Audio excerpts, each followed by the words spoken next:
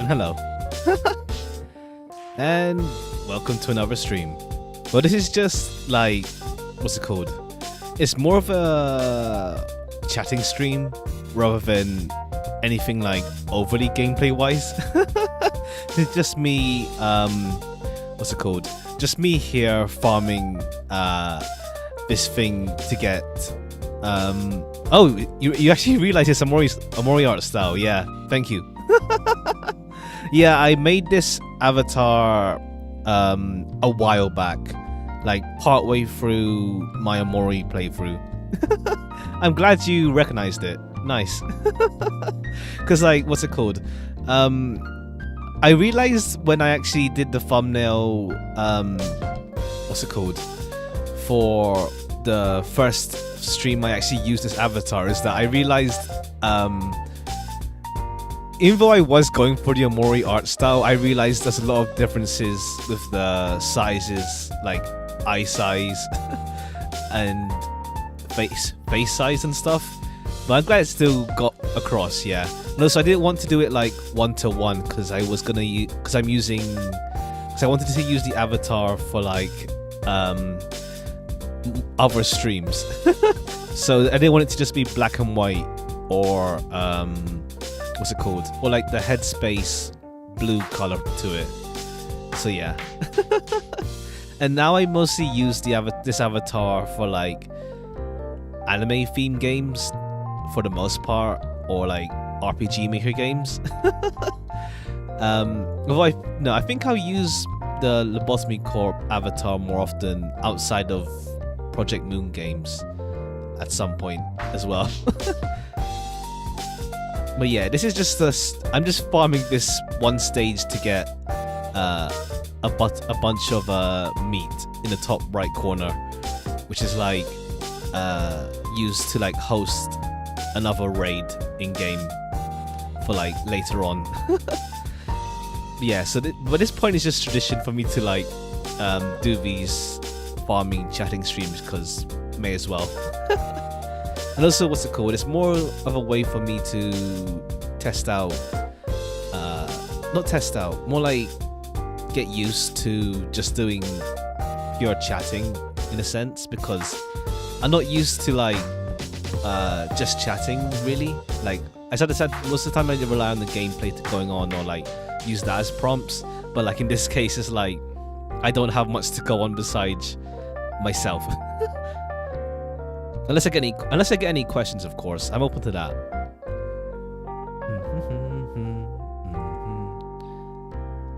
BGM a little loud. Cheers. Oh yeah, right. I didn't look at the. It's on like minus 26.5 decibels already. But like I didn't look at the, what's it called? The green levels in OBS. So yeah, cheers. Is it better now?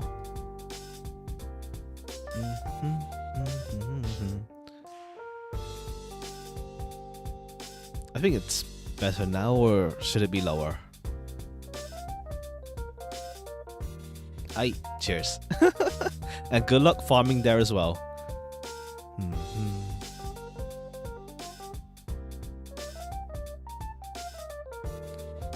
But yeah, I guess I'll talk about this week's coming schedule first. What's it called? Yeah, so this week, I'm not too sure exactly if I'm streaming.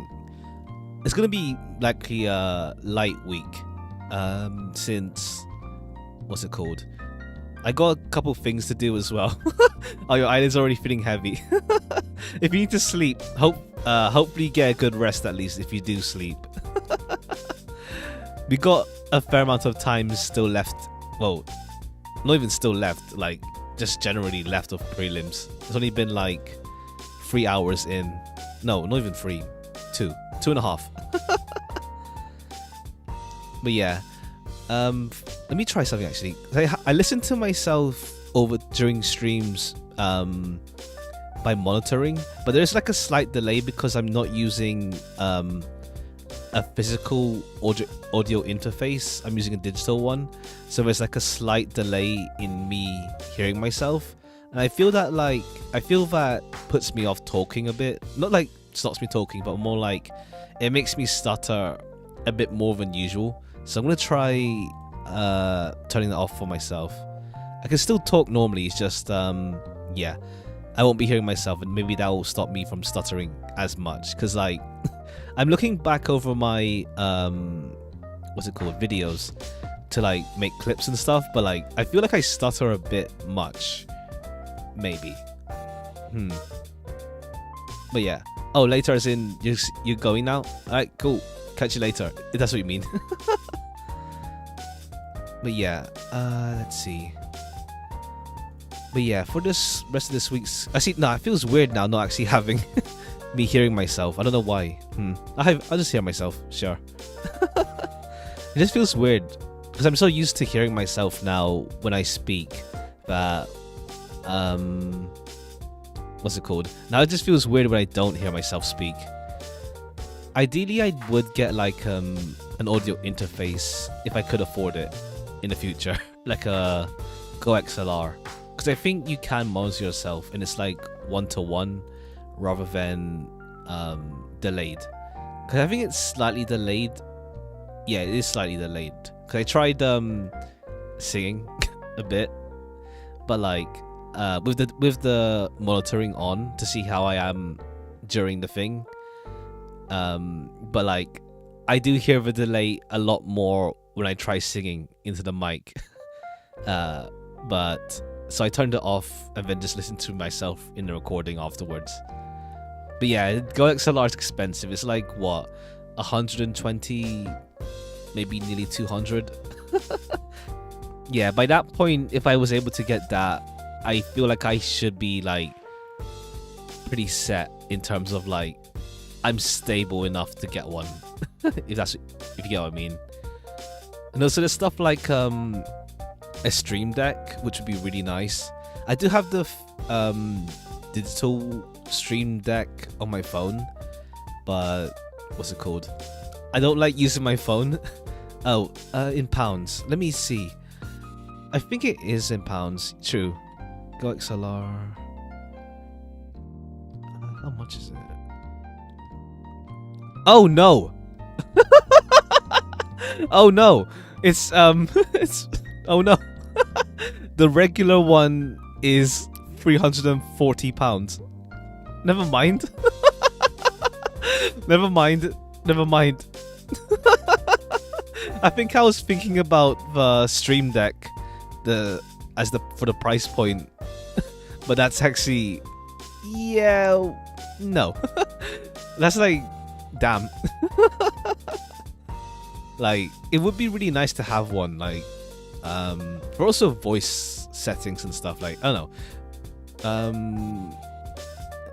And also just hear myself without delay, but yeah, the Stream Deck is like around £120, which would be helpful for like changing expressions, because I know I have the keyboard shortcuts on, but like if I'm holding a controller, I don't really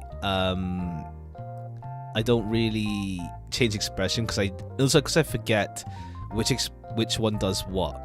Sometimes I do have there's some cheap options, like you mentioned before, that digital Stream Deck on mobile. I have that now, but like since it's on my mobile, I don't always have my phone open during stream. Or rather, it's more like I don't like having my phone committed to something for too long unless I'm like playing something on it. But I just forget to also use it sometimes either. Yeah, Matric. I even paid for like the full version as well. But I also had to readjust the settings for it, because I changed also the key bindings for a couple of my avatars, because now I have like one other one I use, and it's more convenient for me to keep all three of them assigned in, what's it called again? The app, the other one, the one from Booth, that one. But that means I have to change the key bindings as well for the Matric thing. But also, I don't know, Matric is also kind of really finicky. Like, how to say?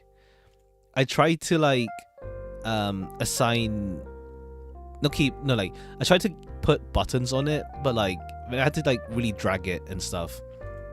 Oh, live 2D toggles. Right shift plus numbers so I don't have to use Matric anymore. Oh, okay, cool. Live 2D toggle. I was in for your live 2D model. Or do you use it also for your or is there actually, oh, that's cool. Do you use that for your PNG as well?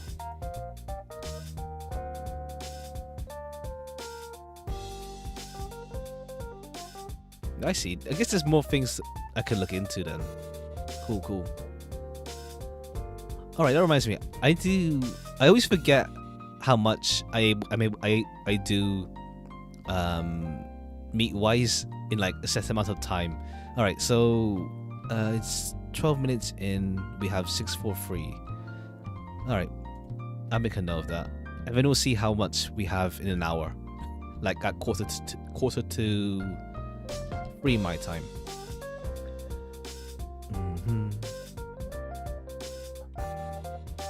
Oh, this is going a lot faster than Last Guild War, because Last Guild War was Bubs and then attack. This one is like just removing one button makes it so much nicer.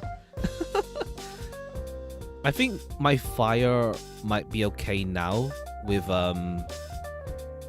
yeah, sorting out the averages pretty much. I think my fire is almost alright. I'm still farming a Tomb Starves, but I think we're almost there. I haven't actually tried out farming. I mean, OTK with it yet though. Maybe soon. Although I think my biggest weakness OTK wise is wind in terms of lowering the button count. Hopefully we get the wind Ennead soon with like a Horus Katana, a Tomb Staff equivalent.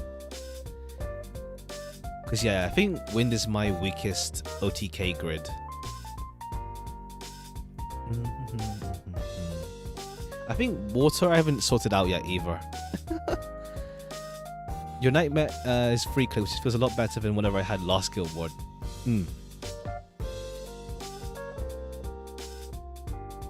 Yeah, it feels nice like being able to just 2-turn, 1-turn nightmare now. Like, damn, it's just funny like thinking how much powerful we've become since the early game, where it's like even Nightmare 95, 90 was like pain. Then again, power creep. So like even the characters we get now are so much more capable than back then. Bob's too powerful. Oh, true. Yeah, because I use Bobs for my Nightmare OTKs. I was looking up some, and it's like Gorilla, and yeah, Gorilla as well. But I can't. I think that's Titan though. I can't reliably get him in my friends list anyway. But I am able to just do turn 1 Bob's attack and then turn 2 Huanglong, because I was trying to do it like as if it was like Guild War last time, because I had Nehan, so I was trying to do it fully in 1 turn, but like it was a lot faster refreshing and then attacking. Hey Zero, welcome to the stream. Yep, just farming and chatting. I do have the 1 turn setup pretty down, so it's like it only fails like, let's say maybe 1 out of 10 times, not even 1 out of 10, like 1 out of 20 times, because for some reason Ilnot takes over hostility, even though Medusa has it, even though Medusa has hostility up.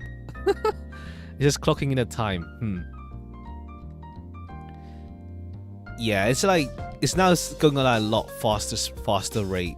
Hopefully, although in order to reach tier A, we need I'll need to do nightmares for sure.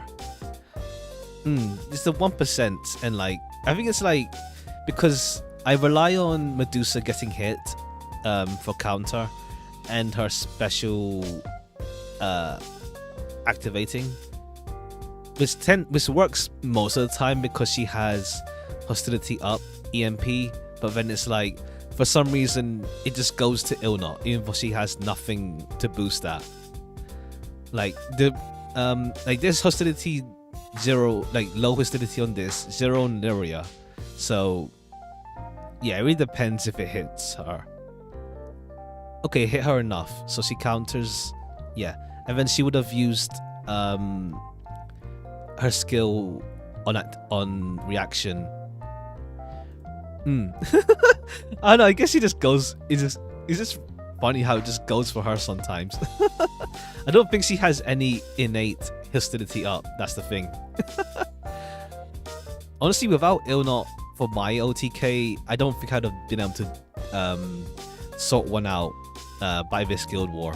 I mean, I did have a Kengo OTK with Arulu and Octo.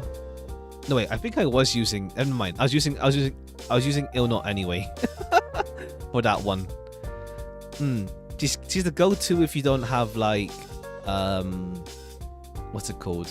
Anything to what's it called? Boost it up. If you don't have anything like the Belial chains or anything. Like what's it called? My light OTK ended up working out well because of Baltorda getting his rebalance and that really helped. Now he was like the last piece of the puzzle, and then just also throwing everything into multi-attack rate. Penki is also really good. I think it's more like, I guess I can't really, I think I could almost do double Huanglong or Tsuchinoko plus the other thing, Huanglong, but I think I would have needed a Belial chain to do that. Either the Freya one or the CA damage one. Actually, yeah, I think I also realized when I looked around at the setups or like the chain usage, in general it does what's it called? Most people go for the CA chain for general use, while Freya chain and the Echo chain is more for niche uses or OTKs or fast kills. Is Aletia getting use? He's really powerful. Like he doesn't do like multi instances, but like his skill damage and his Ogi damage is really high.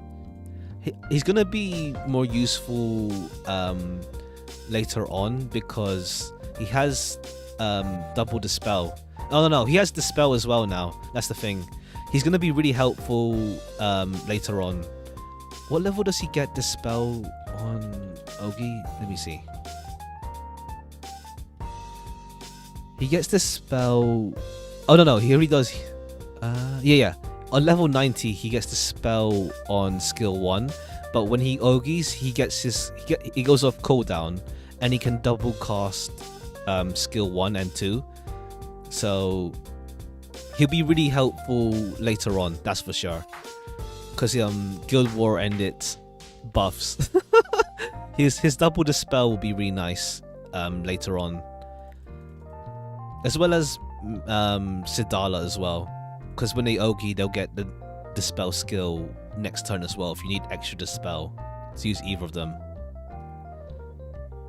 But we'll see how it goes. Because I think I can go more offensive for 95 and 100 maybe, but then we're gonna get 150 and then 200. So I think I will still use Kengo, but like using Satyr, Aletia, and maybe Monica or something. Can't be the old man to level him. Is he? Wait, are you leveling people in the backline as well? Oh yeah, you're using Kame and also Silva, I'm guessing. Ah, yeah, I see. Silva and Lobelia. I see. Wait, you're using skills then for your OTK? Yeah, you need to see. Oh no, Kane costs 2 double. Alright, 2 Galleon guns. Cool. Oh, so are he costing at least 1 skill? Because Lobelia doesn't have his passive activate unless you press a skill, I think.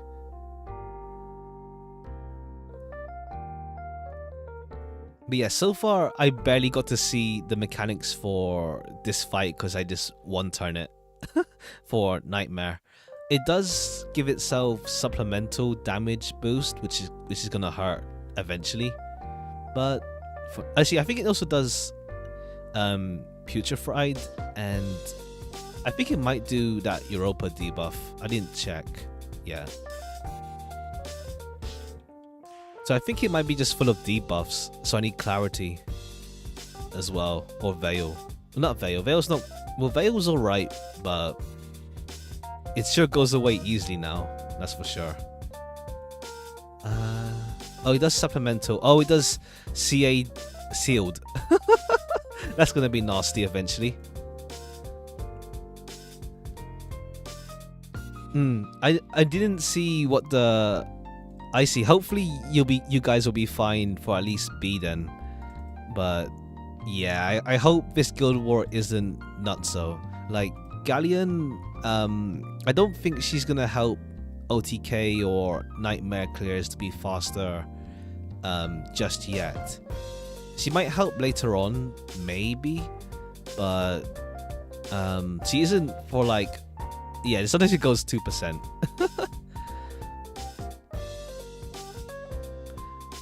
But I don't think Galleon will affect prelim rankings that much. I don't think you have everyone running around with triple saves, that's for sure. So it won't be as much of an effect. At least maybe like the high end guilds, like top 200. But that's only top 200 affecting top 200, probably. I don't think anyone, unless people just threw money or just got super lucky, I don't think they would have got. I don't think free staves are common. That's for sure. Actually, I should check out the cutoffs predictions. Let me see how it compares to this last Guild War.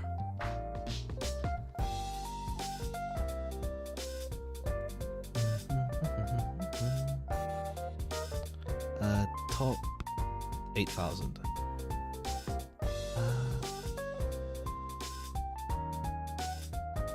Okay, there's not even updated yet. There's nothing added to the graph. Oh well. Yeah, top to percentage Rasta Whalers become Pekora. Yeah, that's more like a specific amount of people. I don't like DJ Salt. Like obviously went ham as well, but like I think we're safe from people coming in with triple staves. True, just funding, just throwing money in super chats. Let's go.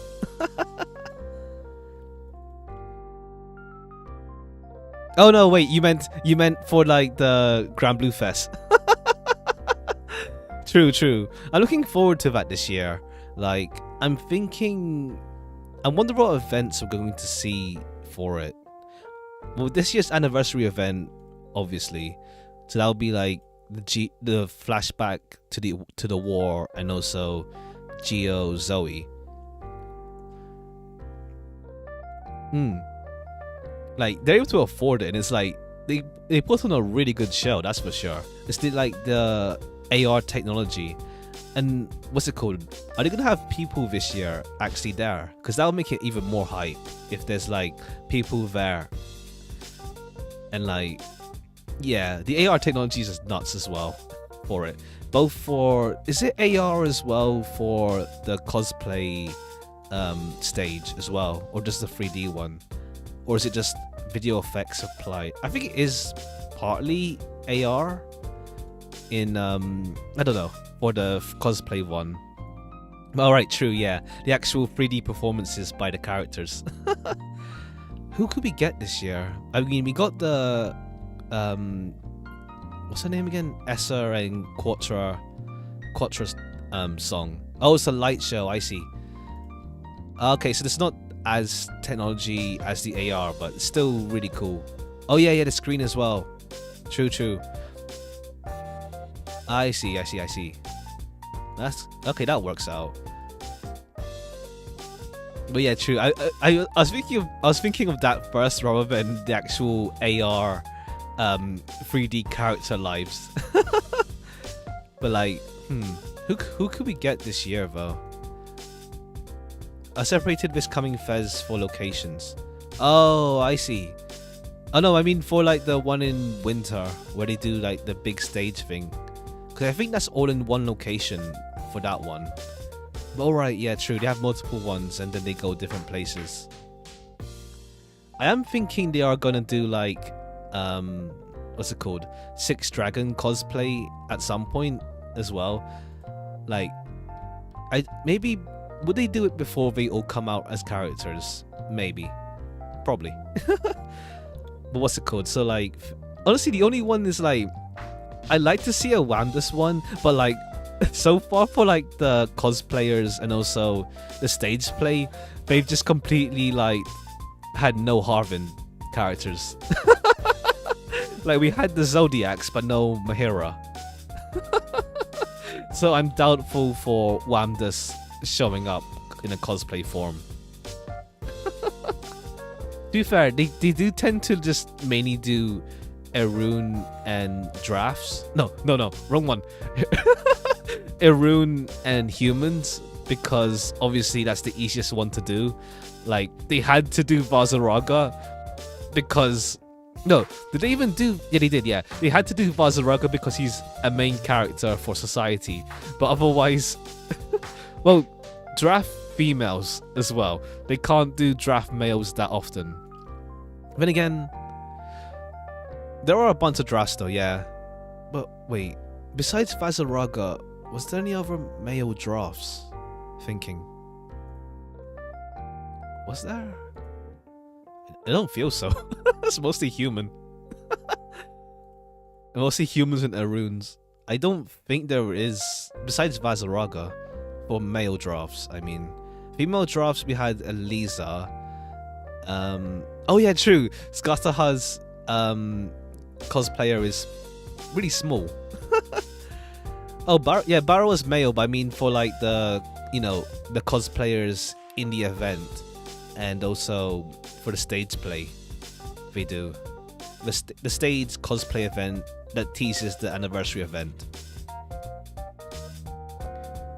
Well, we haven't had Barrow just yet, though, and yeah, I don't think we had Barrow just yet. But we might, I don't know, maybe one day we'll get a Chat Noir Barrow third event, hopefully. At the very least, Chat Noir is now good as a playable character. Although SSR Barrow won. Oh, she played Yo as well. Did she play Mordred as well? Or was that someone else I'm mixing up with? Because I know the person who played Mordred was someone else as well. But I can't remember who they were. And honestly, I think besides Vazaraga, the other male drafts would be easier.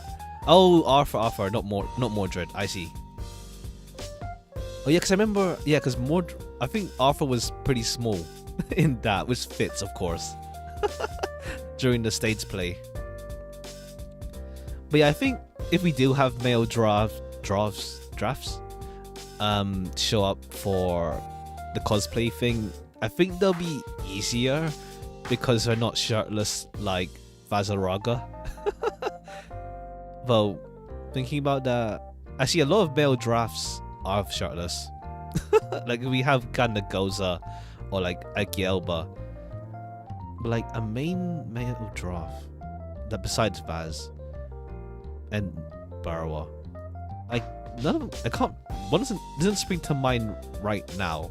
There probably is some, but it's been a while. But yeah, I mean, it'd be nice to see like Harvin cosplay, but like, that'll be difficult unless they get like some really trained child actor. Or we just say screw it. The height is gonna be tall. Like we had the biggest Harvin events we had were Lunalu and also what's it called? What's it called again? Several Barras event. Oh, well, true, yeah. They can just do them as skits with the skits with the background art instead for Harvin stuff. Oh, hey Lan, welcome to the stream. Well, it's more like it's just about works. I threw awakenings on all of them to make it work, and Medusa really surprised me how good she was for OTK. Oh, true. Europa Yatima was Lily, and Lily's tiny. It's true. Oh yeah, true. Yoda was in the society, but I think he only showed up. Yoda only showed up as a CG.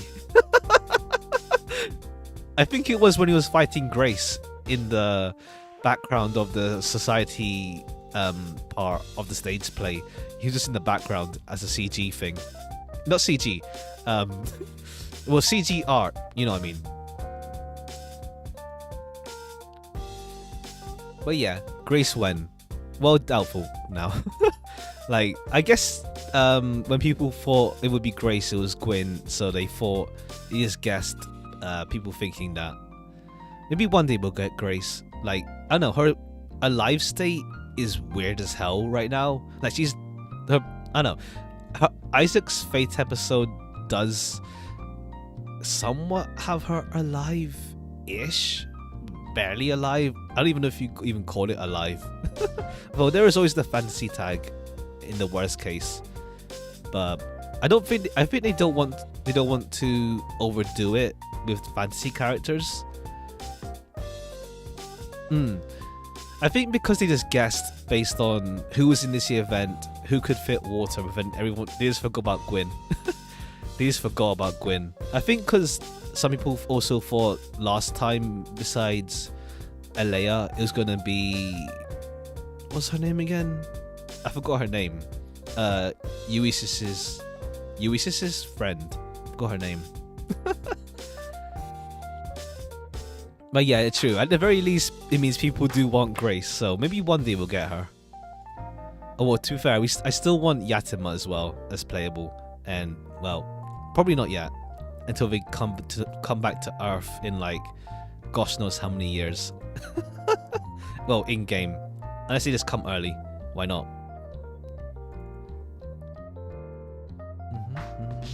Oh, cool. It's only been 15 minutes, and I got like 200 meat. Okay.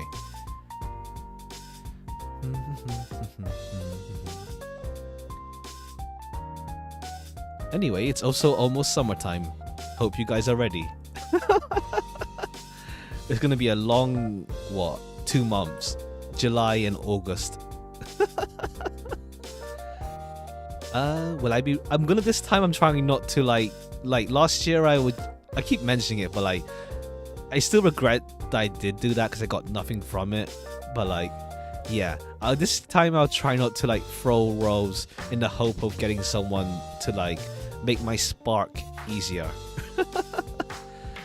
But we'll see who comes out this year. Like, I'm scared of Summer Vadra, that's for sure. Like, if Vadra comes out, I mean, the Granblue TV has her voice actors, so if she comes out, at least I can wait until end of summer, I hope. But it depends also if we get like another grand release. Like, I don't think we'll get Wamdus or Luo so soon.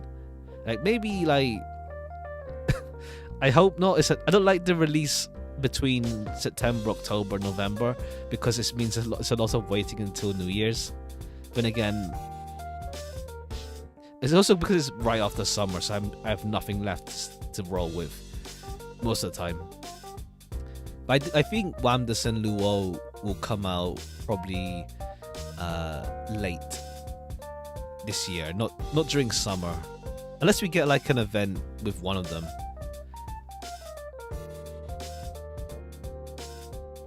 Like, what's it called? People like, what's it called? Like, Galleon came out timed with this Guild War, but then like some other character releases weren't even Guild War timed, so it's not the best metric to guess when a character is coming out either.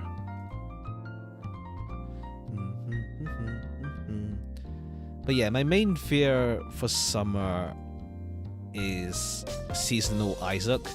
Like, I know his appearance in Gwyn's Fate episode is like an edited image of him, of his normal sprite, but like it's still fear. Oh yeah, Wham disappearing at the beach, that could work, like having another eating contest or like jellyfish. Just jellyfish stuff. That could work. Well yeah, she's a jellyfish, somewhat. And like, we did have Poseidon show up for an event last year, so who knows? Oh yeah, true. I was thinking also, like, what summer skins could we get? Oh yeah, we have Sidala, but I guess we could get summer Sidala skin, like with Katsura last year and Vikala the year before. Unless they want to give her a different seasonal skin. Well, them, not her. But I guess we could get Yukata or swimwear for Sidala. But now I'm curious also, like, what would be. I like the concept of like the R, the rare versions, which is like them, but like they're just weakened for some reason. Like Vikala is like not wearing her ears, or like Katsura is asleep. So I really want to see what the heck they're gonna do for Sidala this year. Oh, Halloween sounds fun. Like with face paint, that could be fun. Or like, what's it called? Well, I was thinking of like Neo's costume, but they already had paw pads on their hands. So it wouldn't make too much difference, but that could be cute. Oh yeah, it's also been a while since the last Evoker skin as well. Like the last one we got was Hazelia in Christmas. So I think we're overdue. Wait, did we get one this Valentine's? No, not all. Yeah. So I guess we're due an Evoker skin at some point. Like Maria seems like prime summer skin release. She just seems the most likely, if we had to go with who's left, to get summer skin. There's Estariola and also Catzelia. I think that's all of them now. Just those three are left. Yeah, because we have Lobelia Summer, Alanan Summer, Nier Summer, Bro Summer, Came Halloween, and then it's those three. Hazelia Christmas, and then yeah, the last three, so there's 9 Evokers. So if I had to make a bet, I feel like we're getting summer Maria skin this year. Well, because what's it called? Like Estariola seems like in a weird spot. Like, what skin would fit? Unless they want to go basic and just say Santa. Sure. I know Santa skins are cool, but like for me, they feel the most basic. They feel really basic, personally. Like just they're cool. Like, what's it called? Siete in his beard is funny. But like it feels like the most basic choice for some characters, like Uno. Like no, just like Santa Uno seems super basic in terms of like it's the obvious choice. I like Hazelia's. I like if I did buy a skin, I would get Hazelia's Christmas skin, but I want to wait. I'd rather wait until we get FLBs for Evokers so that they can finally upgrade the Ogi animation instead of just the cut-ins. It's like cut-ins, but like super beta before they actually got better of them, like with Aletia's one.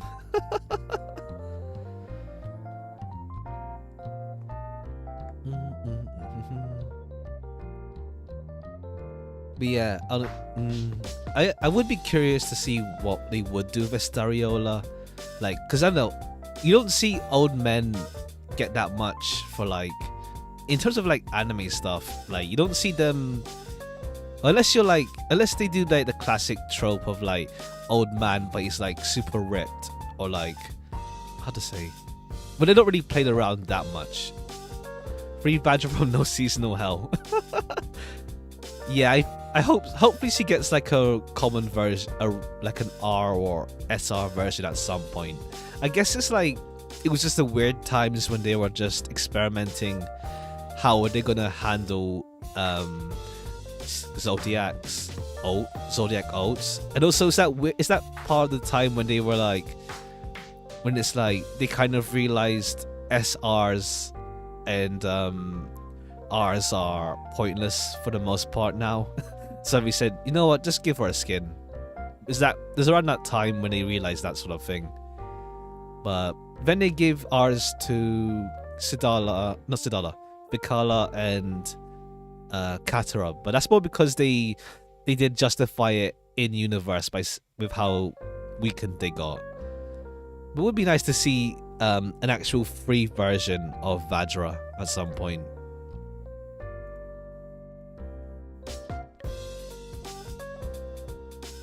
Honestly, what's it called? I was actually thinking about SRs and R's in like other gacha games as well. Like FGO does a really good job, admittedly, of like keeping R's and SRs relevant because of either for like niche uses like a rash for farming, or because of the cost limit.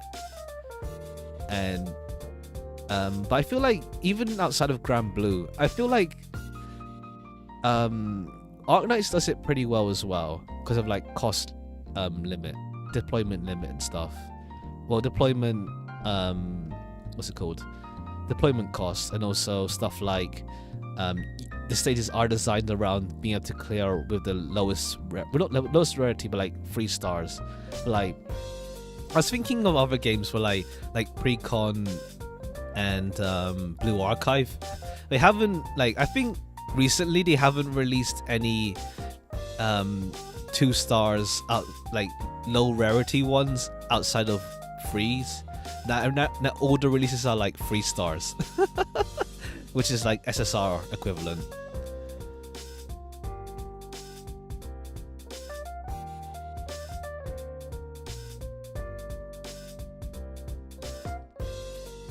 Like, honestly, like, what's it called? I still play Touhou Lost World, and it's like, there's no rarity system. Like, I think there probably is for like drop rates.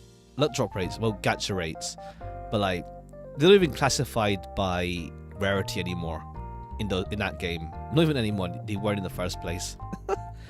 So it's like, maybe one day we're gonna see like no rarity shown at all for gacha stuff. Who knows?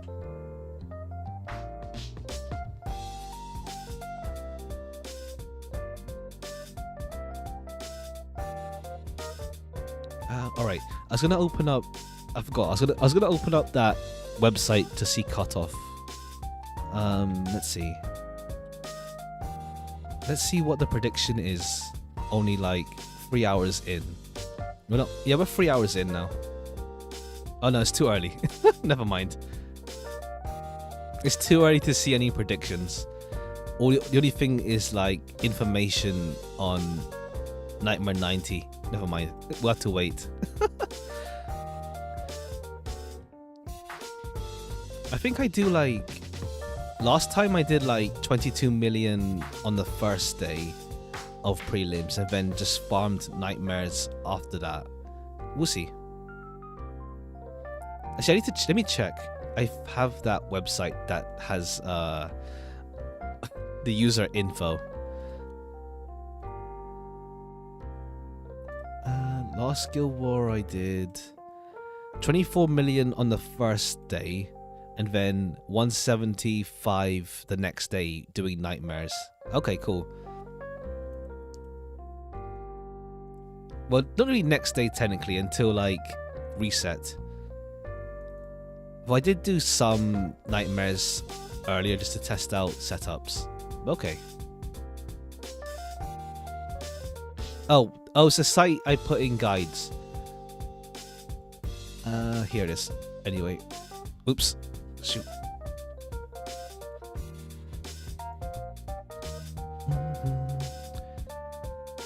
It's pretty handy because I always forget to like take note of how much I do every Guild War, or like on a per day basis to like pace myself, and then it's like, oh, I see, that's how I did. There's extra like filters and stuff to like display it better. Like you can put like how much honors you got on that day by itself, or like besides just total honors. So like I averaged like 175, then it's 9 million on interlude, 83 million finals day 1, 100 million, 200 million nearly 200 as well. Alright, cool. I started doing meat nightmares after reset. Well, I didn't see how much meat I had. Well, I think I had 3,000-ish. Especially, but now with like nightmares coming out early, I'm gonna need meat sooner than later. Well, I think a lot of crew is busy-ish this time, so I like to get into A, but I'll keep trying. We'll see. Ideally, it'd be nice, but I think a lot of people are busy right now. Like, timing wasn't great, unfortunately. We'll see how it goes. At the very least, with Nightmare 100 coming up early, it's easier to just FA farm finals, since I don't have to constantly check back on my gameplay every like 3 minutes. It'd be like every like 8 minutes or 6 minutes at least.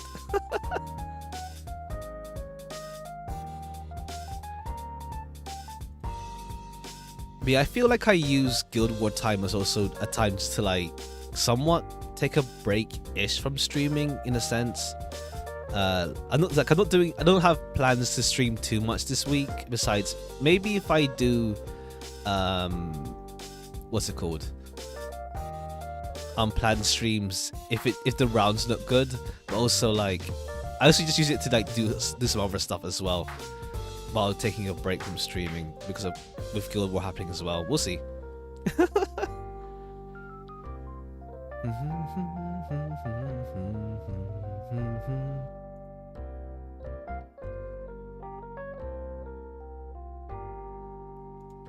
To work for side games. I mean, to be fair, I feel like prelims is more the one that takes it out of you the most for me personally. Like finals is like chill because nightmares I can just FA without having to constantly see and refresh. But yeah, I do use the break. I will use this break just to do other stuff I plan on doing as well. Now, I mentioned earlier that I noticed myself stuttering a fair bit during, like, when I watch back videos to look for clips and stuff to do for my top load. I do have some clips in mind to upload at least, but it's also like I realized pretty late on that my mic volume in the other videos are like low. It's pretty low compared to the audio. Not even the game audio is loud. My volume was just low. Like now I boosted my mic by 3 decibels, so I'm much louder than the other videos. But then it's like, damn, I should have checked earlier to like realize that. Because then now that I'm looking back at my older videos for clips, it's like, damn, I'm quiet. I can't even hear myself. Like I do put the volume. I think I do put the volume higher for like to hear when I do see my old videos, and I think it's fine-ish. I think my audio setup means that it's kind of quiet-ish anyway, because I'm using digital outputs, inputs, etc.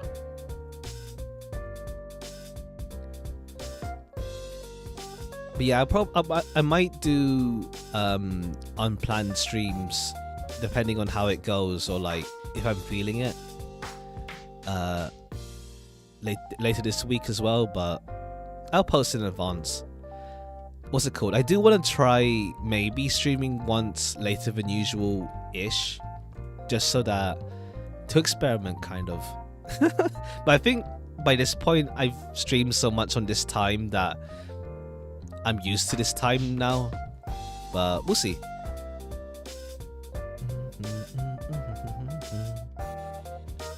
Alright, it's nearly been I didn't see how much I had at the start, but let's see, 143, I have 643. Alright, cool. I see, yeah, it's nearly been an hour. Let's we'll check on how much meat I have in 30 minutes to see how much I did.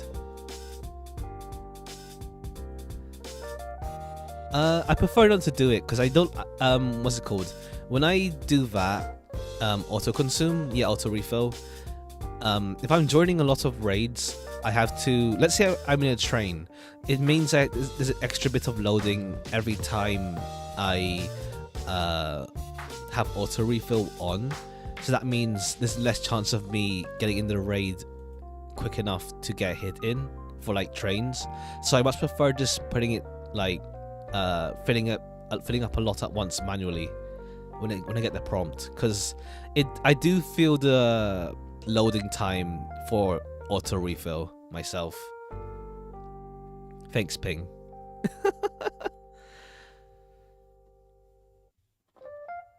All right, I feel like I'm doing a lot better meat wise compared to last Guild Wars though. Let me actually check how much I had at the end of last stream, when I last streamed this.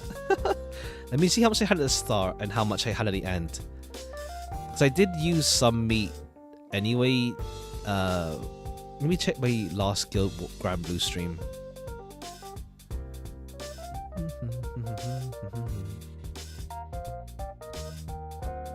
The last Granblue stream was all the way back in oh, that wasn't that long ago. It was April. Let's see, I started out with 900 meat. At the end of it, after 3.25 hours, I had 2,500. Okay, that's kind of slow compared to this rate of speed I'm going. The same for 1k. Don't have any particular goals for Revenant weapons. I still have a stock of Dread Barrage tickets. There's newer quartz again this time. Yeah, I'm just going. I'm already done with the Revenant weapon stock because of Dread Barrage.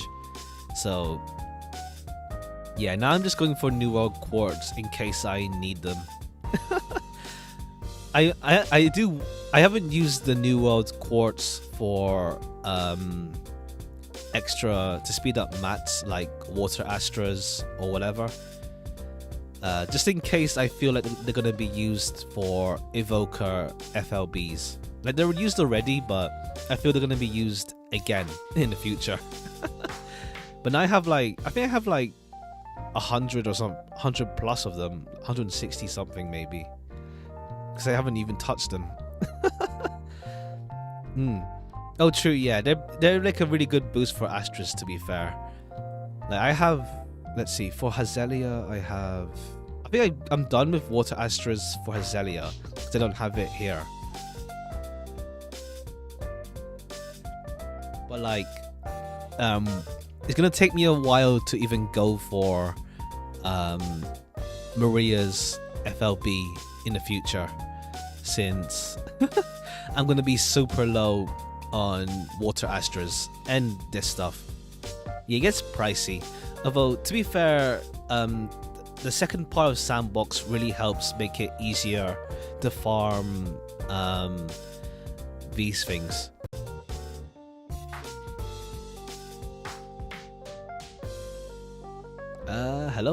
All right. I don't know. OBS disconnected for a sec. Whoops. It should be fine now. To be fair, I've been stuck on this for like a while because I haven't farmed Sandbox in a good while either. I need to go back there and just wrap up Hazelia soon. But I'm not in dire need of her domain. It's more because I want Hazelia to be ready for FLB. Even the bow I don't have much use of right now, but we'll see how it goes. And then I don't know who I'm gonna work on next after Hazelia. Maybe Estariola? I don't know.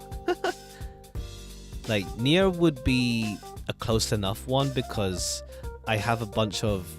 I have a bit more of her materials because of the zone, but I don't feel like working on Nier's domains. I mean, Frau is also probably gets the best deal out of domains herself because she gets to I think what was it again? I forgot the effect. I think Frau on Ogi stops gets her healing skill back online.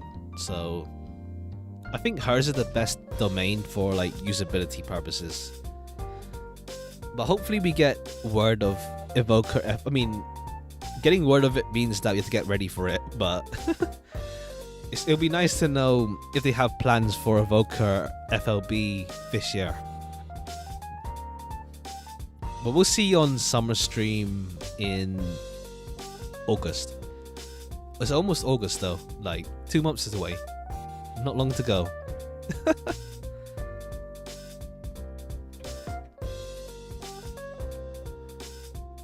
I feel like summer editions are also pretty big in what terms of what they announced. I swear they announced some other stuff before that are pretty decent for the game itself before on summer.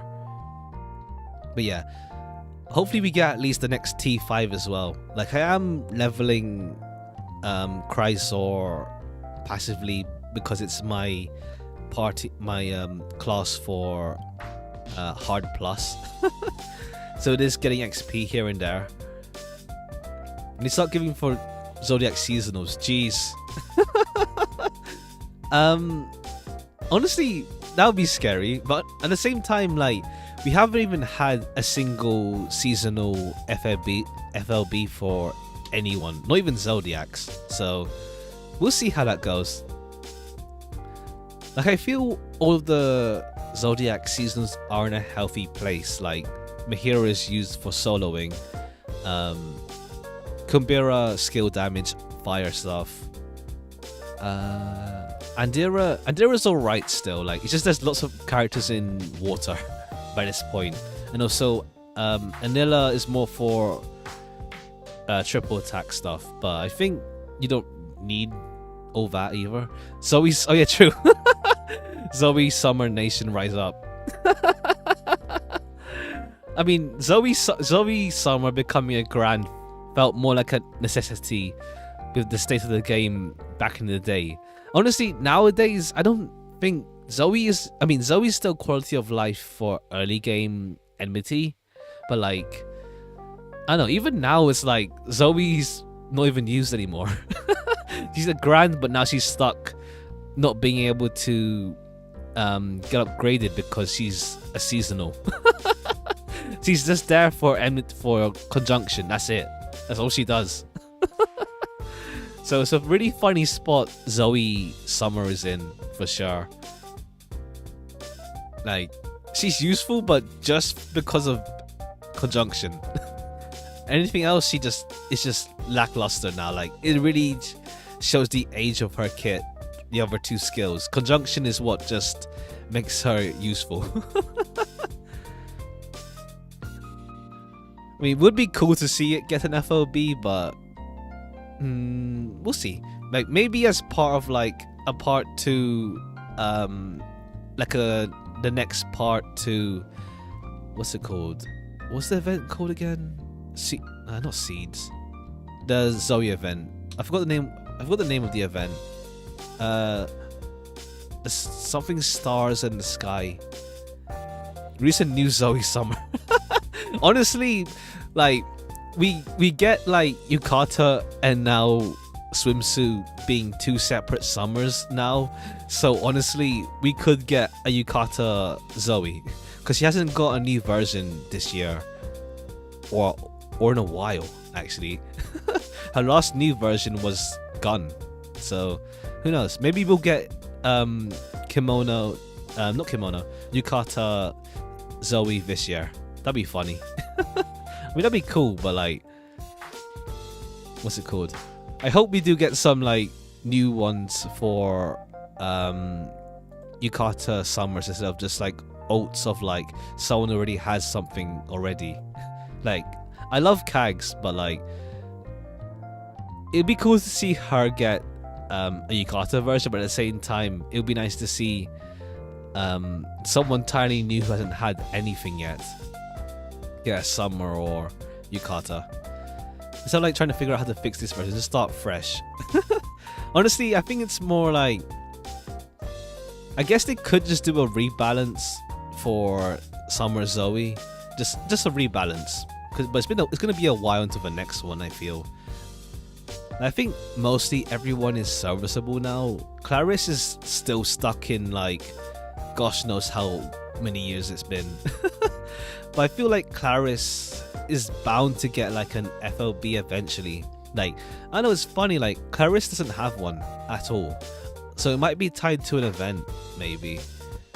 Like, she has ults like Christmas, Valentine's, yeah, just those two. See, yeah, is it just those two? And light and fire. So maybe we'll get a Clarice FLB, or maybe one more ult, who knows. Please remember Fort. I feel like Fort is like a really weird spot where like early Granblue development character creation just didn't know what to do with other races. Like, so we said, oh yeah, draft Fort is a draft now. But then it's like much later down the road we got Greya and Feline, and it's like okay, cool, they're dragons now. So Fort is in a really funny spot, I feel. But well, to be fair, we had Cerberus get an FLB, so maybe they'll do something with Fort eventually. Like, they are doing a good job of like going back to old characters like Aletia even now. So I do think we will get something for Fort eventually. I don't know how, it's just more than like how they're gonna do it. Maybe they'll keep her draft, or maybe it'll be like something funny like, oh yeah, she discovers she's actually Dragonborn.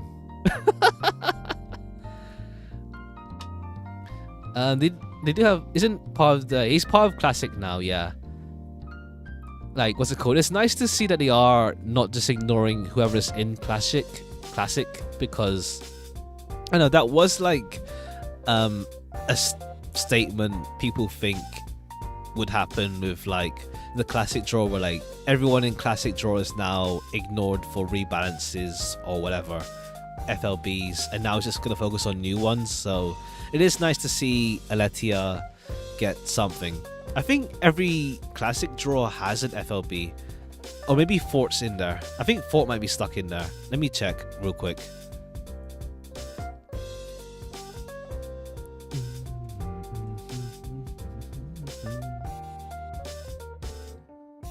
Oh, Sparkable. Here. There's not in any order though.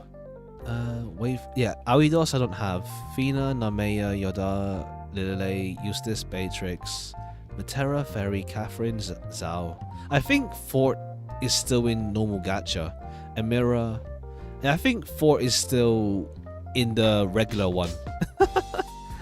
Socie, Vera, Carmelina, Siegfried, John, Vaz, Zelta, Sophia, Lancelot, Melau, Lena, Arulu, Agielba, Cerberus, Surio, Matera, Magissa, Charlotta,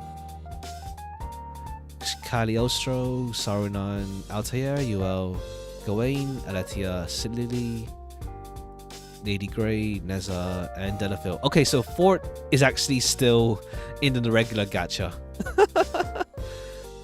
I think everyone now in Classic has an FLB.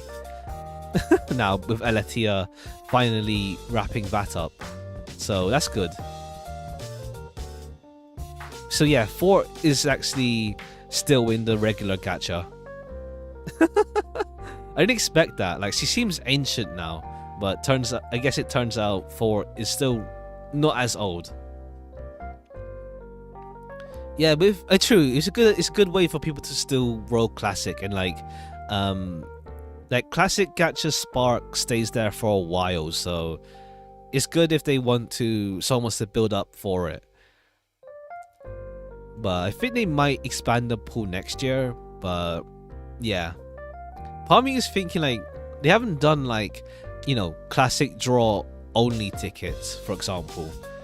But I guess they're gonna be careful, like whether just to make sure it doesn't look like they're replacing normal crystals or free rolls with Classic draw stuff.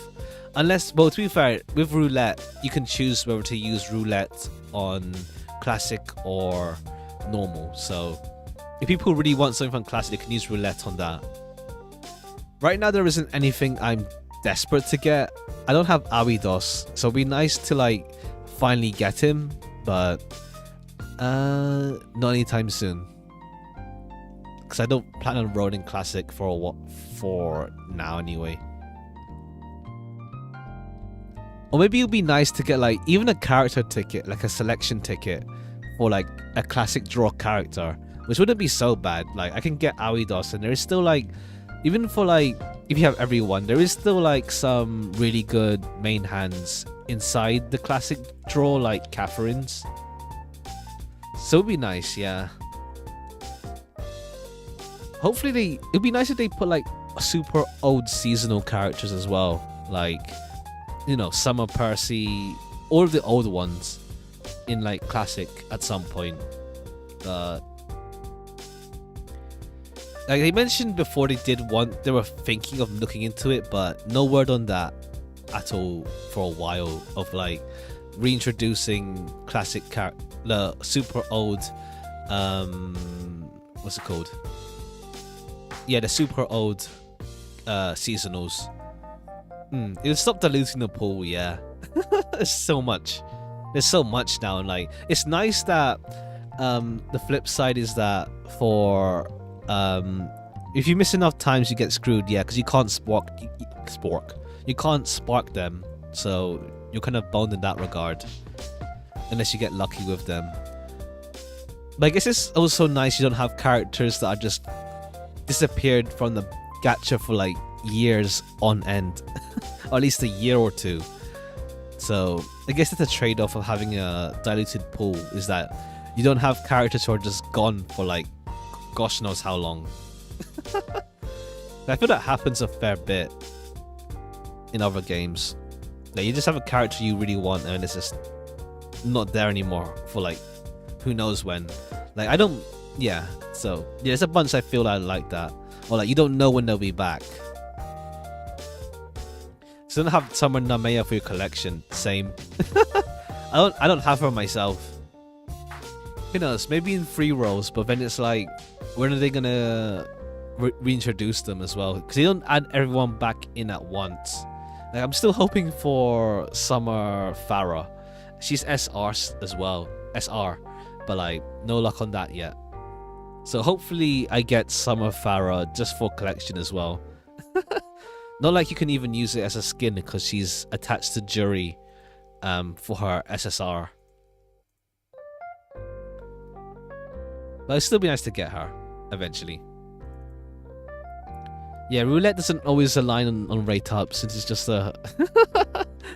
I mean, roulette happens on anniversary and Christmas, New Year's. Well, no, well, Christmas towards the end. So like the 22nd of Christmas, 22nd of December. And so, yeah. It would take a while to even, yeah. Halloween and Valentine's are like I can't even roll them unless I get desperate and just throw rolls because there's no free rolls during that period. Maybe Halloween gets like a single draw, but that's it. But so far, there isn't anything overly tempting in Valentine's or Christmas. Oh yeah, Christmas too as well. But I'm done with Christmas for now. Like I want Mirin, but I'm not desperate for Mirin. But yeah, it's so out of the way because like I pay more attention to summer and anniversary and New Year's myself. So it's more like they're at inconvenient times for me. Let's see. From Halloween, like Vane would be nice, but I'm not desperate. That's about off the top of my head, just Vane. I'm not desperate. And Valentine's, it'll be nice to get Aglaveo and Cassius, but I'm not desperate either right now. Christmas is just Mirren. I don't. Oh yeah, and Altair, but that's about it. I'm not super desperate for anyone. Oh yeah, Mahira. Mahira will be nice as well. But yeah, not super desperate over anyone right now. And at the very least, there's also the anniversary ticket to use on Christmas and Halloween from the past year. Valentine's is too close, so obviously they don't put them in. But yeah. But no one I'm super desperate for yet. But we shall see what they release this year. Because yeah, seasonal Isaac is my main fear, but that's because I just want an Isaac not in his suit.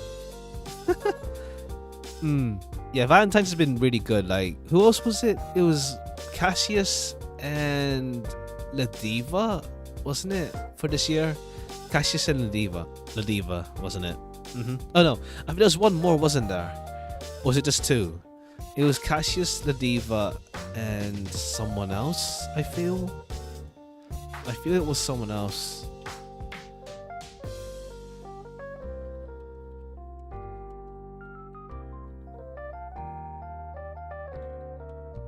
Let's see, Cassius, Ladiva, and someone else. Let me check.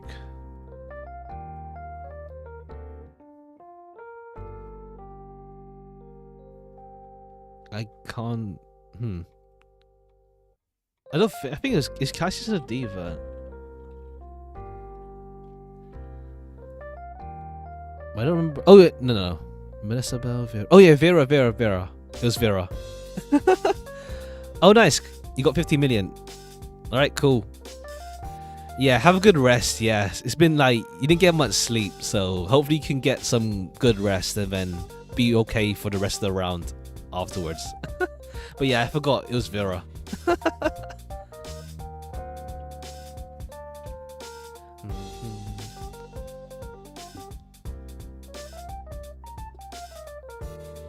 Let me check how I'm doing.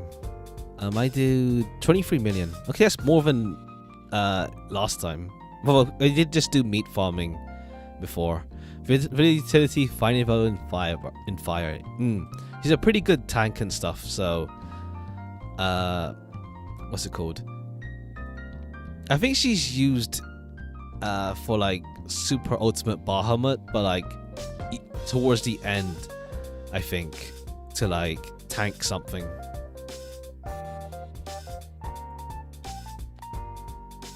But yeah, it's nice to have like, well, to be fair, Fire has like a bunch of substitute orbs now. Ryan,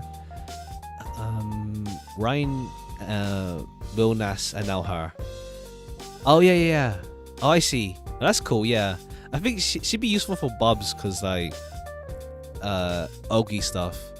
So like you can get fated chain, and like get more damage in. And now you have a tomb staff, so like you can do focused on supplemental damage to like have enough to cancel him, to cancel his omens and stuff.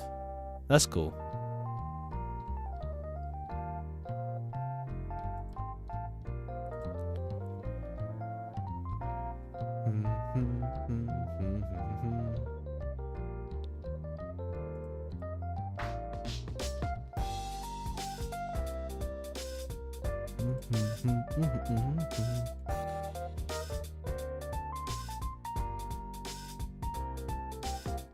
Yeah, who else? Vajra. Yeah, Vajra and Isaac are my biggest seasonal fears right now, I think. That's pretty much, off the top of my head, it's those two. Who knows? Maybe we'll get a Dragon Knights Yukata version, because it's I think it's been a while since the last. Oh no, yeah, Percival's last was light version.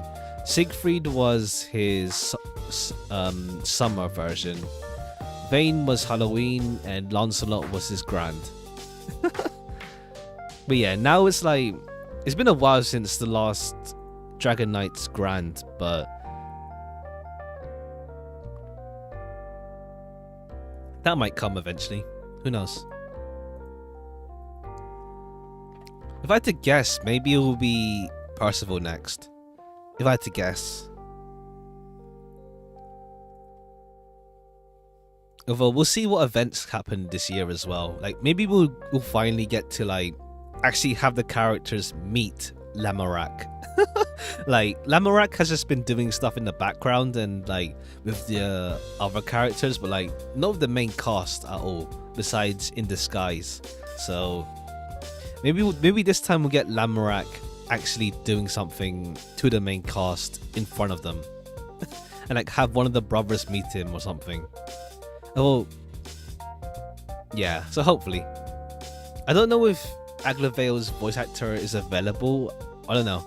I think he has like some stuff going on with him at the moment, but we'll see.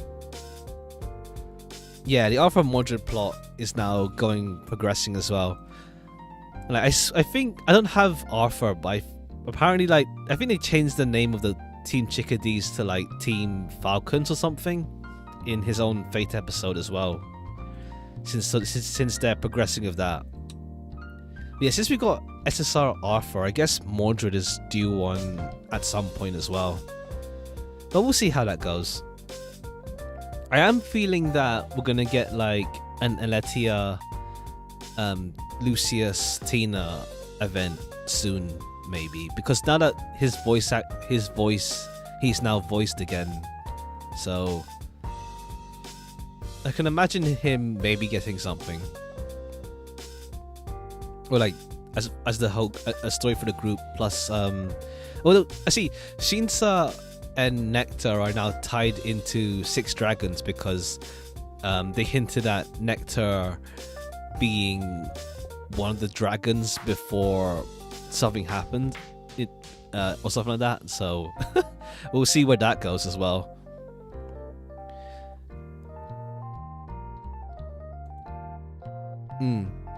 So like they're tied with the Goblin group, but now it's also Six Dragons. So who knows where we're going with that? At the very least, like one thing to be excited about during this Guild War is that they release the next event preview during Guild War. So looking forward to seeing whatever pops up on the homepage eventually.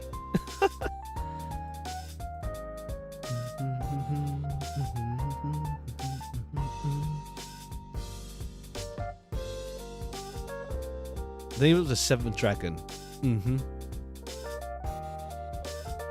Oh yeah, the time one or something like that. The one in Arulu Maya's Fate episode, and also in the journal entry. Yeah, them as well. There's still a bunch of Six Dragon stuff to go through. Like I haven't seen Galleon's Fate episode besides the small snippets people posted, like the toothbrush stuff and like the hair stuff. But like, is there anything in Dialga? Sure, let's just call it Dialga. It's some time one, whatever it's called. But like, is there actually like any plot progression stuff in Galleon's Fates?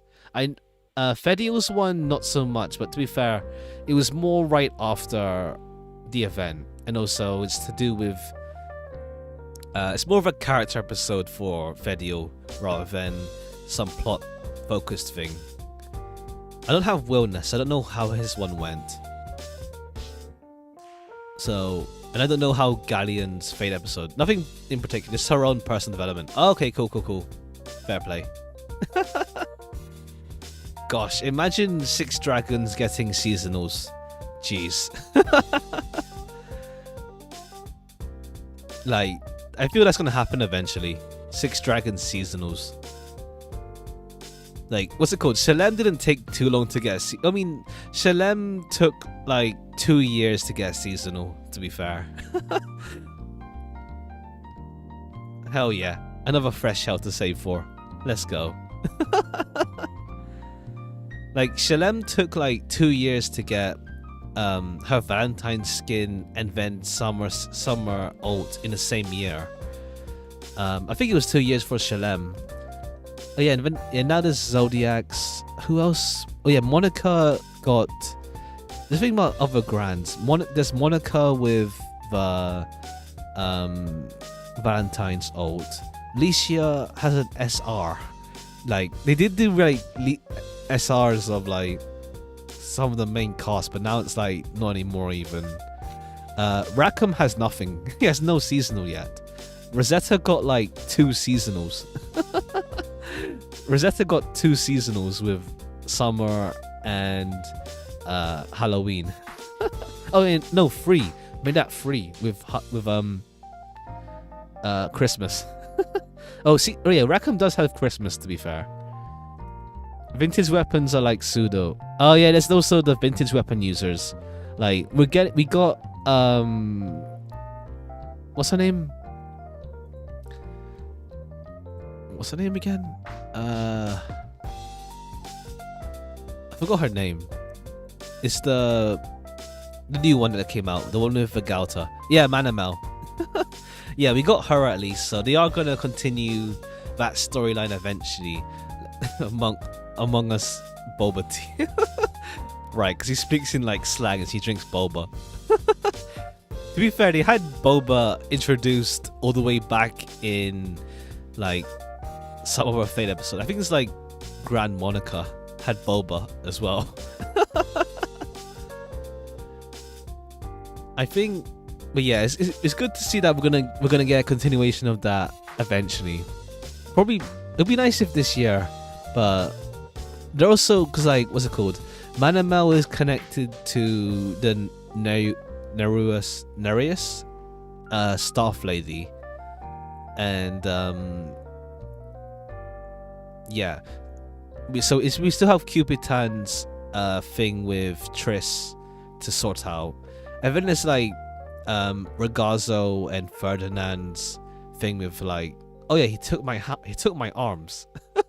And well, he betrayed him, but also that. We have the Harvin dude, and I guess we'll see. Maybe like, I'm assuming maybe we'll get like at least one of the FLBs from the sequel or the finale for that thing. So either Feather, Randall, Kolulu, or Fiorito will get FL. Oh yeah, true. There's also Tico. So I feel one of them will get an FLB at the end of that event. Someone will. I can imagine the reward will be like, oh yeah, get a free vintage weapon, like the 13 moon gold moon weapon at the end of the event, uncapped probably. We'll see. Like, if it's like an anniversary event. Oh, I think it was hinted that it's the Nereus staff lady, but we'll see. Free taming Sari. That'd be cool. I mean, to be fair, taming Sari is now power crept by Harmonious, but even then, I guess it's still nice. I didn't read it myself, but I did hear it is the Nereus staff lady or something like that, maybe.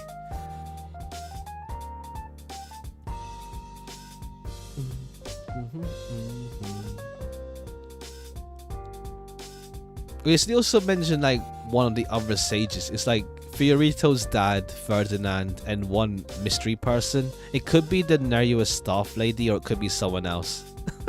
We'll see. Uni, please call you back. Hopefully, here's hoping. Like sometimes like not even rate ups and we just get spooked by like someone really good. So who knows? Hopefully.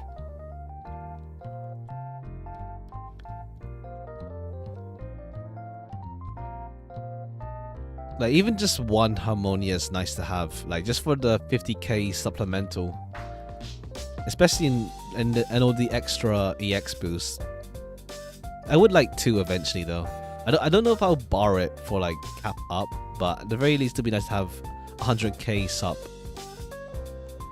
I did see a theory with how they're gonna do the weapons for gacha. Like I saw a theory that Harmonia and Pain and Suffering are going to just be Dark and Light exclusive, while the other elements will get either the rest of the elements will get resonators, so like Galleon's weapon style, or we'll get one more resonator and then another special weapon skill for like the other 2 elements, because the theory goes is like they don't want, obviously like side games don't want everyone making their grids all the same in the end. Like they want the grids to have variance, like in terms of like they don't want every element to have the same grid in a sense. So I do see the logic behind the theory that Pain and Suffering and Harmonia are going to be unique to Light and Wind, Light and Dark. That'd be nice though. But yeah, Resonator is super tight to even build around. Like having 3 of that is like difficult. Yeah, true. We have Minitus as well. But like, I don't think we'll run that multiple. Oh yeah, true. Minitus does the voltage, and like, it does, depending on the weapon, have a decent supplemental. But we'll see how that goes, cause like, yeah, cause Resonator could just be for Earth, just to give some variance on Kame grid being king. Just give some other alternative. Like, I'm not even using like Kame grid for my OTK because I would need 2 Galleon guns. So we just want to stop Kame. I mean, to be fair, I think it's like every time they release a new Earth weapon, if it's really good, it just slots into Kame just like that, easy. Like it does limit grid building to some extent, so I can see why, at least just to vary it up. Like I saw someone's comment saying, oh, 3 staves is a bit much, but at the same time they said, I just want to run something other than Kame. I just want to try something new. So I can see why, I can see it working just for that. Like people just want to try something new instead of Kame over time for their grid building. And also, it depends on the fight. Like, let's say, I don't know if they'll do like a swap in fight where you have to, again, like we had Bahamut, but I don't know if they'll use, if they do that again for, I don't think they even do it for Super Ultimate. So like, Kame back row getting pushed to front would be horrific for like a Kame grid. Although to be fair, I am, my personal theory is that, well, hasn't been shook now. Water has the Diaspora weapon, but it's not gonna, it doesn't really shake it up, but it is good to have because it does CA boosting special cap up. But I think the last element hasn't been, I think water, like in a good while, is water. Like water's crit, and Diaspora is like for like Ogi stuff. Though to be fair, water has like 2 routes, either crit or Ogi. There is Knight of Ice, the skill damage from Lancelot's weapon, but we don't have much to make advantage of that. There's Cupitan and Cassius, but nothing overly yeah, Glaciate build, yeah, that sort of thing. Well, not really Glaciate, more like the skill damage stuff, but Glaciate, yeah, it's like Lancelot requires some ramp up to even have his passive activate for skill damage on autos. So yeah, it's still pretty niche because Glaciate is still really specific to some characters, or you just let Lancelot ramp up. But like a lot of like when people discuss meta, they refer it to like racing or like short times. So you won't, in meta terms, it's not as common, but in general gameplay, it's still fine, honestly. But like yeah, it's a lot of ramp to even get through that.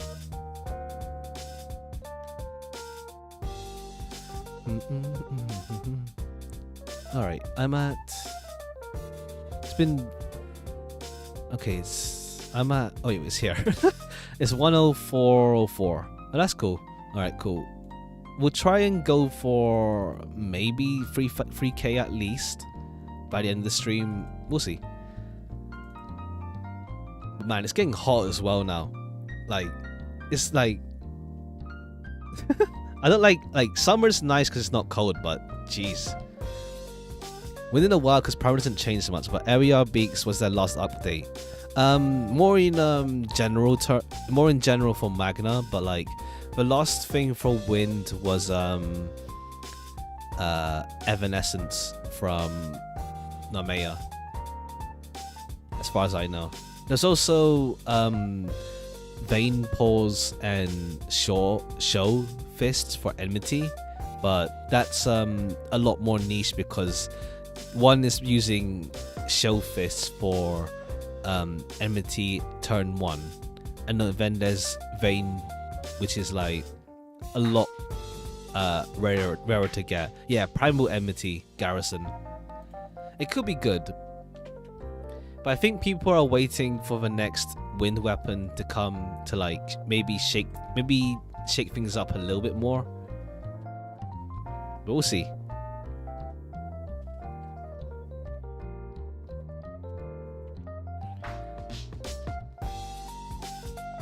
But yeah, I think Water has the least shake up. Fire has Ogi build now. It's not like optimal yet, because it still wants probably one more character to fill in with Willness and Silva. But it's looking promising for Fire Ogi, and now we got a Tomb Staff, so it's a bit more accessible for general players as well.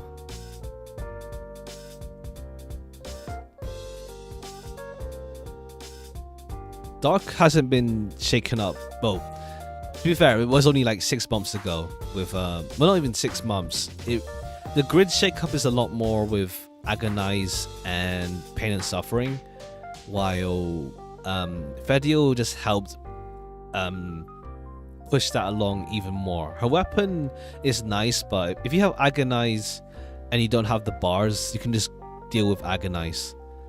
Or if you're Magna, you don't want to be using Fediel's weapon if you're not Hades, or double Hades as well.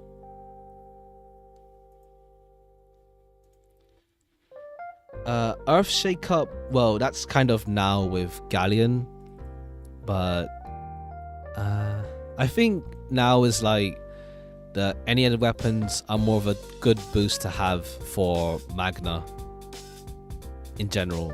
Like it doesn't, any ads don't shake it up overly so, but it does let you branch out playstyles more. Like Horus Katanas lets you do Ogi style rather than just Harmonia.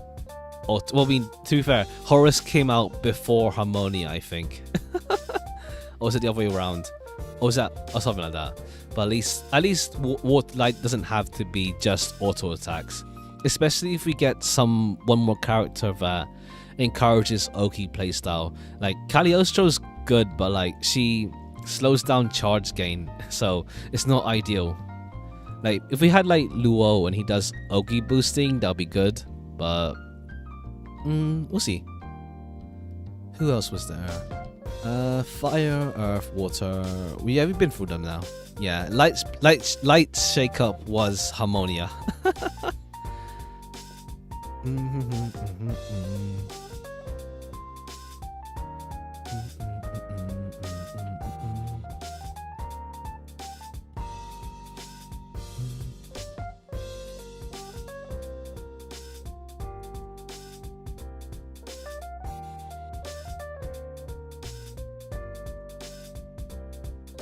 Honestly, I feel like I don't know if they're gonna do like a Magna free or not.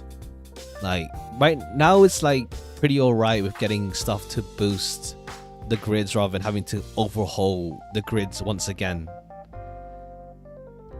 Oh yeah, true. Yeah, you can build around the Kags with Kengo and oh yeah, with all those characters. Yeah, and Vera is now just really nice for Oki playstyle. It's not racing, yeah, true. But it's still fun to have. And like Kengo will offset Kags' debuff. Honestly, it wouldn't surprise me if at some point they just straight up remove that debuff from her skill. It feels it's slightly overcompensating by this point, but we'll see. Or maybe at least lower the amount of they'll just lower the amount of what's it called? Charge lower she inflicts. Charge gain loss, something like that. Whatever it's called.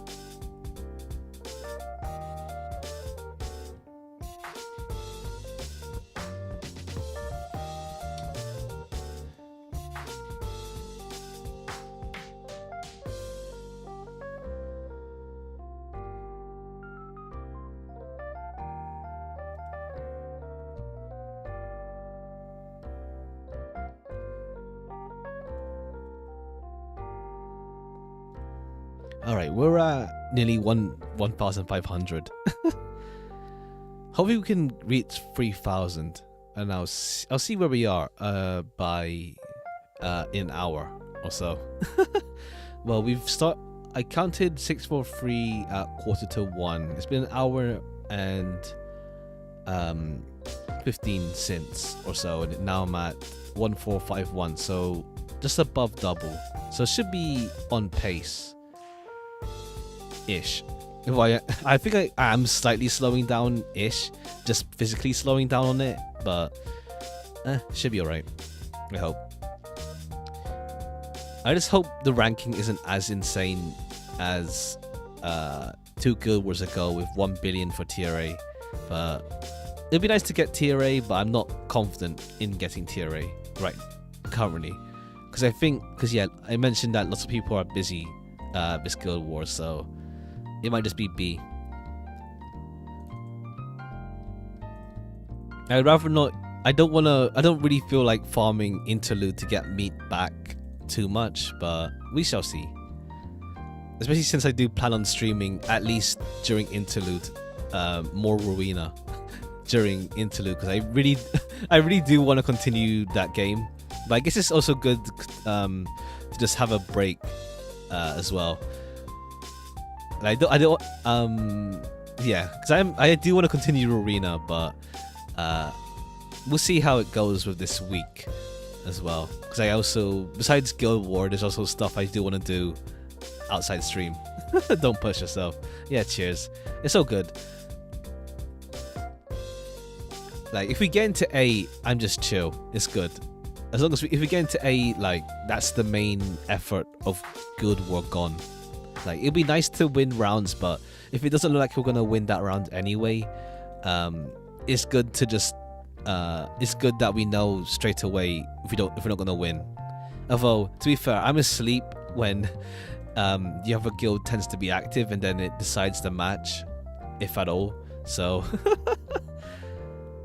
since Japan time and all that stuff, like, it gets more active like midday-ish onwards while I'm asleep at that time, so it do be like that.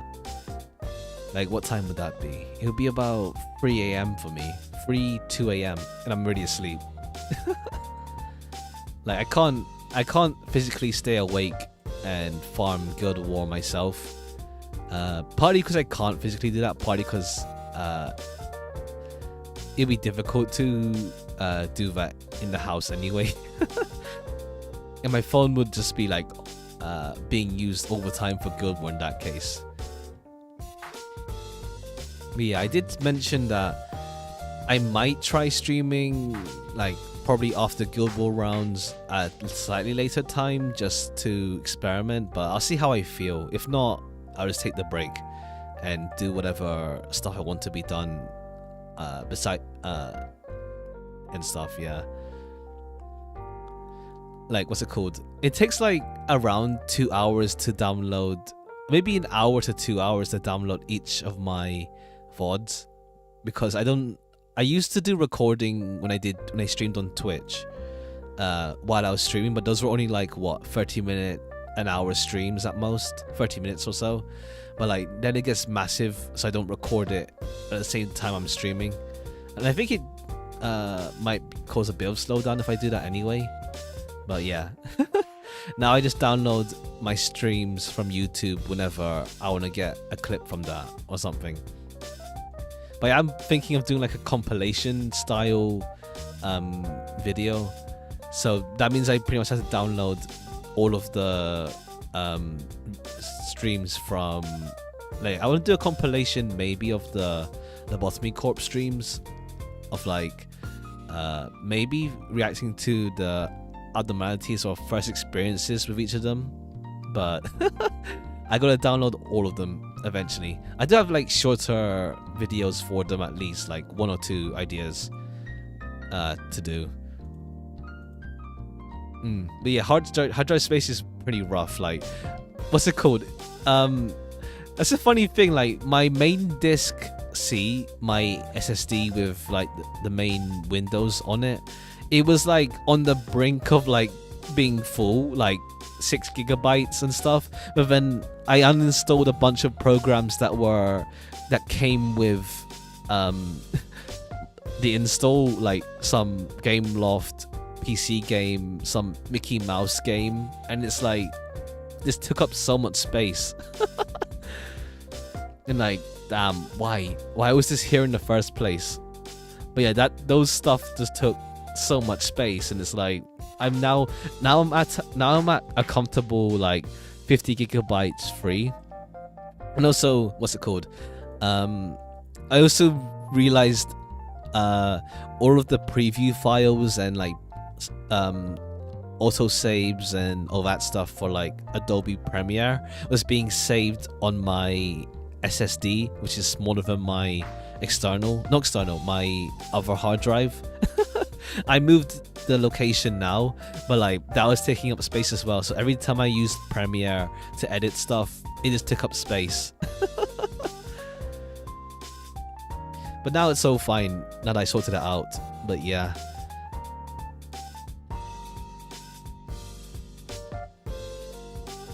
And I do need to sort out files and stuff. It's like I have a habit of just like storing, not sorting through files or like images. Like all of my screenshots I take are still there, so it just takes up. Let me check how much my screenshot folder is.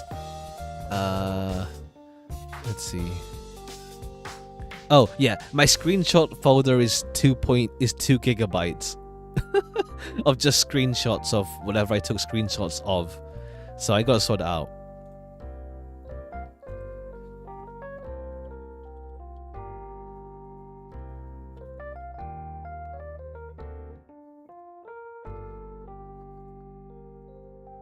Let's see. But yeah, there's half your photos on the phone are gacha. Speaking of phone, I had to transfer so many things to my SD card, so many games and stuff, because like part of it's I'm just running out of space on my phone. like Azure Lane takes like 10 gigabytes. Jeez, like I don't know, part of me does feel like maybe I'll delete Azure Lane at some point, because like, what's it called? I bet like the gameplay doesn't really do it for me that much, and also I'm not that passionate about Azure Lane. Like I like some of the characters, but like Azure Lane doesn't really vibe with me too much, in a sense. Like what's it called? It feels like, I don't know, I like it, I can't deny. Like Rune, like that new Rune skin was like, wow. But like it feels like a lot of the new characters. I think what's it called? It made me realize the way Azure Lane introduces characters and like adds new characters to the gacha and stuff.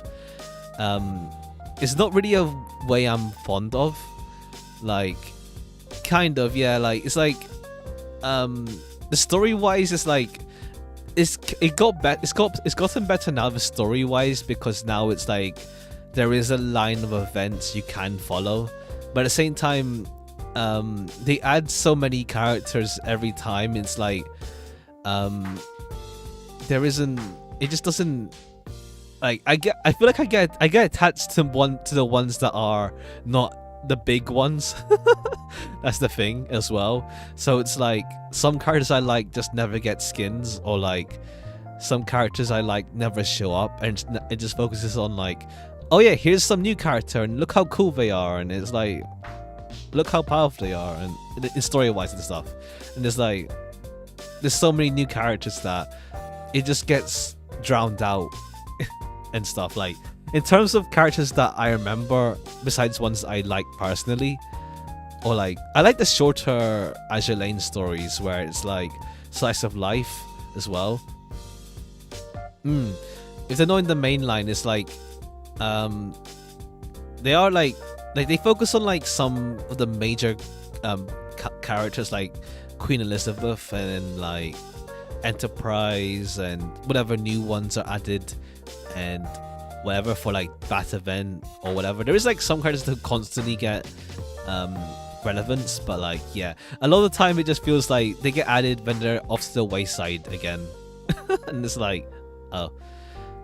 But I do prefer, that's why I do prefer the slice of life stuff. It's like, it's non-serious stories, and like, I can actually follow it. Like, what's it called? I'm not the greatest when it comes to abstract storytelling, or like when you just give me too many POVs at once. Like, oh, we're with this group, now with this group, now with this group. But yeah, I still have Azure Lane. I still do the daily logins. It's just that I haven't really been following the story lately. Since like the last two, I think. I just have it there because may as well while I have space. But yeah, I'm not really planning on like adding another gacha game to my list for a while. If Uma Musume gets a release, I do wanna play it if it does come out in English. But we'll see. And then there's also obviously Limbus Company. Since now I'm just neck deep. Well, not neck deep, but like now I'm just in with what they do. So I really do want to play Limbus Company, but at the very least Limbus Company is going to get a Windows release, which is going to be really good. I can treat it like Granblue, honestly, if that's the case. I don't have to commit my phone to it over time. But like, those two are the main ones I wanna I have my eyes on if they do get released. Well, if pretty much. Yeah, this is like, there's so many gacha games coming out. Like, what's it called? There's that one Counterside that came out recently. It's like Korean made. I'm not overly interested in it, but I did hear it like with what's it called? Blue Archive and Lobotomy Corp and stuff. It does also involve their own Sephiroth characters, because I don't know, I guess it's a Korean zeitgeist thing where like there's lots of interest in the Sephiroth.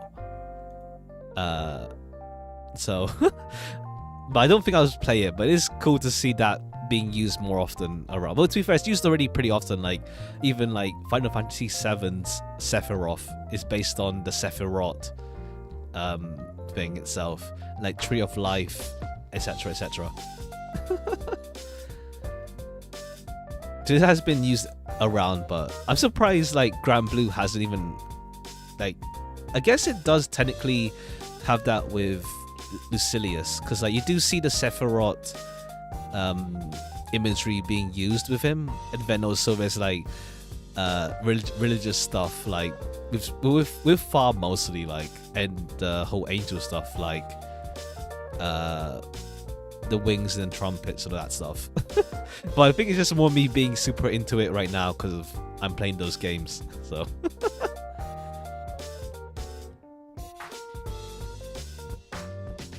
It's been quite enjoyed that one. I could not get into the style, but yeah, I see.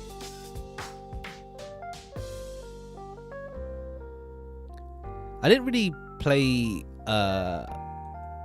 Would you mean like Counterside or like something else? But yeah, I never really played Final Fantasy VII myself. Like I have Remake because it came with PS Plus. I haven't played that because I'm not sure. Like, I swear, like Final Fantasy VII Remake is also like a soft reboot. Oh, Counterside. But it's also like I think Counterside is 3D as well. I don't know if my phone it can handle it, but like it'll take up space. But yeah, I swear like Final Fantasy VII Remake is a soft reboot. So like, or like it's a soft reboot, or like it has those aspects that are different from the original game anyway. And then it's like the only Final Fantasy VII game that I've really played was Crisis Core. So it is nice to see Crisis Core get a remake, remaster, whatever, soon. Because I did like Crisis Core, so that's cool. But with Final Fantasy in general, I've only really played... The only ones I've really been into were like Tactics and Tactics Advance. I guess Granblue sort of counts. Like, well, more like it's obviously got the old team from it.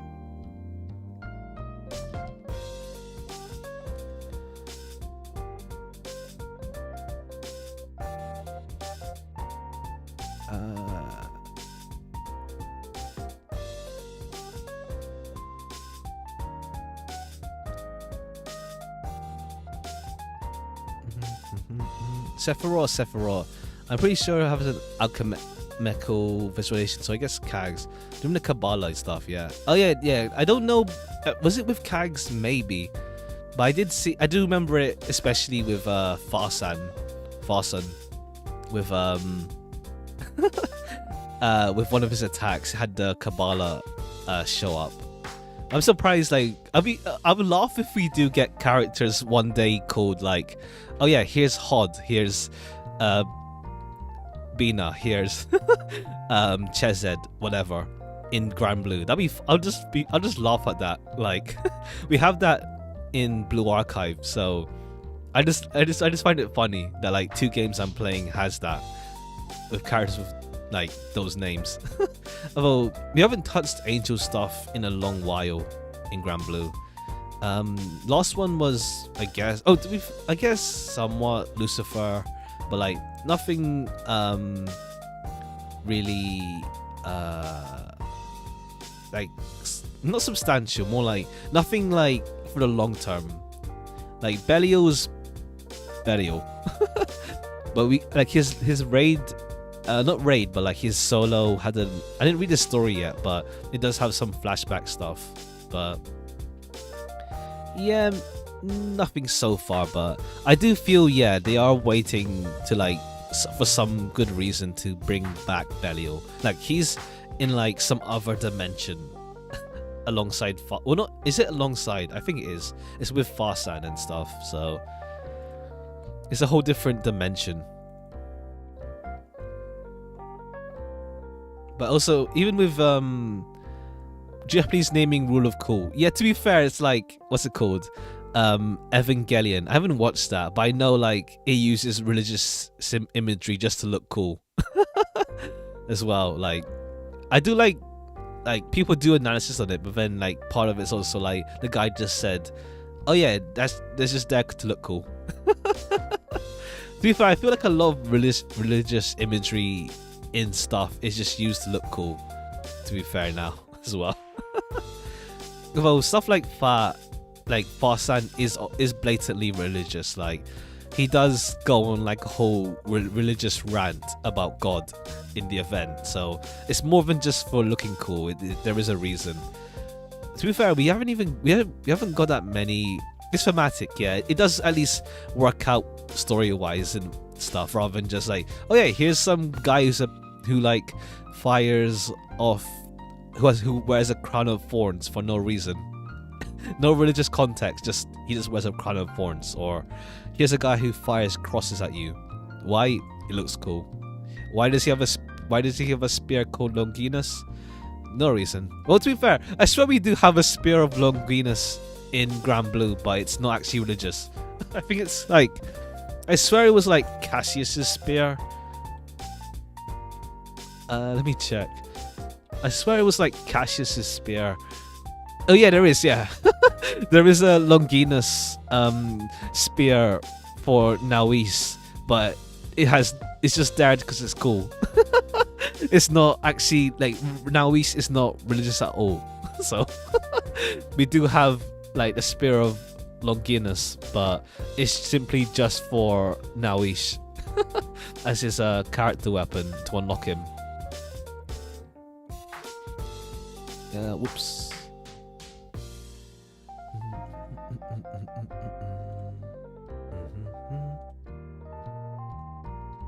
Oh yeah, it's strike time now for us. I'm still using Huanglong, so I think I can switch to Yggdrasil.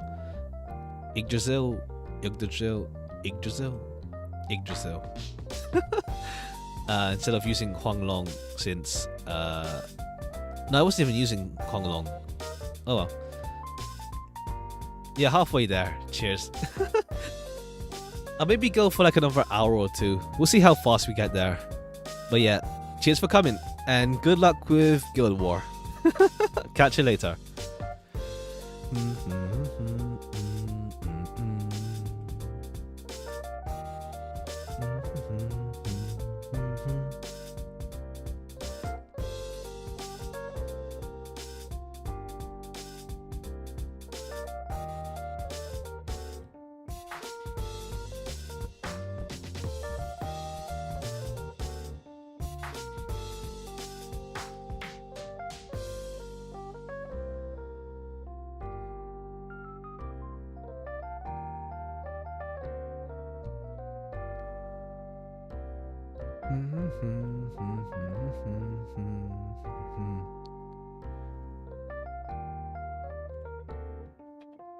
But yeah, I think it's good to take a break, have a bit of a break week. It's this week, like besides just like not even just because of Guild War, it's more just because I feel I do need to like take a break sometime. Like, what's it called?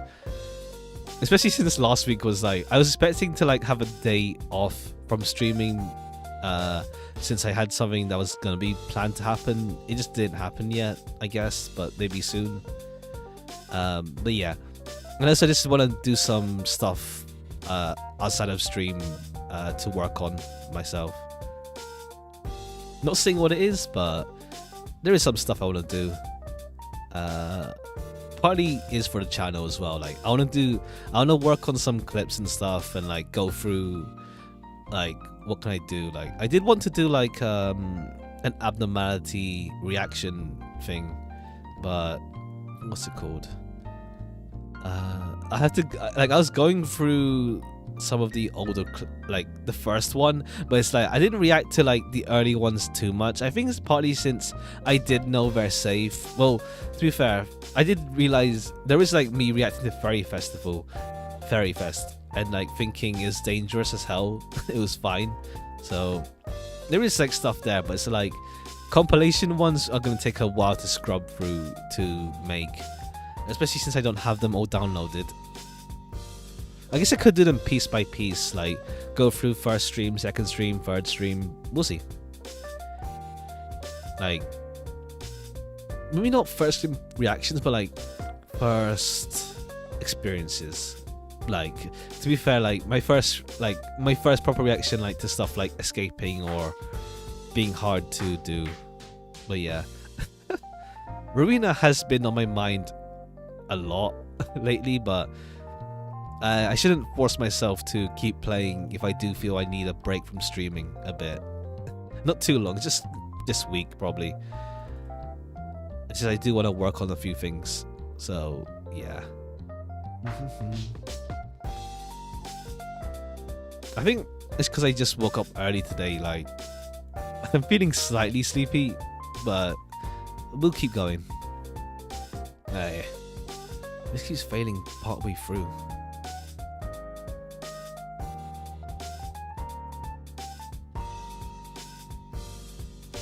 Alright.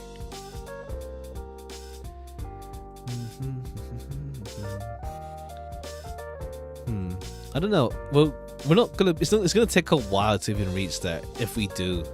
But I would like to do like a celebration stream of sorts eventually. I don't know what to do for it. A Q&A would be nice. Can't deny that.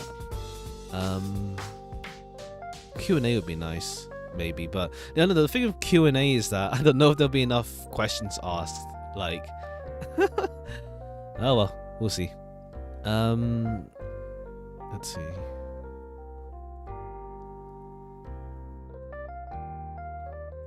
Like I mentioned, yeah, I did try singing, and I mentioned how the delay with the monitoring puts me off a bit.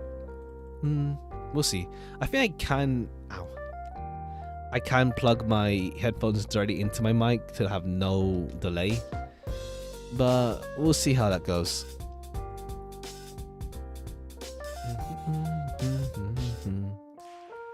But yeah, there is like a slight delay from what I'm saying. I think my stutter has improved a fair bit as well. I think it's more like I think I say things too fast before I stop, before I even say things. You know what I mean? Like, I speak faster than my thoughts. Exactly. See, I speak faster than my words go.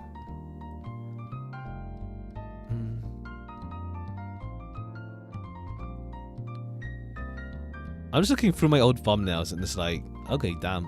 Like, Zillia was only 12 streams. I mean, to be fair, 12 is still a bunch of streams, especially with some that go on for like, well, to be fair, some are only 3.5 hours.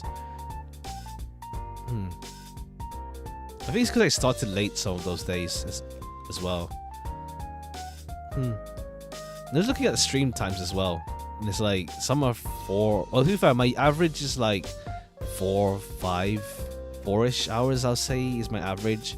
Like the last streams with Arena went like 5-6 with Lobotomy Core, I mean, and Arena.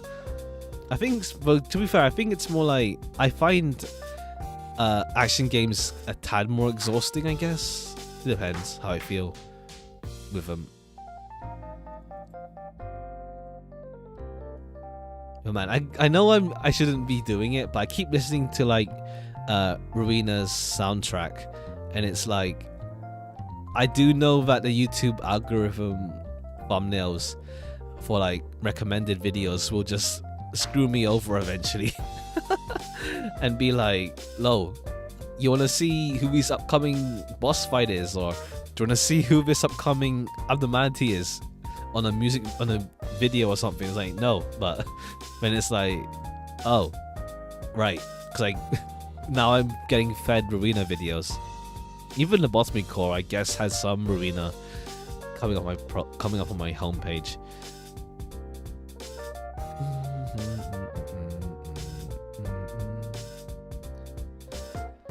But it's pretty alright, I guess, for now. Have a phone that already happened to you slightly. Oh, hi there. Yeah, it's because I keep listening to... I really love Hod and Malkov's theme. So I keep on listening to them. And like, I didn't even know there was a phase 3 to their BGM, because right now the emotion level only goes up to level... what's it called? Level 4. So I think level 5 is like the next BGM shift. So I didn't even know there was another part of it. I don't actually hear the in-game. I heard like piano covers, but it's like the piano covers put the abnormalities used by the characters in the thumbnail. With like, what's it called? Malkov's one for like number 1 Phase 1 is Scorched Girl. Phase 2 is Happy Teddy Bear. And then Phase 3 is Queen Bee. Well, honestly, I don't mind knowing some of the other manatees, but I do also like the surprise it gives me, because it's part of like discovering them again, that sort of thing. But I don't mind it too much, because I don't know who the other two are for Malkuth. All I know is like Letitia next. That's all I know. I do know one particular character is a boss fight in the future, but I was kind of having a feeling we'd face them eventually as a boss fight. Oh well, it happens. We'll just see how it gets there. Like I talked about spoilers before, and it's like if something totally gets ruined because of a spoiler, it may not have. It's like, how to say, if something totally relies on a twist and that's all, and it gets ruined by a spoiler, like solely, you can't enjoy it knowing the spoiler now. It's to some extent a flaw with the story in of itself, because that's all it has going for it, a twist, and that's it. But like, a twist, but like, so I'm kind of chill on spoilers-ish. Just don't spoil like everything, that sort of thing. Because I can still enjoy it even knowing something's coming. It just makes me more excited. Oh, they added even... Oh, cool. So even the console release for Omori added another event to Black Space. I see. Yeah, it's really not looking like they're going to add it to PC anytime soon. Oh, okay, just for the forest, I see. Maybe I'll see what it is in the future. I'm still hoping it comes to PC, but I'm not holding my breath for it, because I do know, what's it called? I do know, what's the word? I do get why they would keep exclusive on console so that people buy it on console. True, there is Game Pass. Yeah, honestly, that's the issue. I don't want to go use a fresh save file. That's the issue. That's why I want the update to come to PC, because I don't want to go fresh again, especially because it's on the Hikikomori route. Like, I love the game, but I don't want to go through it for a third time in what? It's only been like a few months since I finished it. So I don't really feel like if it comes to, because I have a save file on that route, but yeah, I'd rather not go through it again.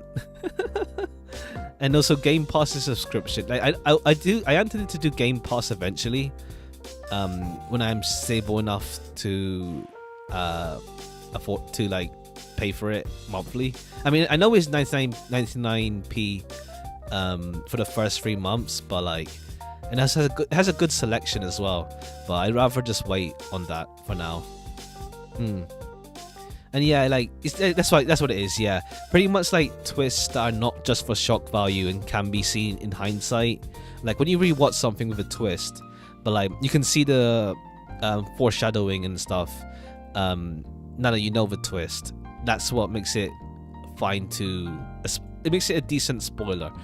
Obviously, like, they don't intend for you to like know the spoiler when you're watching it, but like it won't harm the experience a lot compared to something like, I don't know, let's say like a character betrays another character, no foreshadowing at all, it just happens. Now you know it happens, and it's just like, okay, that happens. But yeah, I guess like, 'cause it's like the same thing with Undertale. Like, it has the exclusive fights in, well, not really fights, one fight, and the dog shrine on the console releases, but that's about it. As in, it didn't come to thing. Oh, it's the same theme song as Jawsome. Oh, okay, that's cool. Like I think from what I know with it is that oh, only for the boss. All right. And like from what I know is like the actual fights are just boss rushes as well, the new added ones. Someone spoilers greater dog game ruined. Yeah, that sort of thing is fine. Like, I mean, it's minor enough. Honestly, it's just funny. Like, Sans, in Undertale is now just spoiled for everyone on the internet. I mean, I'm always surprised when I see someone say they don't know Undertale at all. Like, really? How? How do you not know Undertale? Like, at all? Like, there's a part of me that doubts it whenever someone says first time playing Undertale or first time experiencing it and not knowing who the hell Sans is or like knowing his twist and stuff like that.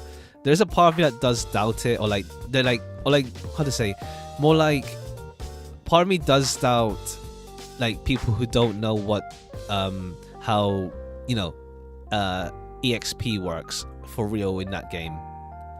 But at the same time, I think that's just more me. By this point, I guess people can completely, what's it called? Not forget. People can just not know about it and like haven't even. I mean, nowadays like the fandom for Undertale is still there, but not like as overwhelming as the past. Like in the past, it was overwhelming as heck, and like before I even played, like I decided to play it in October when it not when it released. It released in September, and I played it October. And by that point, I did know about the whole, you shouldn't kill the monsters kind of thing. I knew someone that was like that as well, who like just straight up refused to do genocide route. I did do genocide route as well, and that's what's it called? Because more just for like the experience, but the game does make you feel bad about doing it for sure, and it's like it does do that whole meta commentary on like just because you can, you do it, and just because you have the resets and like you have the saves and you can just go back to the beginning, you're free to just do what you want. But then of course the game hits you at the end with Shara taking your soul. And then it's like, no, your save file is screwed now. I actually tried to like do some of the data editing or whatever, save editing, to like get back my soul. But then I pretty much lost my save file entirely, so now it was just a fresh save. No, I did do it doesn't I did not erase, and then obviously got the jump scare from Kara. Oh cool, yeah, you got it. Oh nice, yeah, someone told you about it before it became big. I think it got big within the first month or two, so yeah, it's a really tight time frame to have played it before it got exploded. But yeah, I did not erase because I did feel bad by that point, and it's like, oh right, of course you can't fix it. Like honestly, like the fandom for Undertale, I mean to be fair, I didn't really interact with it. I just observed it in a sense. Like I did see the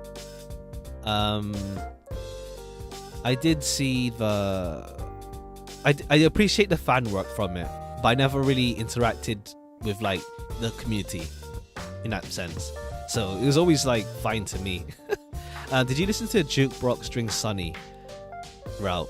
Oh yeah, Toby Fox. Yeah, Toby Fox did some music for Omori. You don't want to play because of the fandom scared off, and that's unfortunate. Honestly, like, on one hand, I do get why people get turned off by the fandom. Like, no, more of a general statement for whatever interest you have. Like, oh, I don't like the fans of that thing, so I don't wanna do it. Like, it's a bad association.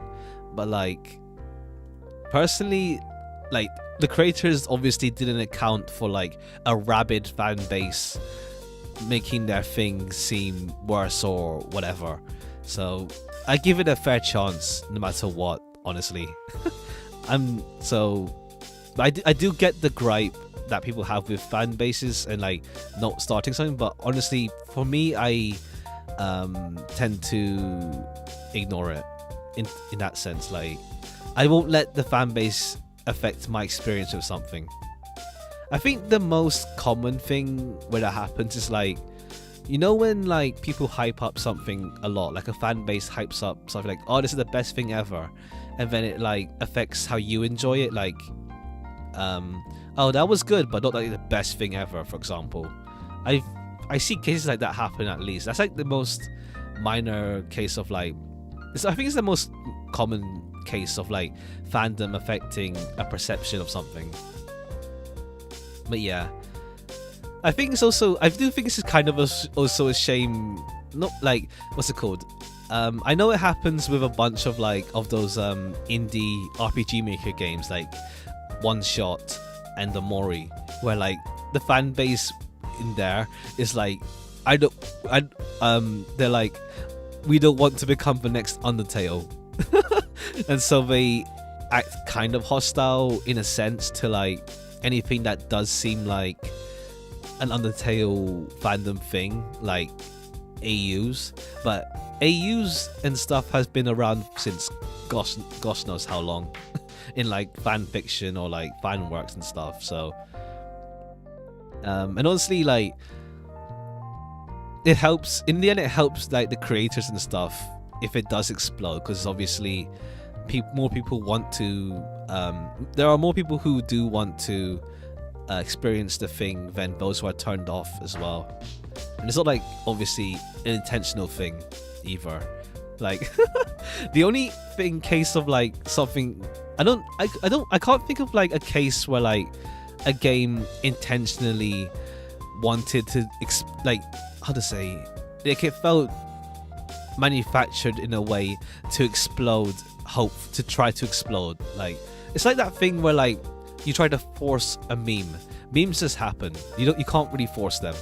That sort of thing.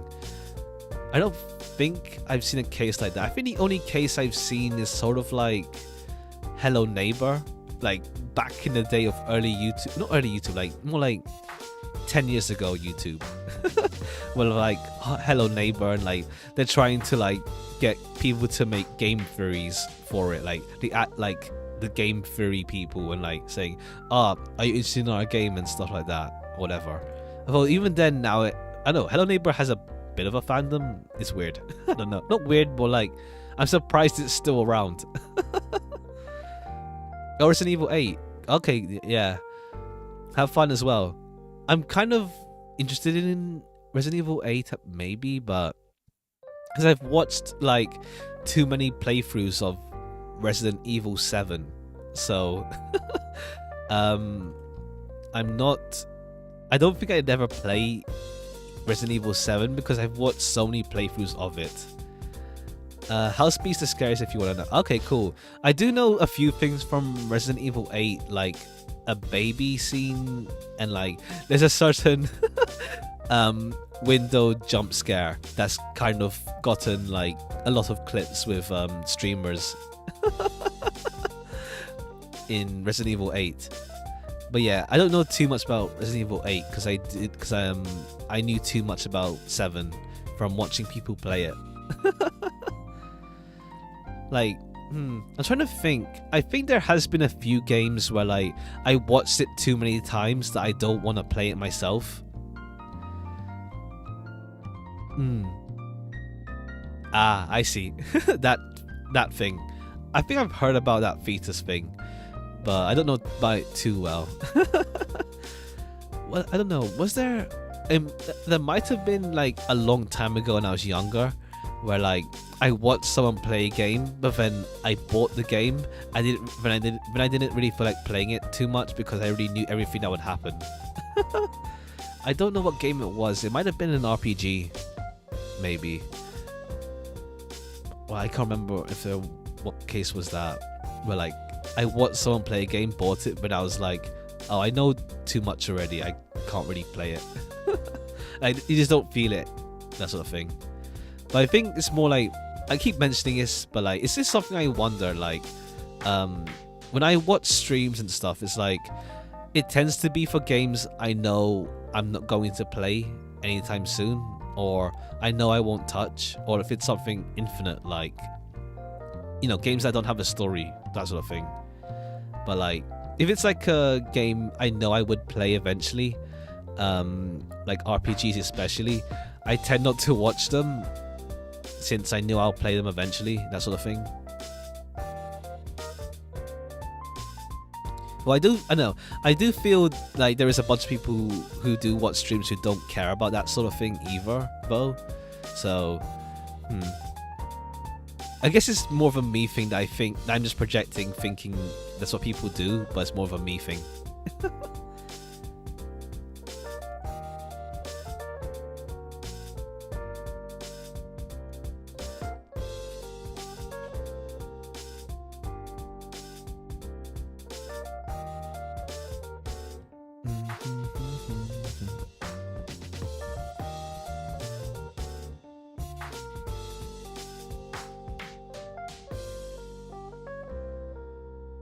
Alright, we're at 1846. Alright.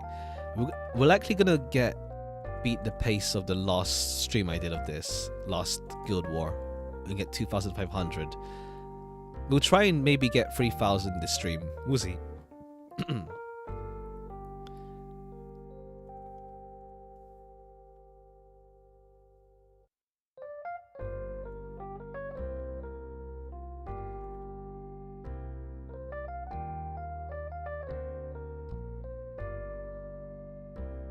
But yeah, what's it called? I think it's like, since a lot of my taste tends to be RPGs as well. Yeah, since they do rely on story, it's more like, I think, yeah. Now that I think about it, I think it was a case of an RPG I watched a fair bit of, and then I ended up like skipping cutscenes a lot since I knew what was happening already. Like, what's it called? I did sort of plan on what's it called? Maybe playing Kingdom Hearts 1 and 2 again, since I never played Final Mix, and it's like it was a thing I really wanted to do when I was younger, like play the Final Mix versions eventually. Since, well, it's more like I looked upon the Final Mix versions with envy, since it had so much cool stuff added to it. But like, then it took like gosh knows how long to like come out for English, which is now it's pretty accessible. Like 1 to 3 is pretty accessible, and like the only thing that's kind of weird is like Union and Cross, the mobile game, whatever it's called. There is cutscenes and stuff and like explanations online, but still, that's the only part that's kind of weird. But yeah, I was thinking of like maybe playing 1 and 2, but at the same time, but then I ended up getting into watching like speed runs of Kingdom Hearts 1 and 2 and like randomizer speed runs. So like you had like some bosses, like, you had the bosses like mixed around, like for example like Sephiroth was like in the underworld. Or like you had like Terra as a not optional boss, but like an actual boss you had to fight because he was swapped with someone else or something. But like that pretty much just refreshed my memory of the game itself. I don't remember every one of the finer points, but like by that point it made me like, oh, do I really feel like playing it again since I know everything? Well, to be fair, I haven't played Birth by Sleep fully, and I haven't really watched much from it, and also Dream Drop Distance and then 3. So at least those 3 I haven't really I don't have much memories of. No, as in I never played or watched, so, or at least don't have much memories of them. So maybe at some point. Like Kingdom Hearts 4 is coming soon. It's like, wow, number 4. I was thinking like 3 is the end of the series, but like nah, 3 was the end of a trilogy of like a story arc. And something new is coming for 4, I mean. But it's still like a kind of amazing thing. Like, damn, how did this, like, would this get conceived nowadays? Like a Disney and Final Fantasy mix. Honestly, with stuff like how big Disney has acquired everything now, like people are just saying like stuff like, oh yeah, Star Wars or like MCU in Kingdom Hearts. That'd be funny as hell, but we'll see.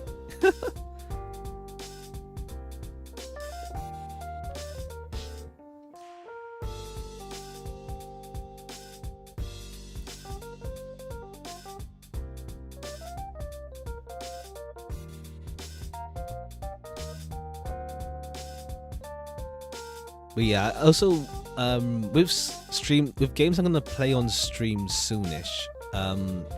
There is like some RPG maker games I do wanna play again. Not play again, more like play.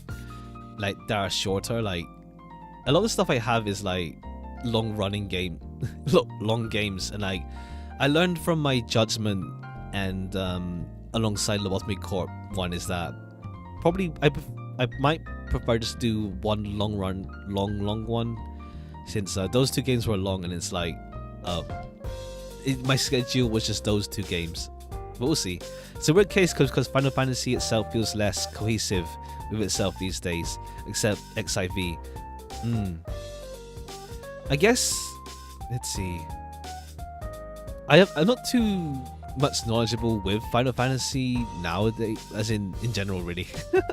I mean, I swear, like, even with the Final Fantasy games, like, the numbered ones, they were never connected. Like they were always like their own individual self-contained thing, I guess. Or do you mean like style wise? But you have Final Fantasy 14. No, that's 14 is no 515 no Final Fantasy 15, the one with the car journey. And then you have something else totally different with 16. Yeah, 15. Sorry, that's 15. Yeah, the car one with the boys was 15, and then the newest one, 16, is like something completely different as well. I didn't know what to expect from Meteor Storm, but Ladies Up in the Air, yeah. I guess like a whole bunch of like different directors as well. Like, didn't they get like the XIV director to make 16 now because of how well it's doing? So like, yeah, it just goes. It's just really different all around now. Like even Final Fantasy VII Remake is now like it's doing its own thing. Like I swear, I didn't spoil myself too much in case I do pick it up, but like I swear it's different from the actual original game by this point, or like it's diverged a fair bit now.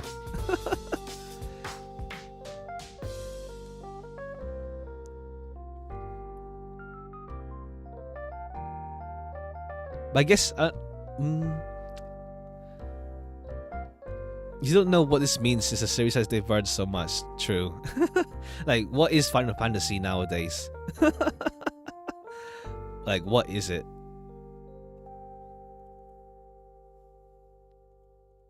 Maybe I guess we still. I don't. Yeah. Once again, I don't know it too well, so I don't think I can comment too much on it. But like, I guess there is still like the staples in Final Fantasy, like the summons, Shiva, Ifrit, etc. But like, yeah, they all seem so different from each other.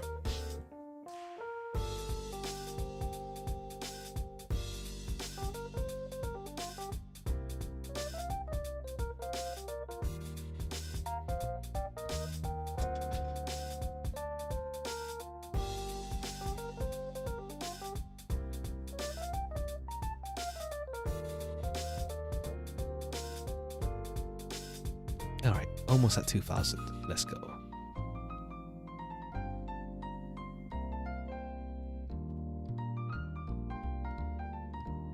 Well, I am interested in maybe trying Final Fantasy 15 at some point. Maybe. It does seem like just like a cool boys on the road car journey thing with it. So it does look cool, but I think it had like a really rocky start, first impression wise on people. Like the initial release was pretty bugged, and like I guess there's also the whole thing with was it Versus 15 or something, that people were expecting something different from it before it changed direction and all that stuff.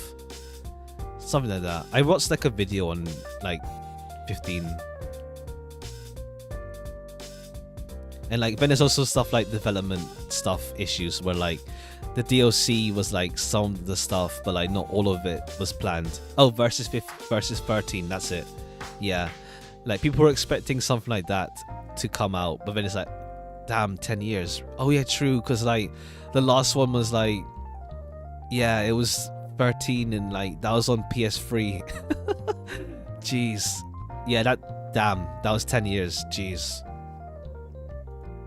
And now we're getting 16. Like I guess it's been a good amount of time. Like now it's the next gen PS5 stuff, but even then it's like, damn. Well, I guess also it's like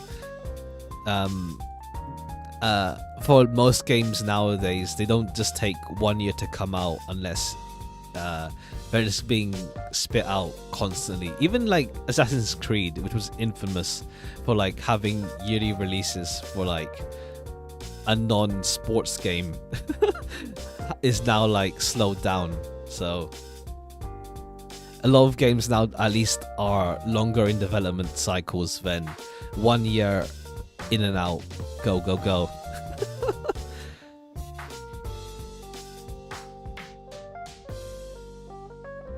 Then again, I think it's also a funny thing with like game development where like if you don't put any news out on it, like how's it going now, people just say, oh, the game's dead. And it's like, just wait. Yeah, nowadays when it's just like a year after the last release, it's a red flag. It's like, damn, either it's like a copy paste or like nothing much changed, or it's like it got rushed to hell and back. But like, yeah, when a game like doesn't get like get any news, people think it's like dead in the water, or I guess it's just people like being somewhat justifiably fearful that something they're looking forward to is now is potentially shut down. Like people just constantly want to be drip fed news of like, how's this game going? How's this game going? Oh, you didn't say anything new. Oh, the game's dead, or oh, the game's stuck in development hell. And like, there's like those funny cases where, like, I guess that's like when you have like those like gaming events where like well, not even events now. Now we just do directs or whatever they're called on streams, and it's like people are just eagerly waiting for at least a little crumb of news for whatever game we're looking forward to.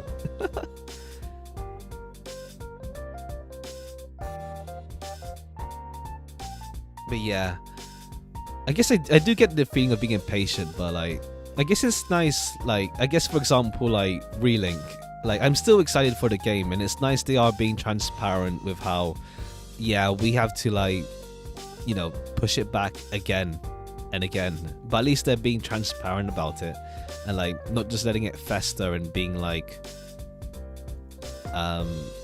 what happened with it.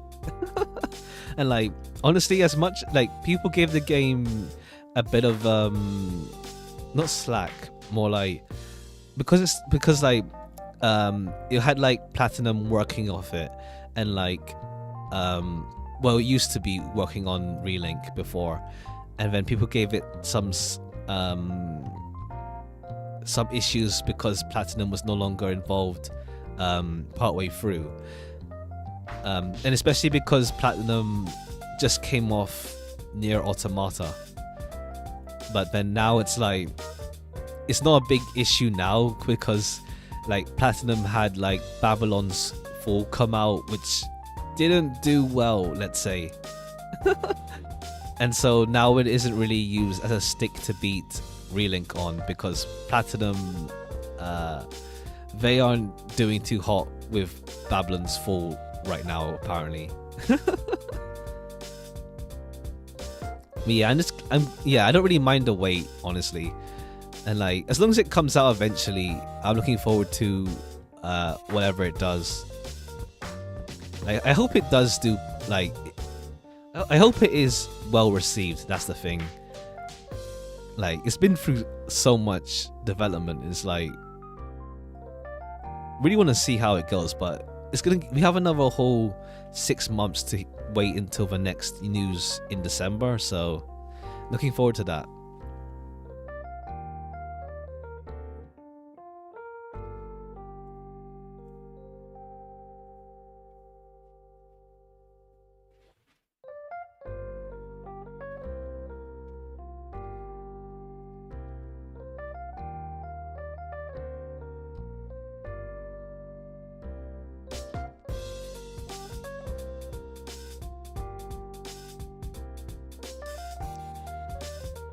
Optimistic you at least enjoy it because it's Granblue. Couldn't say the same for Versus. You're just bad at buying games. Yeah, I'm not that great at fighting games myself. I do play them. Like I played like BlazBlue, Persona 4 Arena, casually, and like Versus isn't really an anime fighter. It's a hybrid. It's more like a mix of like Street Fighter style with anime fighter style. But I need to actually give it a proper try eventually. I did play a little bit of arcade mode, but I haven't actually got around to it. Maybe I've been thinking of doing RPG mode on stream eventually. Apparently it's pretty short, like not that long, but we'll see. At the very least, I'm using it as like a crystal savings reserve. Because like there is the reward crystals for clearing RPG mode, and also the V Kurigumi mascot outfit skin for clearing hard mode. So at the very least, I'm looking forward to. I do want to eventually do it for that. Yeah, and also with fighting games, I like every time I get a fighting game, I'm like, okay, I'm going to dedicate myself to learning combos. But I think the issue is that I'm not the greatest at like fast inputs, like anything that's complicated. Like I understand how to do them, but I just feel like my timing is off a lot of the time. And then it's also like mental muscle memory learning BNB bread and butter combos. Like I can do inputs for like special attacks alright, but like doing the timing right and doing combos just isn't for me. Like it's not something I find easy to do. Guess it's just more like the only fighting games I really played when I was younger was like Tekken, and that was, I mean, there is combos, but like I played it like with like martial law, do the flip kick, or like pull Phoenix, do this like one punch, almost obliterate HP damage attack. Like what's it called? Even in like Persona 4 Arena, I mained Labris because she wasn't even she doesn't rely on combos that much, so I really liked Labris, and I feel like she's more my style of character for fighting games, anime fighters at least, where like it's really simple combos. And also because Labris didn't really use the Persona system that extensively. Like, I forgot what her Persona was called, but yeah, her Persona is just used for zoning, like slightly zoning, or like to get people closer to you. But like, her inputs were really simple. mm, like makes that sense intuitively. It's like, I guess it's like, I do get it, but then it's also like just the pressure to memorize it, and also in an actual fight, it's like, what's it called? I don't like ranged zoning characters that much. What's it called? But my style does tend to be like back off a bit and then go attack them from mid. No, actually no, I'm lying. My style is more like rush them down and just get some like light attack, light medium heavy combo. I think it's like called like revolver combo in like Blaze Blue Guilty Gear. But yeah. And also it's more of a thing where like if there's like a character I really like, I would like to play, but they're just not my style at all. Like I think Cagliostro in Versus is like a set piece character where you have to like place down stuff in advance and pre-plan ahead. I think it's like Naoto is like that as well in Arena. So it's like it's not my style. And also like I like playing Jita, but like her special Ogi attack is like it needs these precision timing inputs, which I'm not great at all. So I could never get the blue hair special attack properly on her. I tried it once or twice, and I managed to pull it off like a few times, but like that was in practice mode. And I just don't remember what the hell the combo was for a while. And I feel like, I know it's like a tradition in fighting games to put like a super hard, unfair boss at the end of arcade mode, but I feel that really throws me off from learning the game. And as in, I forget how to play the game after fighting them. Like, especially when it's like in some other fighting games where like there's like a gigantic boss at the end, so anything you learned about combos and stuff goes out the window for them. Although I still am like interested in like getting other fighting games as well, like Melty Blood. But then again, Melty Blood is like I know it's weird. It's because Melty Blood came out, but then Tsukihime Remake is not in English, but Melty Blood, the new one, has Tsukihime Remake characters and elements, and I'm like, what? That's confusing.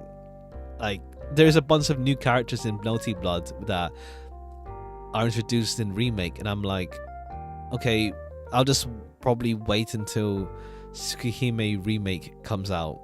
I would love for it to come out in English, but that might take a while for sure. I know, I'm surprised that the other Type Moon visual novel came out. It's coming to English. I think as an English option, like with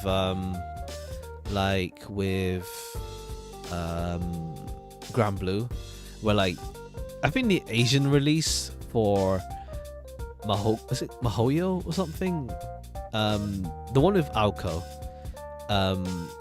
the visual novel that's gonna get like a not remaster, but like a outside PC release, is having actual English options, so that's interesting. I mean, maybe they're waiting for Farside Tsukihime to be done before releasing it in English. So we'll see. I think it's still funny that the original Stay Night is still like not even in English, or like I mean, it's like the latest console it's stuck on is PSP or Vita, I guess. That's PSP, I think. Ryota Niwa was PSP, I think. But yeah, it's just like for something like that iconic, I guess, but like its proper medium is like stuck on like old ass. Yeah, Maho Sukai no Yoru. Well, I don't know. I guess the anime is serviceable to like get introduced into Fate, the original Fate. Stay Night.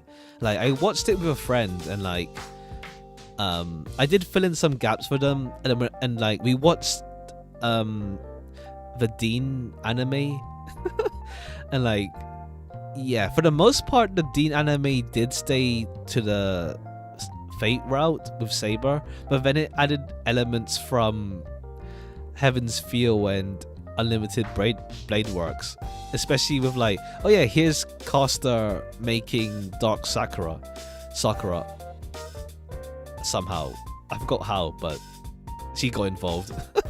Like you saw bits of like, oh yeah, and then you did get the hint that Sakura and Rin were sisters, but well, my friend totally missed that hint because it wasn't even explained explicitly in the anime, in Dean version.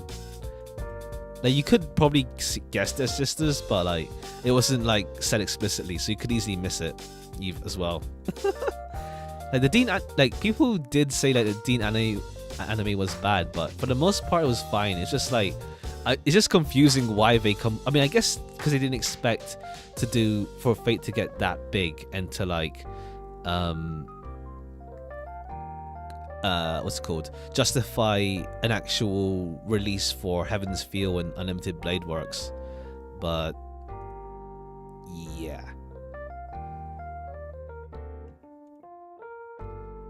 I guess it's still somewhat serviceable. Oh, you was told not to watch the Dean anime, but you have watched one episode after Ufotable did Unlimited Blade just for Whiplash. I mean, yeah. I mean, to be fair, the Dean anime, it was alright.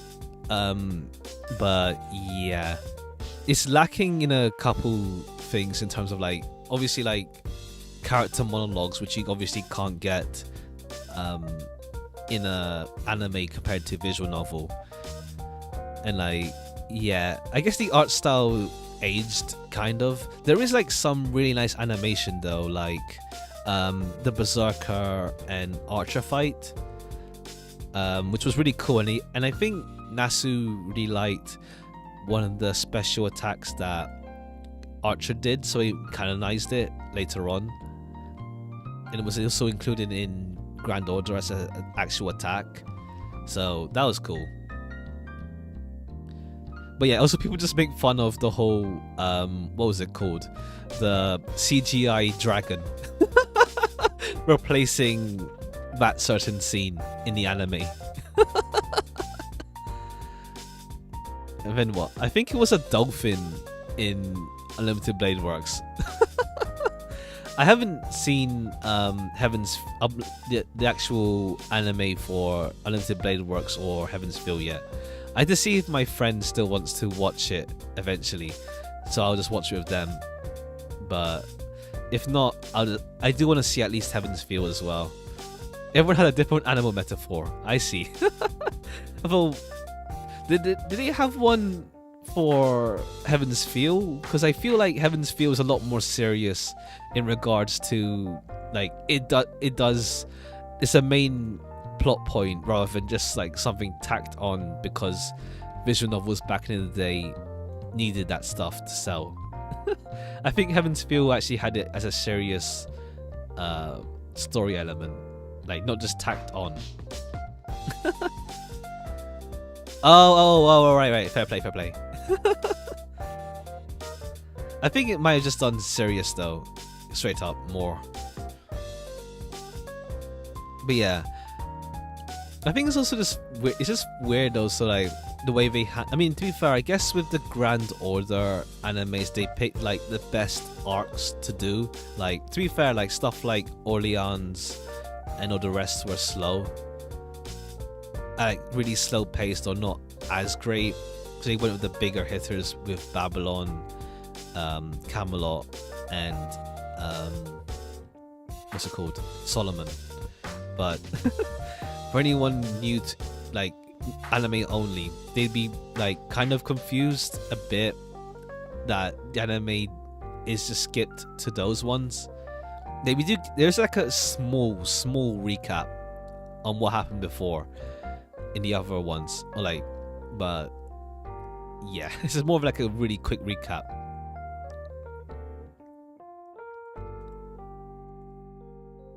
But I guess it's like with anime releases, but like with general, like, well, more of anime, I think. Sometimes you just don't get simple releases. Sometimes you get like these like weird, here's something from another thing, and then here's another thing, and it's like no in order.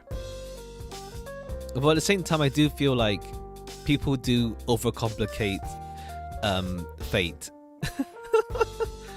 Like, you know, like that whole meme of where do I start with watching Fate, and it's like I don't think it's that complicated. Like, just go with like a lot of them are just their own self-contained stories, like Apocrypha and all that stuff. That's self-contained within itself, so you don't need to have seen Zero. Yeah, the only part with like seeing Zero that would have been that's somewhat nice, or like, is that you see Waver again, but like Apocrypha's like a different universe, so it doesn't really affect it. But I think it's just one of those cases where like the meme has been spouted too much to the point where people think it's true. And Fate in itself isn't that complicated to get into. I mean, by all means, the story can be bonkers a bit, or like a lot to take in, but it ain't hard to get into. And the meme just made it seem more than it was. But yeah, I keep telling myself I want to watch anime. Like, I want to watch Spy X Family, but like I haven't even got to that yet. I mean, I think it's partly me just wanting to wait until it's done, but part of me, like, there's so many choices that you just don't commit to watching one. Like, sometimes you just say, you know what, just sit down, commit to this one single thing, watch it, that sort of thing.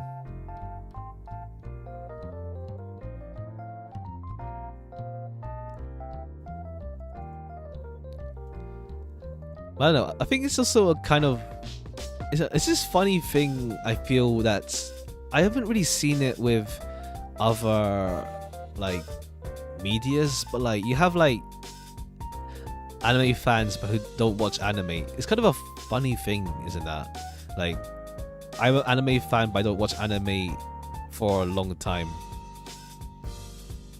There's a lot of weird opinions about the best way to consume a series. It's unreasonable to do for everyone to do it all.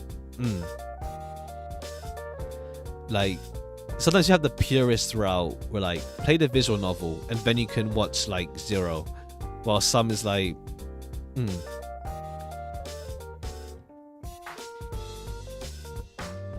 like, what's it called? Like, you may appreciate things a bit differently if you watch something from a different perspective, but you can't just always watch it again, or like watch the thing and then just see it from a different view as well.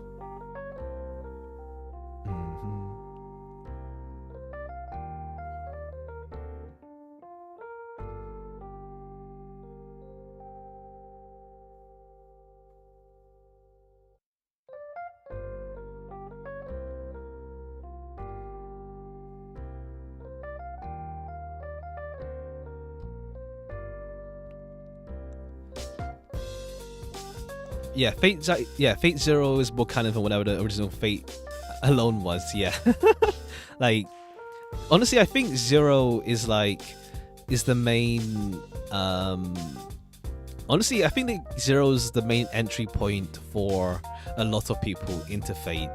I think it helped make it big. That's for sure. Like, you had it with Ufotable, and then it's like you had this. Like, the story was like, how to say, it appeals to like a lot of people, like the whole tragedy of it, or the tragedy of all. And it's like, I think the only thing you miss out from watching Zero afterwards is that, I mean, beforehand, is that you don't get the sense of it being a tragedy until much later. Like, what's it called? If you know what's gonna, if you played ahead, you know that that Zero is pretty much like a tragedy story, like the hero who tries to do something and you know they're gonna fail, but like you watch and see how they fail. Greek tragedy or something like that, the genre. But like if you don't watch it from knowing it, then it's obviously it doesn't really hurt it too badly. It's more like it adds to the feeling of hopelessness if you already know what's gonna happen, that sort of thing, because it's a prequel and stuff. I feel like, yeah, the interesting with prequels is that your perspective on them changes if you see them first or not. Like, what's it called? Like you see how things will happen. How to say? If you play a prequel first, like obviously everything, you don't know what's gonna happen at all. But then it's like if you see a prequel last afterwards, it's like, oh, so this is how they turned into who they are now. It's like seeing a flashback sort of thing in a sense. It is interesting to see like how much perspective changes depending which one you view first. I tend to like trust release order as well. Like, what's it called? I know the Monogatari series is also infamous for being one of those hard to get into ones because of where do you start. But like the only two perspectives I see really is release order or start with Kizuma, start with the movies, the original one, because it's chronological and the books were in that order.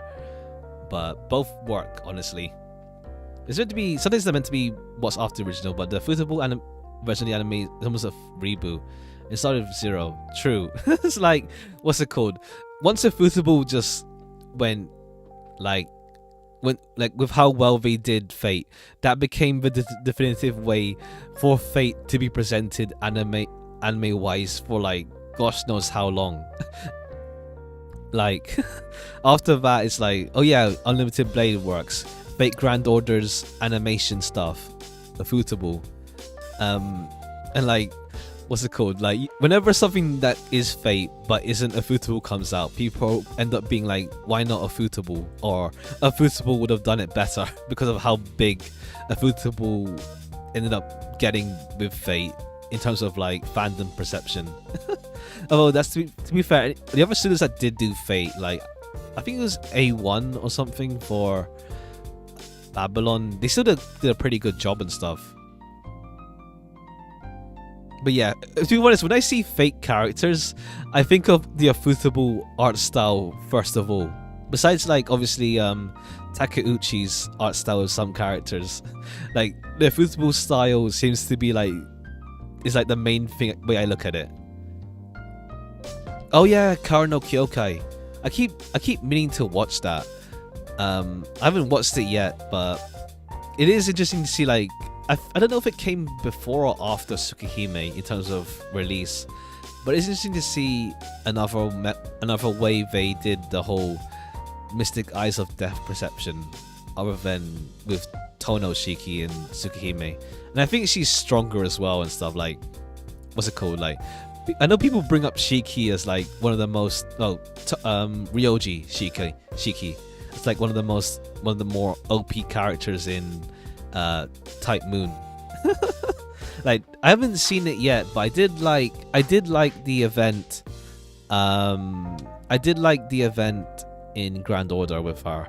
That was cool, and she's still useful in the game. It's like she has like evade and battery. I see. It came up before. Is that the prototype for all the cross universe? I see. It's like Fate prototype. It is interesting to see, like it is interesting, like, oh yeah, here's our like old thing, and then it's like, oh, we can make a series out of this instead now, and like instead of just being kept as prototypes or betas in development, it's like, oh no, let's actually go with this now. Why not? Like, you have Fate prototype with like male Arthur and all that. And then, yeah, Kara no Kyokai, which is prototype Tsukihime, I guess. I think so, yeah. To be fair, I think like the cross universe type moon stuff, like I feel the the multiverse aspect of it is more like it tends to only really happen with Fate. Like the rest are do it ish. Like, and there is like, what's it called? That character in the lore that does do dimensional traveling, but then it's like, how to say? It's not like in your it isn't like it's in your face when you do see something of it, but like it's not what's the term? It's not a main focus, I guess you could say. Yeah, it's more like shared ideas from a cinematic universe. Yeah, it's not like MCU where the end goal is like, or like people are now just hyped on seeing all these different things collide all together. Like there is crossover stuff, Grand Order especially, but they all work in their own self-contained way. And like then you can pretty much, you don't have to have seen the crossover stuff to like appreciate it either. Although I think Grand Order has really shaped the current state of Fate for sure.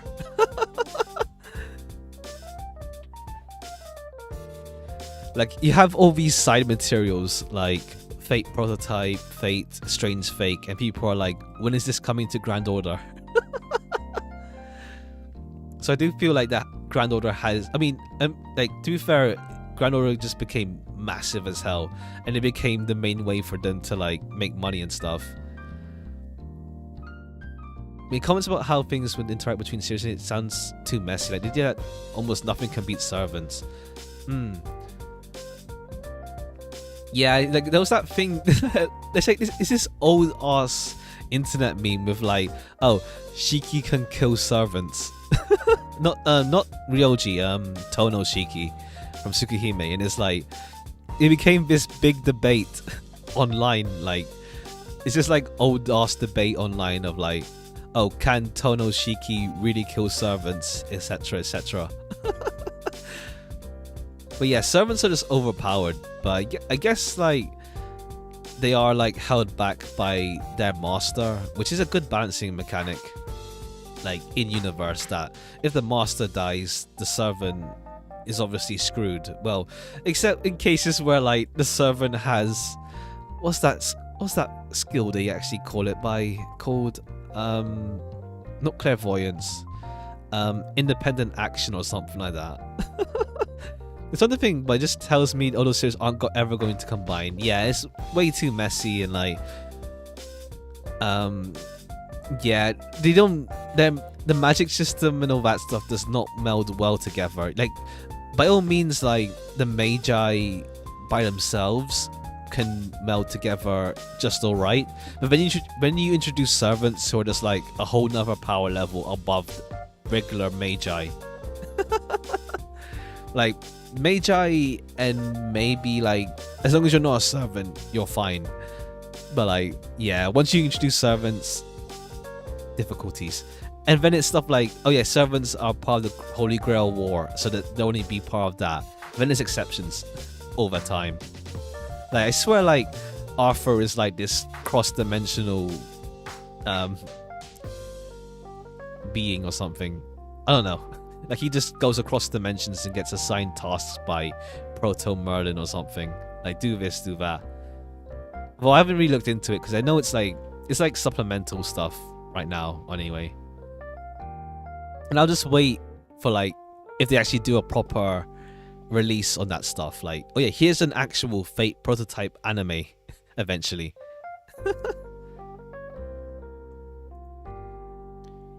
It is interesting, like, I don't know, I feels like, I don't know, I haven't seen like too much media-ish. Yes, it's prototype stuff, but even then, personally, even I don't know that much about it. I know like Arthur's apparently like super duper strong and all that stuff, but like I don't know that much that happens in that universe either. But yeah, it's interesting to think like, I mean, this obviously this like Type Moon doing that stuff was pre-MCU and stuff, but like it's interesting to see like how long we go with this cinematic universe uh zeitgeist. Like, what's it called? Like, not everything has to be part of this big cinematic or this big long universe thing with some grand master plan. I just wonder how long this sort of thing will be around for. This idea in making stuff. Like, I don't know. It's not really equivalent, but I guess it's more like applies to superhero stuff. I'm not really super into superheroes. Like, I never really watched any of the MCU stuff, but like I only watched like Spider-Man, and that was like the older Spider-Man from like 2000 something, the Raimi films. So I don't really have much to say in like actual personal comments with superhero films, more like observations. And it's like, I don't know, it's like, well, then again, like the zombie rush back in the day was like mad, and now it's just died down a lot, so who knows. I wonder if we'll see the same thing again. Timing is right, keeping series that contain specific ideas separate. There's no expectation canon has to overlap perfectly. Yeah, the only time it does overlap, to be fair, is like Grand Order. But then if it does overlap, they will just give some sort of explanation for like why things are the way they are. Like, you don't have the characters, you don't have like an interdimensional character as a main character time going across the different universes. And then there's like Carnival Phantasm, well, the older one. Now it's just Fate, but now it's like Carnival Phantasm is just a comedic series. It's just like, this is from a version of universe where X and Y happen. Oh yeah, pretty much. Like, Apocrypha was like an alternate timeline from Stay Night where like stuff different happened. And like, even Fate Extra is like on the moon. It doesn't matter what happened down there, frankly. The moon is what happened to the moon is all that goes on now. Doesn't matter what's down there on Earth. At least I think that's how it is. And Grand Order is just this mishmash of everything, but it does it alright. Because it's like, oh yeah, we summoned these from different timelines or whatever.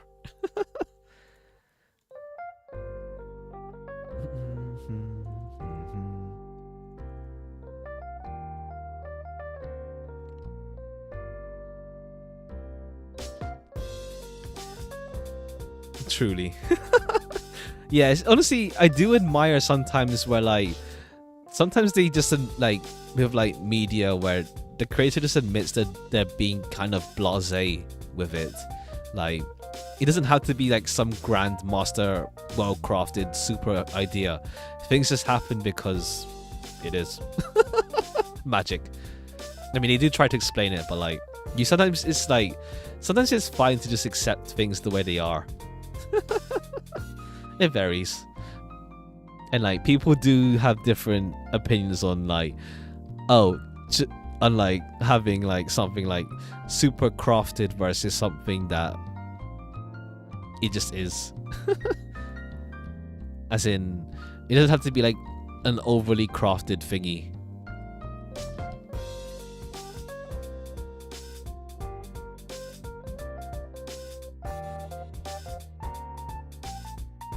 Shin is always like that. Whenever he gets asked about consistency, his answer is whatever the last game said was correct.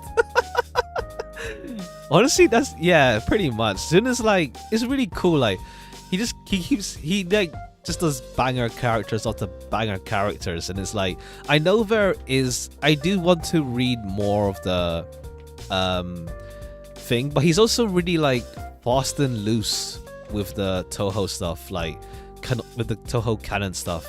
Because like, I do admire how there's like, one thing in fanworks is that some fanworks depict Gensokyo and the yokai a tad overly dark, personally.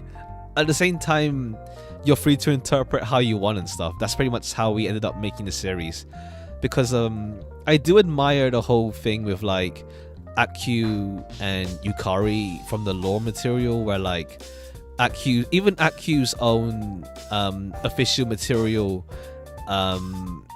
is like an unreliable narrator, let's say.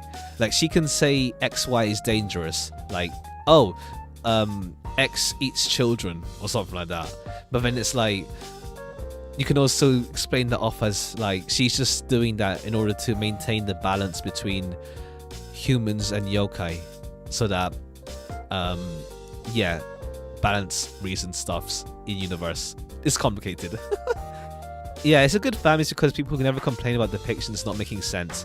True. I mean, to be fair, like, by all means, I sometimes see the odd what's it called again? The odd image, like, complaining, like, I see like these comparison posts between, like, I love Alice, but like she's like the biggest one for this. Like, Alice is my favorite character for Toho, but like she gets like the rough end of the stick in terms of like getting so many different depictions. And like, you see the odd, I used to be a lot more, when I was younger, I used to be a lot more fervent with like disliking some portrayals of Alice. Like, there's some portrayals of Alice that I don't find as favorable as others, especially like you have like the, you know, the tsundere version of Alice, which is popularized by Marissa stole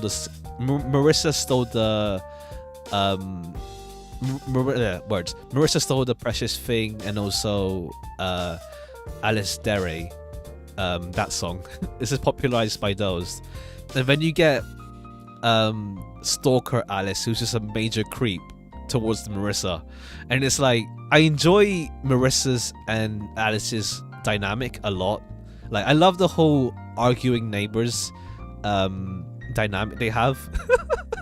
And it's like, I do enjoy like fan works depicting the two of them. But yeah, honestly, I feel I didn't mind tsundere Alice as much, but I did grow tired of it because that was her only depiction in fan art for a while. For like a good while, that was the only one I saw popularized, just tsundere Alice, or like creepy stalker Alice who Marissa doesn't like at all. Which I wasn't much of a fan of. And then it's like, but then now I'm a lot more chill. It's like, you know what, let people do what they want. Like, fanon versus canon, Zun does it so fast and loose that you can interpret them how you want. Yeah, Iosis really played a big role in terms of like character depictions. Like, what was it? Like, Mei Ling also kind of got like a really bad end of the stick with like useless gatekeeper thing. And it's like, is that the only version of Mei Ling we're gonna see? Like, there is like some that do her like super badass, but like it lasted so long with the whole useless gatekeeper Mei Ling and like knifed, that sort of thing. But it is funny like seeing how much the Toho interpretations have evolved. Like, you don't see Sakuya pad jokes anymore. Like, gosh darn it, back in the day, Sakuya pad jokes everywhere.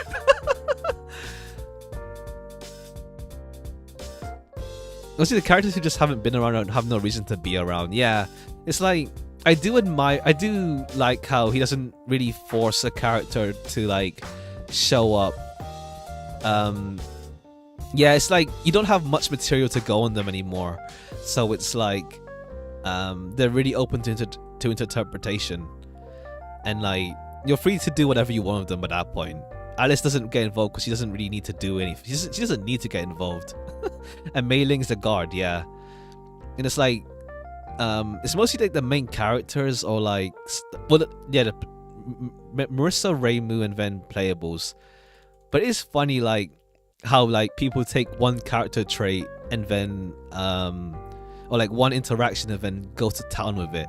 Like, I think Yuka is really a big, as like a lot of her interpretation like early Toho, not early Toho, more like Toho fandom, like before, like maybe like 10 years ago. Like she's still somewhat, but not as much now, like as like some genocidal maniac or like psycho because of like one of her lines in PC98 days.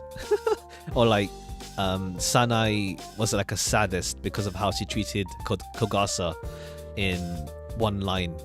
And so it's funny to see, like, it is interesting, I guess, to like see how people interpret characters based on this one line. But now it's a lot more balanced, I feel, as well.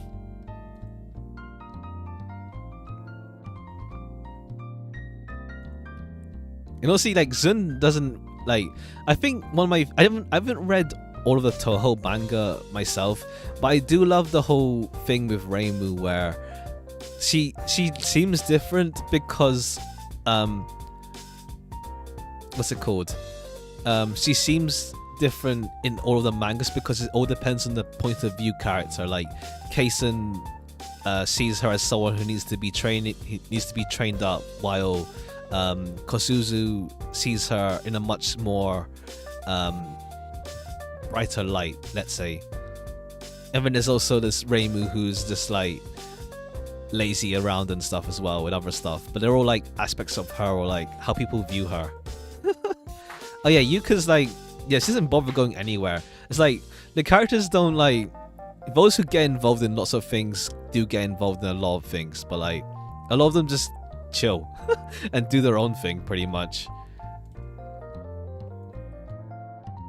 I do find it interesting with the Toho fan works, like you like I'm playing Lost Word still, and like story-wise, like event-wise, I haven't read the story. I need to catch up a lot. I'm like all the way back in like the second arc, like the first proper arc, I think, actually. I haven't read the main story in a while, like but like I did feel like the events somewhat fall into the, I guess, trap where I feel like lots of fan works involve the bigger groups a lot of the time, like Ayente or Scarlet Devil Mansion, a lot more often than other things. Because obviously they're like a bigger group and have more characters who are proactive in a sense. But they have improved with some of the latest stories now, I think, with like, I really like one with like that focused on like Kokoro and like a bunch of other ones, and I didn't really have like the main culprits, let's say, involved. Like for a good while it was like Notori or Aya's schemes for making money, or like here's something with Scarlet Devil Mansion up to something, or Ayente. If they're not accurate, each division does have something to say about a character. It may not be accurate, but they at least have some basis to them. I like the Kokoro a lot because it's like it just involved all of the minor characters, and like I was growing tired of like how a lot of the events seem to just be like, oh yeah, what, like it's either, you know that meme template before of like the old ass it's from one of the doujins with like, it's either Ayente, Yukari's schemes, or something like that. That I forgot what the list was, but it's like a top 4 of like common plot points in like Toho fan works. Like, I mean, it's the templates like that are forbidden meme. Let me try and Google that.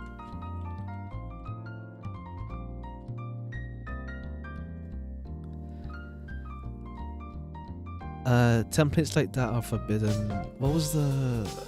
Let me see. Oh yeah, it's like magic, Erin's shady drug, Yukari fooling around again, Moroya's shrine conspiracy. Yeah, that's the one. But like, it's like that, but for like Lost Word, it's either Aya and Notori's money-making scheme. Scarlet Devil Mansion is up to something again. Ayente's up to something.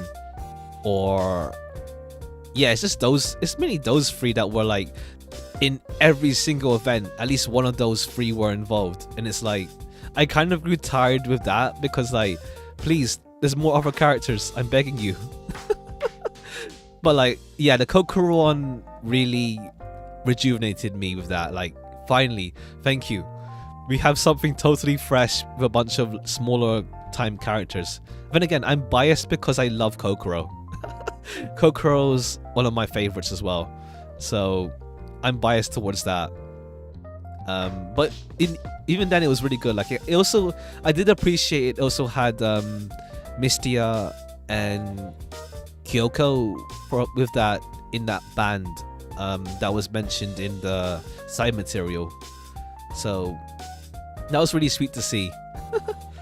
And now I'm saving up for another PCB character. Yeah, Perfect Cherry Blossom. Like, oh yeah, true. And also, what's it called? It was either, yeah, it was Aente, Scarlet Devil Mansion, Tori Aya, or Yomu Yuko. But it's nice to see like the other Perfect Cherry Blossom characters. Like, I did like, even though it was like another one of Moria's Shrine, but like it was the Sanai one with what was her face? Seiga and Yoshiko doing the Yuko's hungry. Yep, that sure is a common plot element. But yeah, I also like the Sanai one, the one with the host club. Like, it was Sanai, but and she's a, no, I think Sanai wasn't, funny enough, isn't as utilized as fan works in as much in Lost Word, but Moria's Shrine does pop up a fair bit. But yeah, that was nice as well. And I need to read the current one still. I'm really I just didn't feel like playing the event yet. The one with it's like based on like a what's it called? Dating sim. I need to read that still. And I did read the ending twist for it, and I did find it funny how it came to be. But I didn't read the full event yet, but I do know how the ending twist works for that one. Sunny's depiction in Lost Word is pretty nice as well. Like, she's enthusiastic and like has that no common sense idealism to her, but like she's not over the top and like causing chaos like somehow, like how some other things depict her. And like she's still like the trying her best sort of thing. Oh yeah, because like Yukari is just a book in that event, and it's like it is I didn't expect it also, because like it does go back to, oh no, this is yeah, the second arc, because I still need to clear Scarlet Witch. I still need to clear that. But yeah, yeah, I'm surprised that event did actually go back to the main story a bit. Like, we're back in the Lost Word Gensokyo with the school setting, so that's really cool as well. Honestly, I feel like I like a lot of the Lost Word depictions. They're like pretty well balanced for the most part. Like, the only thing that does make me slightly roll my eyes is I think it's the first event, yeah. The only thing that does make me slightly roll my eyes is Mei Ling-ish. Her depiction of like just constantly falling asleep gets a bit much, but like at the same time they do show her competency as well. So that was like with the cooking stuff. There's a cooking contest with Yomu, I think. So that was cool. But for the most part, yeah, it just characters pretty well, and it's like, honestly, one thing I really love to see like is at least some Medicine and Alice interaction. Like, I don't know, it's just kind of funny. Like, Alice's whole thing was like, well, like one of her main motivations in general was the whole autonomous doll. Yeah, it's hit or miss with Mei Ling. Like, it overdoes the whole sleeping useless gatekeeper thing. It overdoes that aspect a bit. Sakuya, I think, is also kind of done alright, but I think it does lean on cool Sakuya rather than dorky Sakuya. Because I know Sakuya can be a bit of a dork sometimes, but the game does lean on making her more cool than dorky. Which I do kind of, I prefer a more balanced Sakuya in terms of like not being overly cool. but there is a decent balance-ish with it at least. It's not overdone with like hard ass maid who always stabs Mei Ling like old fan works. And also, it's because with Lost Word, it's like I'm using it as a way to get back into Toho as well. Like I didn't follow Toho as much after game 15. With I think 15 was the one with Sagame, wasn't it? When they go to the moon again with Clown Piece. I think that was 15. I didn't really follow it afterwards too much, but like it made me appreciate a lot of characters more. Like I really like Doremi Sweet. She's really cool. I like the whole smugness to her as well. I don't know I forgot what game she was in, but like I really like, or maybe she was 15, because I didn't really follow it from 15 onwards too much closely. But they do the polar opposite, like AU10 Sane is super serious compared to regular.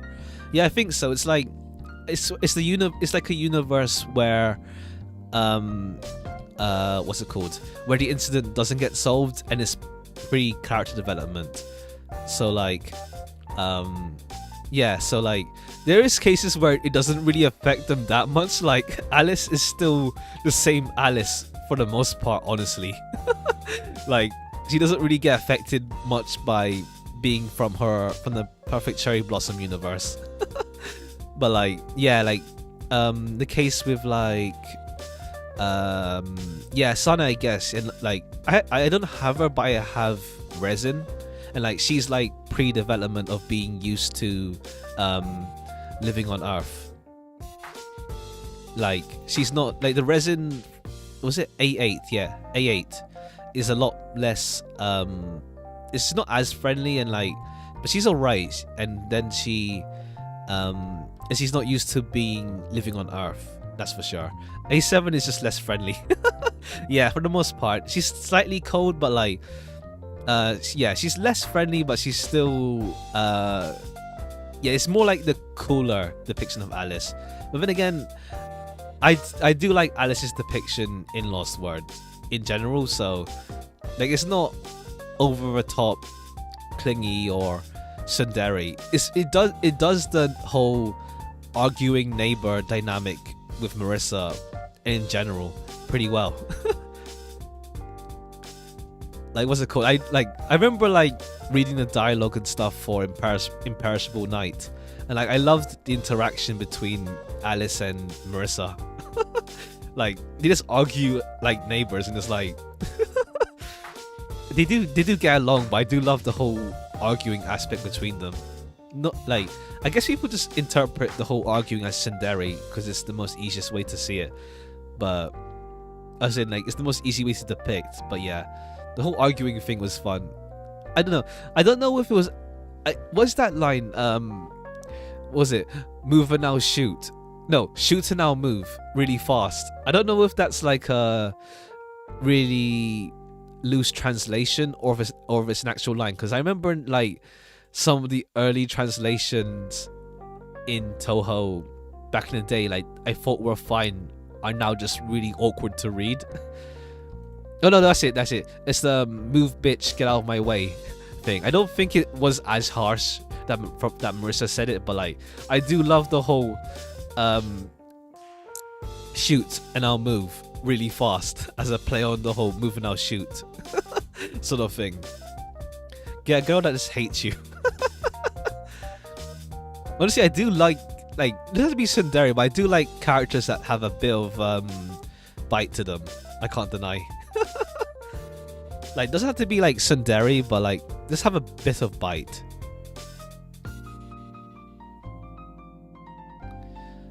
I see. It's a pretty direct one. Shoot and now move. That's it. I see. Yeah, because I love that line a lot. It's one of those lines that I just remember the most. And also, well, the other one is a JoJo reference. It's the whole, how many breads have you eaten in your life, from Amelia. And then Marissa just says, I don't like I don't like I prefer Japanese food line. And the dialogue can be pretty quirky. It's funny. But yeah, I think like some of the older translations were kind of whack. But gosh, Marissa's breadline lives rent free. I love it so much. It's like Mamelia trying to act like she's cool, and then it's like, I like Japanese food, so I don't have that much bread. There's also just a funny aspect with Marissa is that, you know, she's like a Western styled witch, but then it's really cool but also really dumb, pretty much. That sums it up perfectly. And it's like, I do love the whole irony with the whole, she's a Western style magician, but she's actually more Japanese orientated in her taste.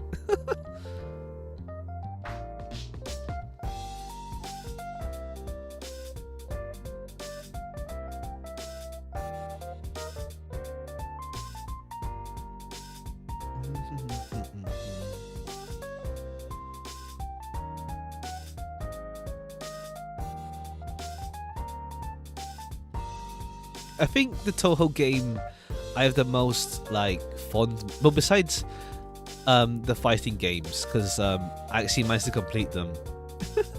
We have Reimu, the capitalism Miko. Like honestly, like her money problems in the end are actual in the game. Like it is exaggerated a bit, but she does have money problems. She gets by living, but like she doesn't get that much donations. But then again, she does accept her role as the Shrine Maiden of Gensokyo, so there's that. And like, what's it called? Two characters I really loved. Like, I never fully read their their lore or like dialogue stuff from the CDs, but I really love Renko and Mary so much. They actually inspired me for like one of my OCs and stuff. But like, I love the whole thing of them trying, like the whole occult research club and stuff. There's so much in what. Oh, I see. I need to read that. I read some of the early chapters of Wild and Horned Hermit, but I need to read that eventually. And I don't know. I guess I prefer the theory that Maribel isn't Yukari of some sort, because I don't know, it just feels nicer that way personally, in terms of like keeping Mary as Mary rather than having her just be an aspect of Yukari. I remember reading some of them, and like it has some pretty interesting stuff in there. I can't remember what fully, but I did remember like being pretty interested in some of the stuff talked about. What's it called? Yeah, I do appreciate the theory. Like I do like the whole air of mystery surrounding Mary. But like yeah, I think it's more like just because like at the end result, what happens to Renko? Then if Mary is Yukari in some manner, or like at least a human part of her, or however the hell they do it. I love the ambiguity to it. But again, I just love to see those two in fan works as well. Like they're like, what's it called? Some of the fan works get like, well, no, I'd say philosophical and stuff, or like just start pondering about the existence and stuff of like occult stuff or whatever. It is an interesting look in the thing. Like you have the outside world, like a bit of perspective on the outside world at least. Yeah, where each time Mary gets closer to being less human because of Renko. I need to read more of that then. I see.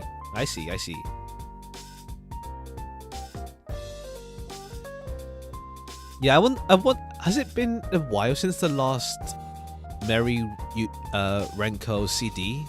Has it been a while, or is it a lot more in the supplementary books now? It's been a while. I know I haven't played Urban Legend in Limbo, but like Sumureko is also, I think. Oh, she's theorized to be like the original occult club leader or something like that. Something like that. But I see. I need to read that some more then. It feels like the last one I remember was not Green. I remember the song Green Sanitarium, but I forgot what I forgot what album that was. Oh yeah, I think it was Trojan Green Asteroid. Hold on, that was the last one I remember reading ish.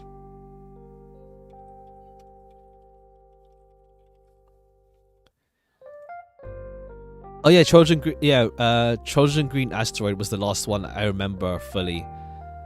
Oh, there's been two after. I see. Oh, neo-traditionalism. I see. Oh, rainbow colored septentrion. Okay, cool. That came out recently. And then, oh, I see. Dateless bar old Adam. Oh, 2016. Okay, cool. Yeah, I didn't see this one before. And okay, yeah, because the last one I remembered properly was Trojan Green Asteroid. Oh yeah, neo-traditionalism as well. I think it did, or maybe it's more like that's the one that is most in my memory because of the cover art. Oh, there is story to it, yeah. I see, yeah. I actually do want to go back and read over this eventually. It's like a kind of like abstract storytelling. Let's see. Adam had a story. I think they all have stories to them. No, except for the latest one, the rainbow colored set, because this is a mini album. I see. It's just 9.5 as well. So it doesn't really have anything in it.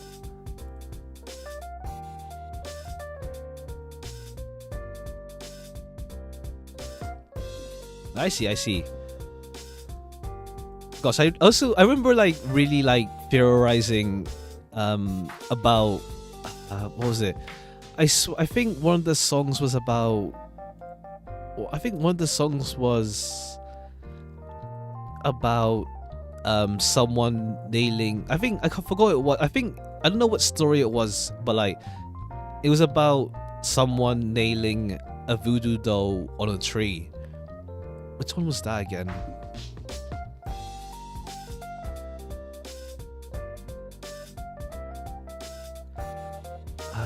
There was. I can't remember what it was.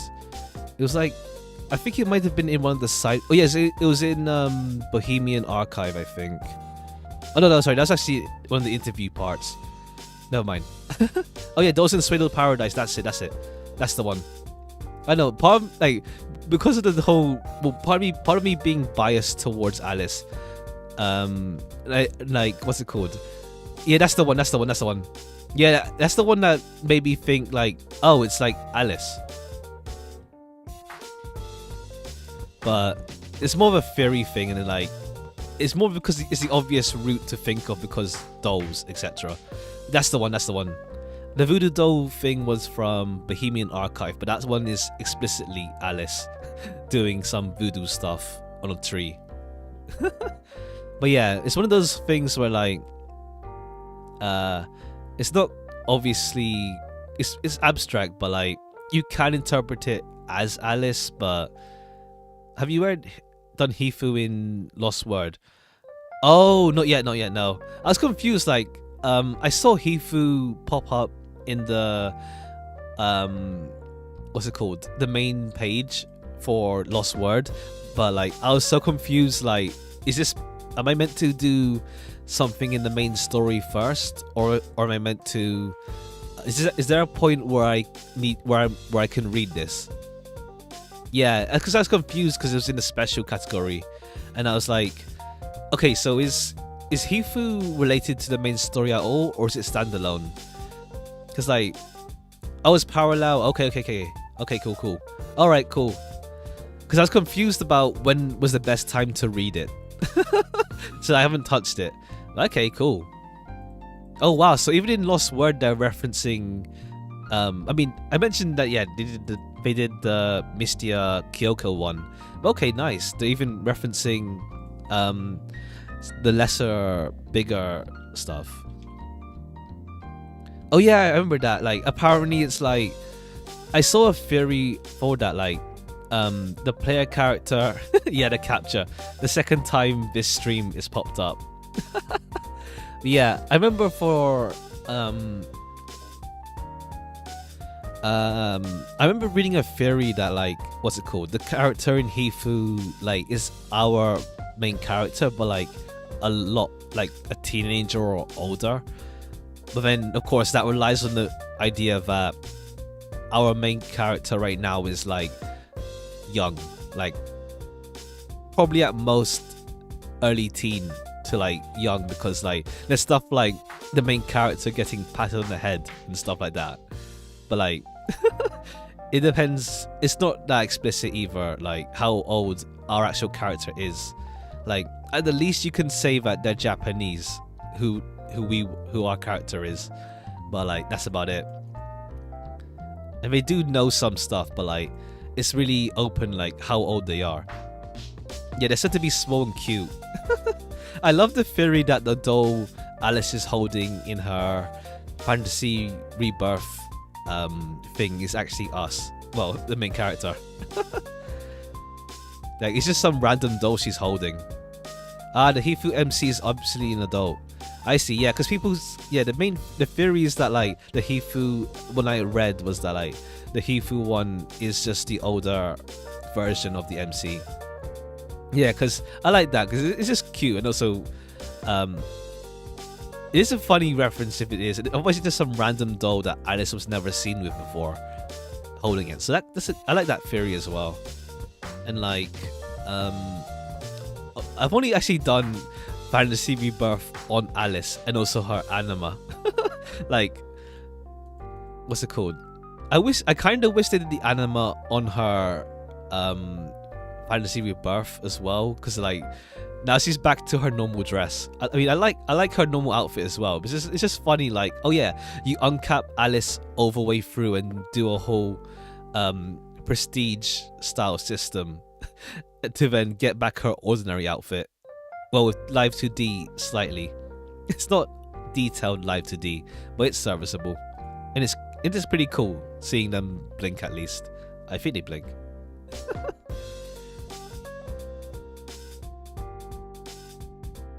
And now, like, what's it called? I see JP a little bit, and I see that like Renko and Mary are involved as well. Yeah, she's actually the only one I've actually worked on Fantasy Rebirthing. It feels like it's too much effort for me to like go through making who else 10 10 10 and then rebirthing them. But maybe I'll do like some favorites sooner or later. Like, I don't think Satori or Kokoro have it yet. No, they don't. They look that recent, but I don't think they have it yet. Oh, you did the others because I was going to grind XP for. True. It's like, what's it called? I use just my main team, but then it's like they're all level 100 now, so I should like throw in some people I want to level. Like anyone I level is like just thrown into school to like level up there instead. I'm also like, I'm seeing the JP like characters slightly, like who else is introduced, and like now I'm waiting for subterranean animism Satori. I do love how what's it called? Oh yeah, Iku. I think my Iku is still leveling up. I managed to get her somehow, I think, and I'm glad I got her. So yeah, I keep using like Yuka for like farming like wave stages for the most part. since all her spell cards are AoE. But I need to check who else has a good spread. But yeah, I do like how like the versions based on the older games are like they do somewhat mimic the art style, the Zun art style in a sense, or like they take more cues from it. Like I love how I guess A11 Satori has that like smug look on her face, and then her T-Rex arms. It's cute. Well, not really T-Rex, but you know what I mean. It's just a joke. Like, because her arms are like super small in the Zun art. Oh, Iku rips, especially for freeway farming since her buff's lost. Oh, okay. Yeah, let me try and find it. Hold on. Not like it does. It emphasizes how small her arms are in the art. Let me check. Let me look for it real quick. Oh, that's hold on. Cause I love some of the Zun art. They have like this charm to it, and it's like, let's see. I think I need to search JP spoilers. I think it's not overly T-Rex arms, but you do get the feel of it. Let me take a look. See, hold on. Oh, there it is.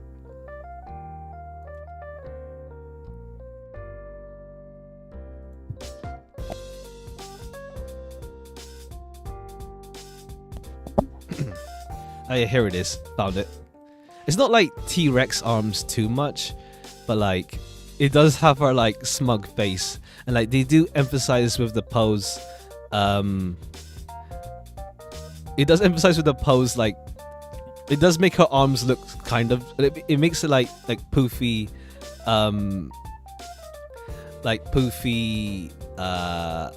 sleeves and like long sleeves and like short arms ish. I love the smug face and like what's it called? Oh, is that the artist?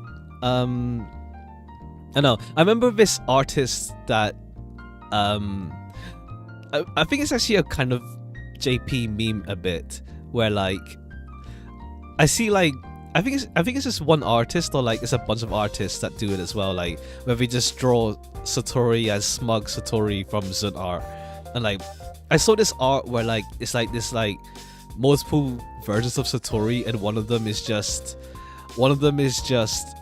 the smug Satori from Zun art. Gosh, I know Zun has this like charm to it. I can't describe it.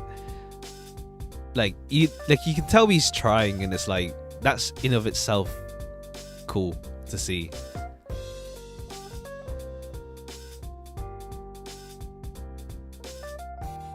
Like, what's it called? I retweeted this art lately of like Zun's Sakuya's, I mean EOSD Sakuya having these like pinchable cheeks. He is slowly improving as well, yeah. Like, I don't know if he gets assistance to help coloring, but like, like when you finally see him trying to do hands in like, I think it was since UFO, where he starts doing hands. Hold on. I think he avoided hands for like so long, and then it's like, or like doing like, oh, you know, he does hands a lot actually. He doesn't, somewhat. He gets more comfortable drawing hands the more as the games progress. I do love the meme about Reimu's stick. I forgot what it's called, but like how in each game Reimu's stick just grows longer and longer. Yeah, I think he has some assistance now as well. True. But yeah, the watercolor style from like early Toho is really nice. Now I think it's like the whole change to like digital, like a lot more digital focus now, yeah, compared to before. Although I love I think 10 Desires is my personal favorite one. But what's it called? I do find the theory about, like, people made this joke theory about Reimu being a zombie in what's it called? 10 Desires, because she's slightly like got this like greenish skin tone to her. I think that's more like how Zun did the shading, but it looks kind of like green undeadish in a game where like there's an undead character as well with Yoshika. Yeah, it's like I think that was the meme going along with 10 Desires that Reimu is a zombie. Especially in a game where we have Yoshika as well. Is that I think it's the shading that makes it have a sort of greenish look to it, even though obviously she's not dead.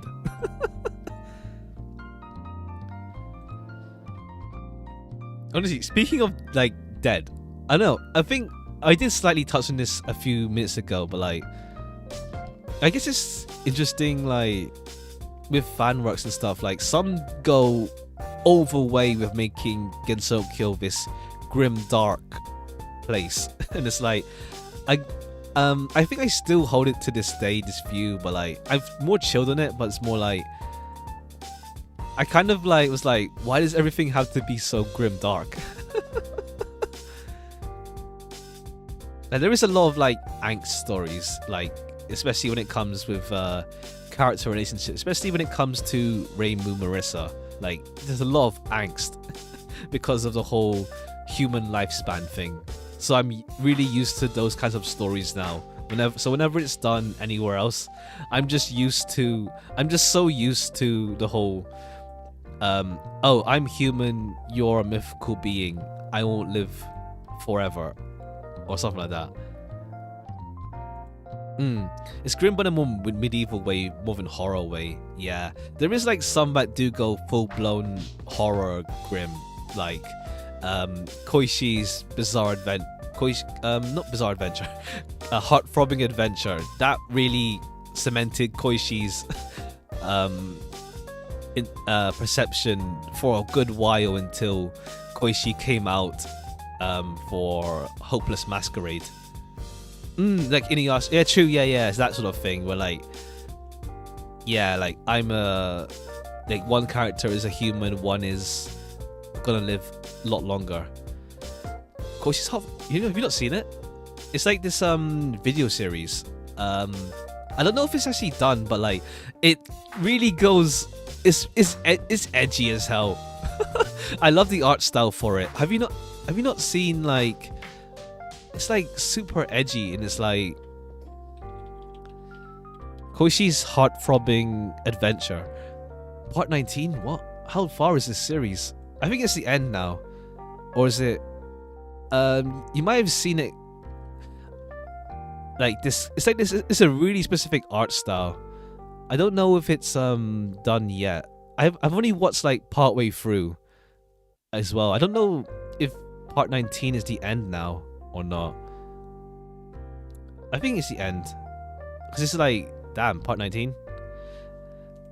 Yeah, it's like it really gave this like it really influenced the whole Psycho Koishi fan interpretation for a good while, until she came out in Hopeless Masquerade, where she's a lot more balanced.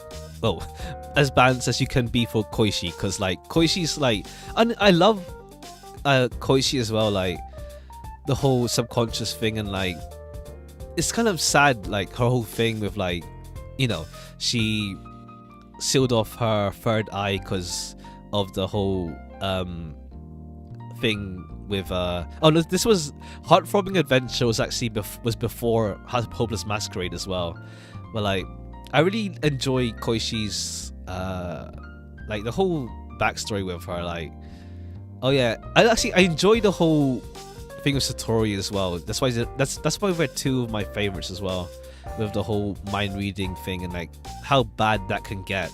Like I think Satori is a lot more chill with it in actual canon compared to fan works, but like, yeah, Koishi obviously wasn't chill when she sealed off her third eye, but then obviously that means that it's like stuff that like, oh yeah, it's weird. It's a weird situation where like I'm not sure whether Satori can perceive Koishi or not, or it's like it's fleeting, or it's just weird and stuff. And like I love the whole Koishi Pebble thing where like the whole subconscious thing is like, I think Koishi translate to pebble or something. There's some pun in there, and like I love the whole thing with it's sad, but it's like with like children, she's like an imaginary friend to them, while people who see her will instantly forget about her once she's out of their consciousness, because in much like a pebble in the road, you notice it there, but then you just forget about it because it's just a pebble. It's sad, but it is really interesting. Oh, nice. So Satori Koishi backstory thing. I think there's a couple like that. I remember there's like a bunch that were. I remember a couple of doujins that I like. I enjoy the ones that do backstory. Like, hold on.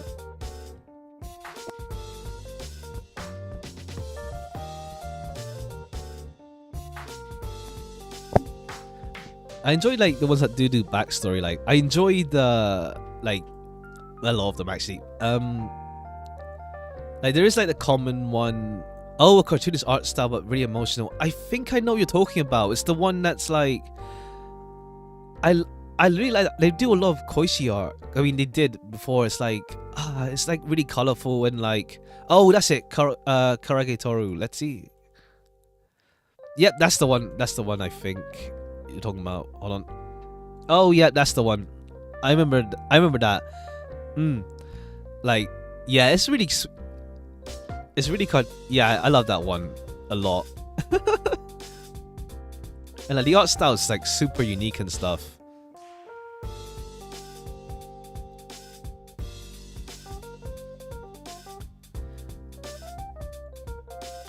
Yeah, so like honestly, yeah, the Toho fandom stuff is what really like inspired me like way back then, even now to be honest.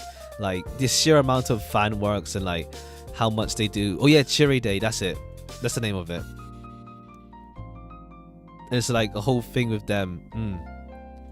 And like I really like, I don't know, just like the sheer amount of fan work and like how much freedom they had in terms of interpreting characters or making stuff. And like it's a lot of it really is a passion project in a sense.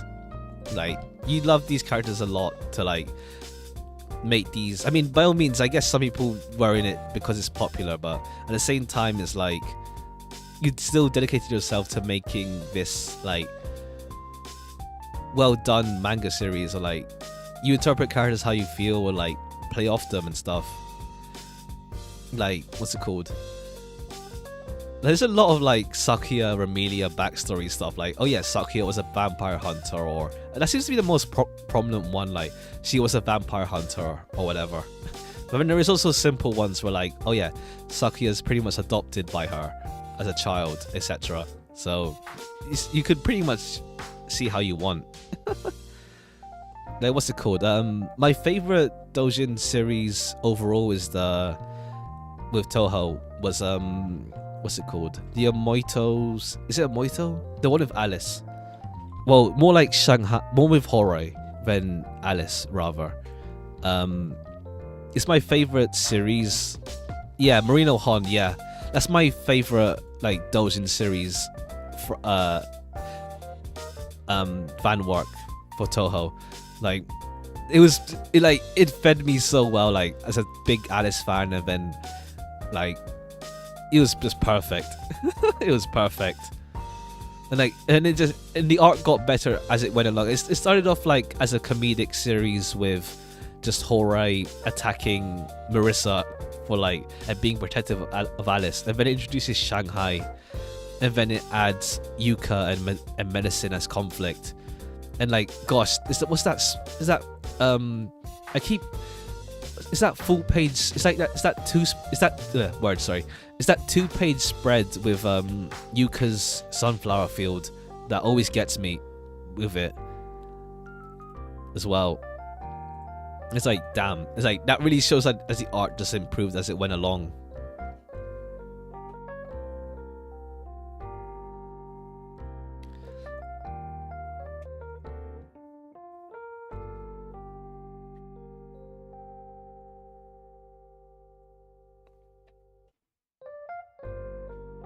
Hey, that's your Twitter header for a while.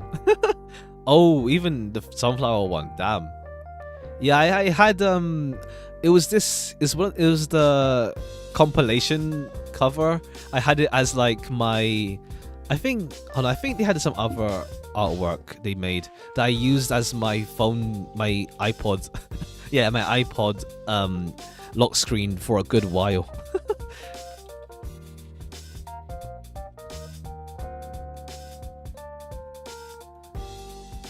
Where is it?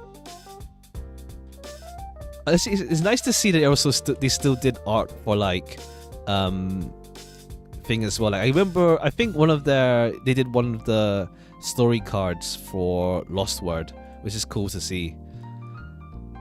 Yeah, I used like one of the. I think they actually had an updated version for like, let's just see, a lot more cheery. I didn't actually see that until now. Let me retweet it actually. But actually, damn. I used they used it for like the compilation release, but like they have one that's a lot more serious. I used this one so much as my phone lock screen cover, my iPod lock screen for so long. And they have one that's. It turns out they also have one that's a lot more cheery. Oh, it's still cheery, but like with like Horai smiling and stuff. It's an updated version of it. That's really cool.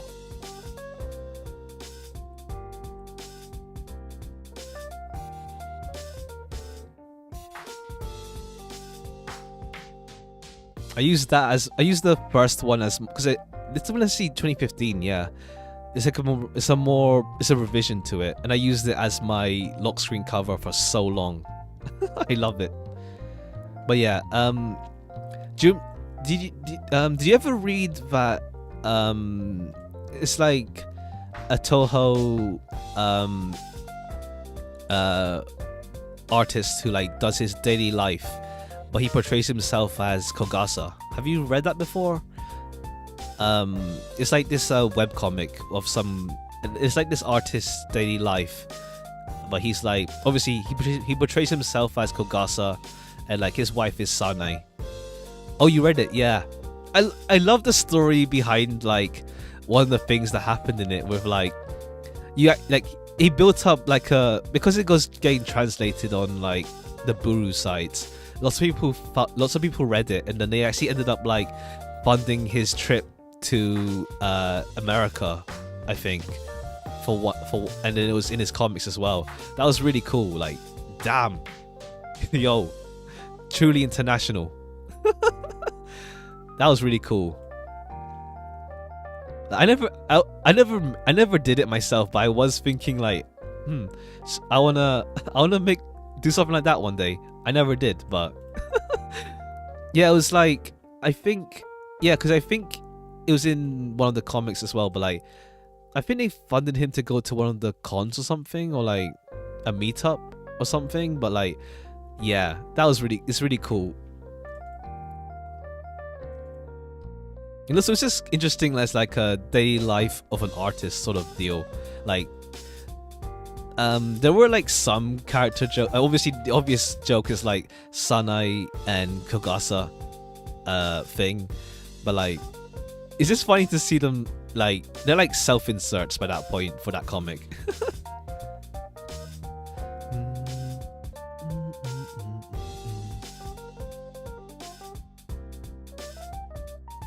The chances really attended a con, but I forgot about the fans funding him part. I think it was the fan funding him.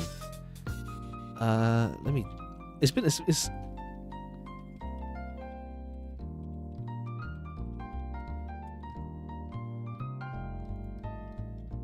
Oh yeah, hang in there, Kogasa-san. That's what it's called. God, it's been so long since I've seen this guy. How are you doing now?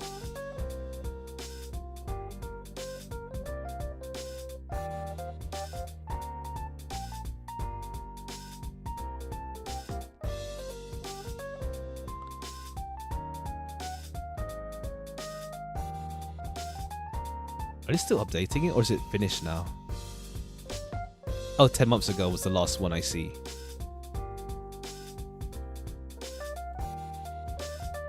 Oh, maybe they're on hiatus or something.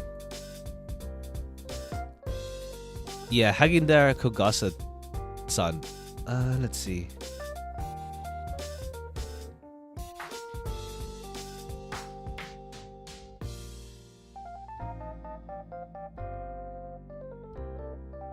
I think I can't find the info on it. I vaguely feel like he did go to America. Yeah, when he went to America maybe or something.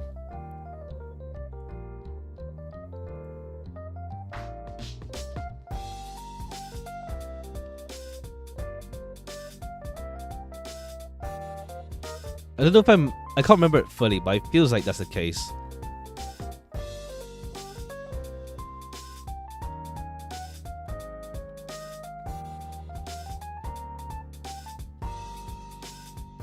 But yeah, I remember like reading that for like a long while, like just like having it. There was this joke with my friends before where like I had like so many tabs opened up on my browser, and that's pretty much just me keeping track of all the Toho what's it called, of pretty much all the Toho comics and stuff, like to keep me in check with them. And like I had so many tabs opened of that stuff, and my friend just started joking that I have so many tabs open, like why? And it's just because it's all those Toho comics that I'm keeping track of, the web comics and all that.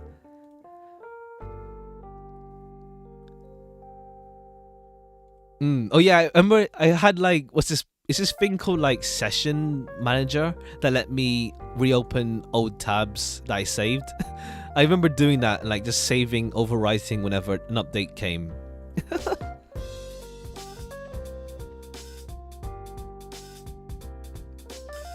Like, what's it called? There was this like one I read, but I think I read it out of spite. Not spite, more like I wasn't a fan of it, but like I don't know why I kept reading it even if I wasn't enjoying it. Like, it's like this Toho wrestling one, and it's based on like, obviously it's based on wrestling tropes, and like I think it's based on Kinnikuman, that old Japanese wrestling anime. But like, and obviously because it leans on wrestling tropes, there's a lot of wrestling tropes. And like the issue, I wasn't really like much of a fan of it. Like it did like, it had like some stuff I wasn't much of a fan of. It's like the whole natural talent thing with Reimu versus like, you know, hard work with Marissa, because you know, Reimu being Reimu, and then Marissa, all that. You know the characters, why am I saying this? But like, yeah, that really got me annoyed a lot. I hated that aspect of it. And it's like I was rooting for, I mean, I was like, back in the day I didn't really like Reimu that much. Now I like her more, to be fair. But like when I was younger, I didn't really like Reimu much, partly because of that comic, to be honest.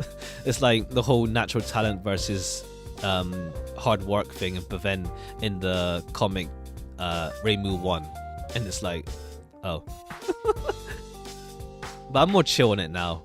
And like I do, like I think back then I didn't just get wrestling tropes and stuff. Like there's obviously stuff like heel turns, heels, faces, whatever, in that obviously was played up. Gosh, I remember like I think, was it the one was like the RPG one. Like I think it was like Toho set in like an RPG world or something. I think that was the one with the famous Patchley comic with like, I'm Patchy the mage, I like hip hop, yo, something like that.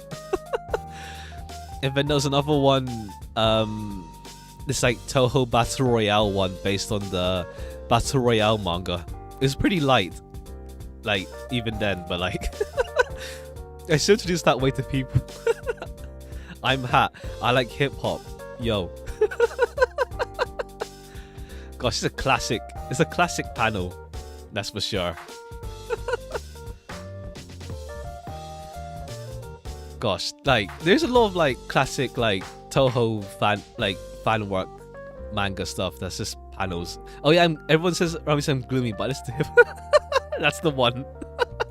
That's the one. And it's like, it's just funny because it's like actually just looking gloomy anyway, with that eye style and stuff. And it's like, yeah, I like hip hop and stuff. It's like that. What's it called? That being hip and all that stuff. She just appears, yeah. I think the Battle Royale one was by the same person as well, I think. It's been a while. Nobody asked. Just appears, nobody asked. Nice introduction, for sure.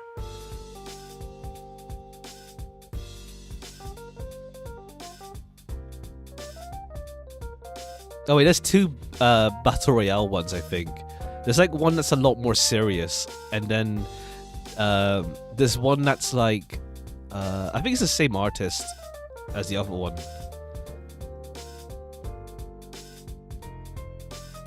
But it's like a lot more, maybe it isn't, I don't think it's the same artist, but it's more comedic. Like there's two Battle Royale ones. Yeah, Pagarata. Oh yeah, the Pagarata one. Yeah, that was the one that's a lot more serious as well. That was the one. No, sorry, that's the one that's a lot more comedic. That's the one. Oh yeah, I remember now. I'm just seeing it now. Like, oh yeah, the one where they go to school as well. Yeah, that's the one. It's just funny. Like, I'm seeing like a bunch of like old like Toho artists who just moved on to like bigger things. Like, I know Marino Hon has like a couple official manga stuff now with like, and like he designed the characters. I think it's his own IP as well. Was it called Nightmare Mary or something like that? Oh yeah, Bookub. The biggest one. Let's go. Yeah, Big Bookub is now like, damn, Pop Team Epic everywhere. Here we go. And the iconic art style. Let's go. Oh yeah, gosh darn it. Like the Chen honk honk. That's the most classic, one of the classic memes. Like, did you see that Bookub is becoming a VTuber, or like getting a VTuber model, or like made one now? Even he's getting to streaming. Let's go.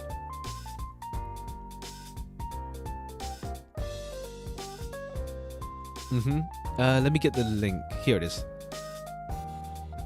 Oh, he has a video already on it. Oh, he's already debuted. Okay.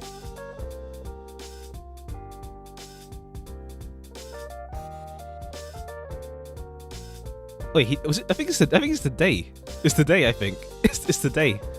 He actually, I think he seems to have been streaming for a while, but like, yeah, he started streaming for a while, but okay, he actually debuted today.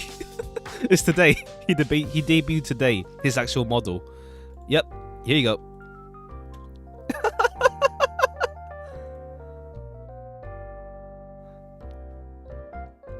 It's actually, I didn't expect the art style to be like this cutesy, but okay, cool. Everyone is becoming a VTuber now. Let's go.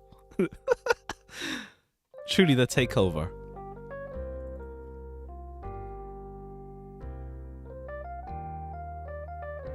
It seems he's been doing like Endwalker streams, like, well, way back.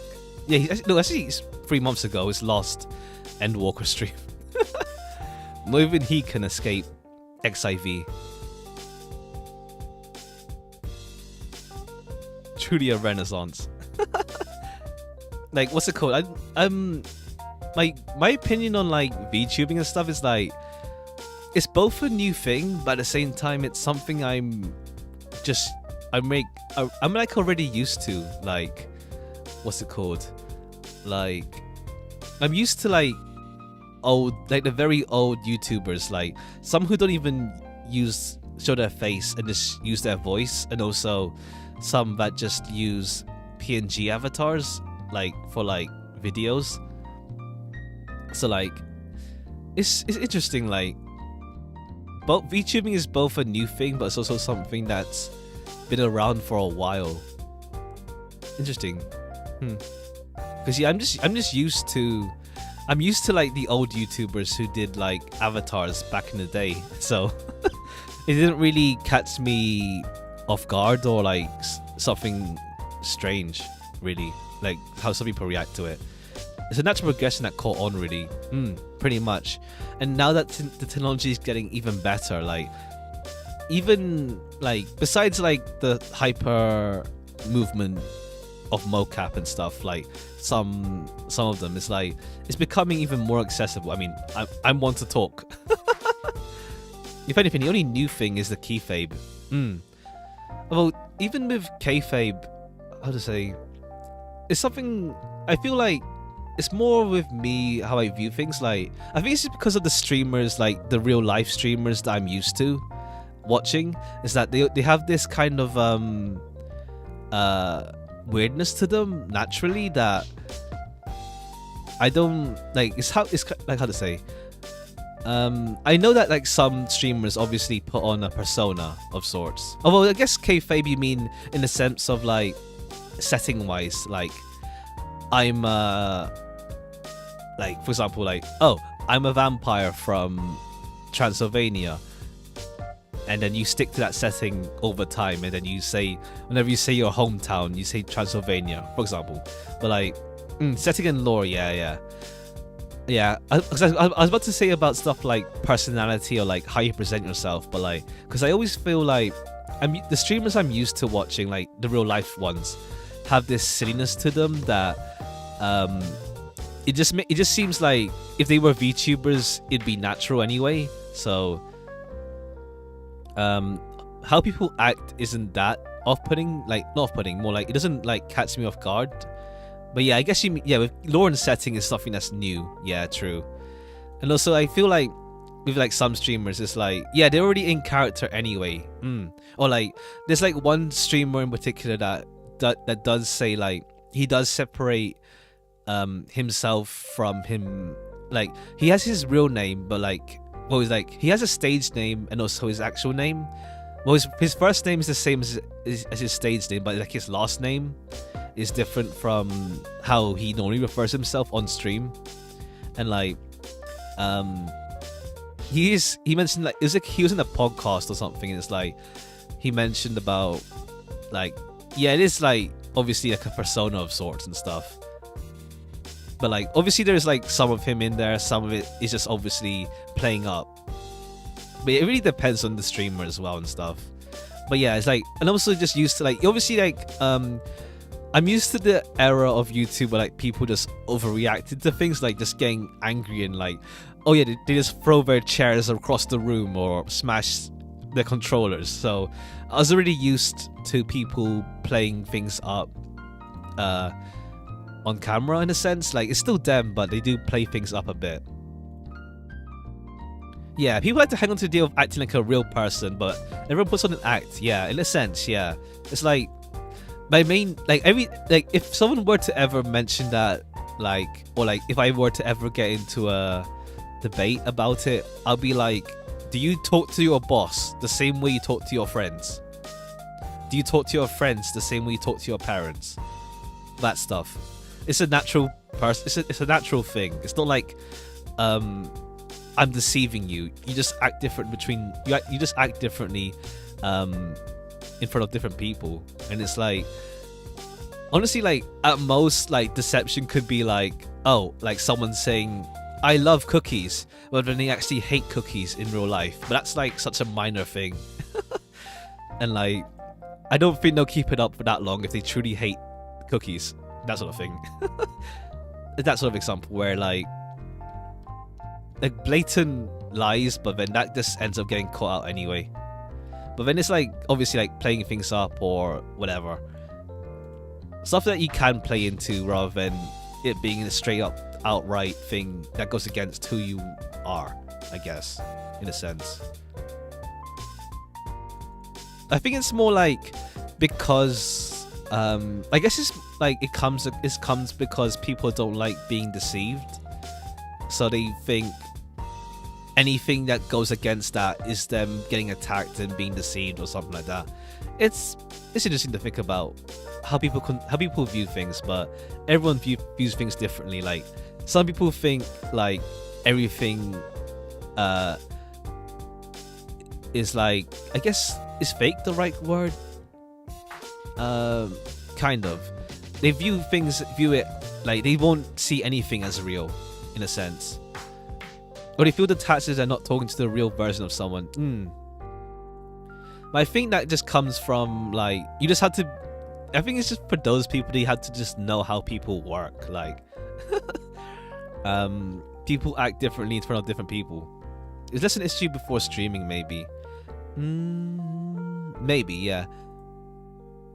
I think it's more like the case where like if people take things at face value also, and like it really depends. Like there's so many ways you can just approach how you see it, honestly. There's just so many ways to approach it. Videos have comments, streams have live traps. Oh yeah, true, yeah. And like videos is like you can edit it down, and then you can obviously project yourself in a more, how to say, edited manner, in a sense. But yeah, at the end it also just depends purely on the streamer. Like they have their own style. Like how they do things is how they do things, pretty much.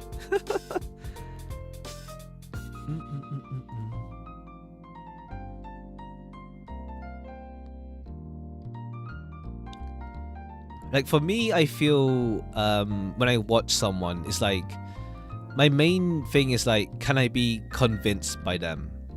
Is my main thing. Like not like true, false, fake or real. More like, can I just be convinced by them and just enjoy my time? Pretty much. Like I don't have to think like they're trying a bit too hard or that sort of thing. That sort of feeling, I guess you could say.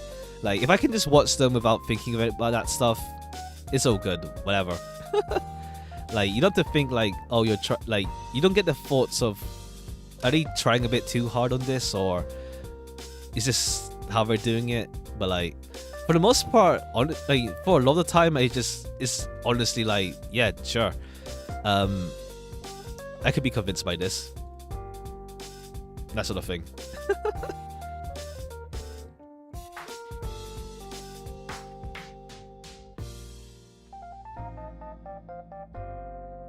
Oh no, I mean not like convinced, but like, oh, can I truly believe like XY is like, I don't know, a cat, like, or something like that, or like an animal. More like how to say, can I be convinced by, like, am I comfortable watching them, and like, are they comfortable, do they seem comfortable streaming themselves, that sort of thing. Like if someone's comfortable streaming, it's so much easier to watch them, that's for sure.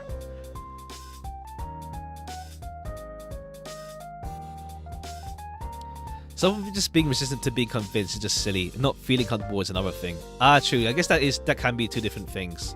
True. Like some people just can't. There's a lot to like get used to if you're just totally new to this sort of thing, in terms of people watching.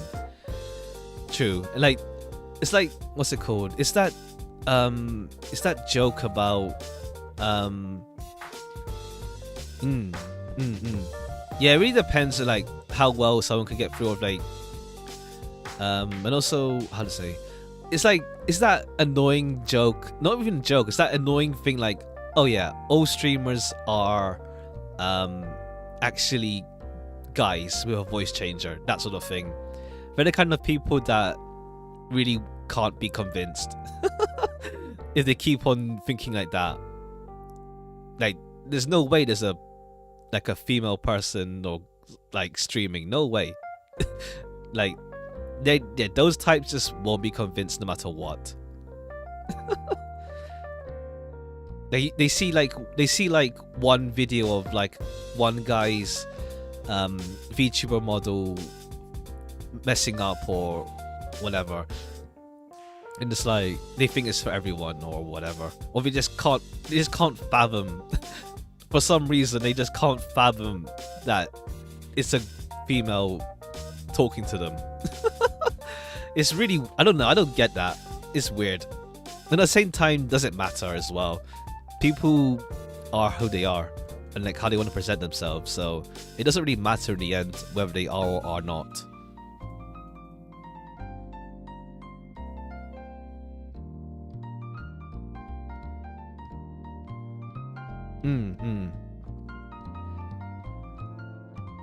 It's getting there, I feel, hopefully, but yeah. It's like a thing with like I saw about VR chat, like it's actually like VR chat's actually apparently a pretty good thing for like, you know, people can just express themselves how they are and stuff. Yeah, unless you're not saying you're updated, unless you're trying to do something harmful. Like by that point, like if you're being malicious and lying, but that's like those cases for sure. But like for the most part, no one's being malicious about it. They just are who they are, who they want to try and be, or they're just, you know, sometimes they just are like acting, I guess, but also not without malicious intent, just doing it.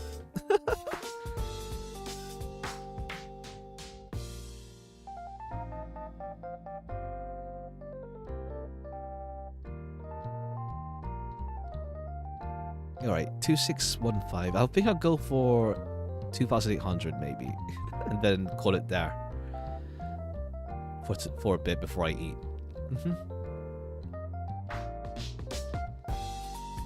But yeah, streaming is like, what's it called? It's already something that's been around for a long time. Like, not a long time, but like it's something that caught on for a while. Like, I remember like I saw this meme with like I saw this meme and it was like saying like it's like this reaction style meme where like it's like this clip from a show and it's like this guy like cheering and clapping his friend, like getting his friend to clap with him, and it's like when you what's it called, when you tell your friend about how you're both going to be living in a mansion together and being streamers. It's like that kind of thing has been around for like a long while now. Like I remember like one of my friends was also like that as well, and like, yeah, one day we're all gonna live in a mansion, like we're gonna stream and that stuff. I love that dream, honestly. Like it is sweet. Like obviously like it's not feasible for everyone, but like it is sweet that like even back then, like it's just dreams that you have as when you're younger, and it's like, yep, we're all gonna live in a mansion together and like we're gonna be streamers and like, or we're gonna make gaming videos, etc. Because I think there was like this YouTuber group that did do that before, and that kind of inspired a lot of people. Of the college roommates, I'm okay with being a little distant from my friends. Yeah. Honestly, it's one of those things where it's like, as a kid, you don't realize that, you know, you're gonna be living with this guy, like actual living with them, and are you sure you're gonna be able to handle their habits and all that stuff? Like, what's it called? You can be best friends with someone, but like, you probably don't want to live with them, and that's fine, honestly. They can sleep over, of course, but like, you might not want to live with them for your waking day. Like with like, you know, sometimes people like are the type to like wake up super late, or like they're the type to have these weird morning habits or whatever. And it's like, or even just weird like cleanliness stuff or whatever.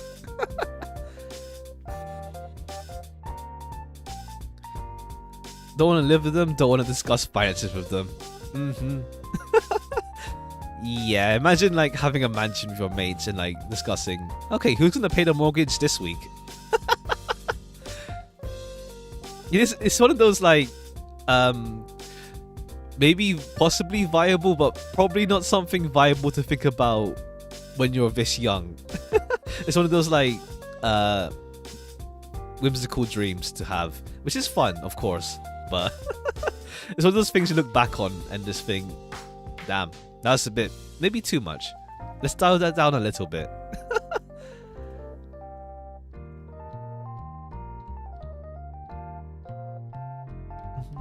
Doing our taxes collab. Gosh, I swear down if like one day we get like a VTuber stream of like just two dudes, two people just like doing their taxes together. It's content. Oh, then again, you probably don't want to be showing your tax information on stream.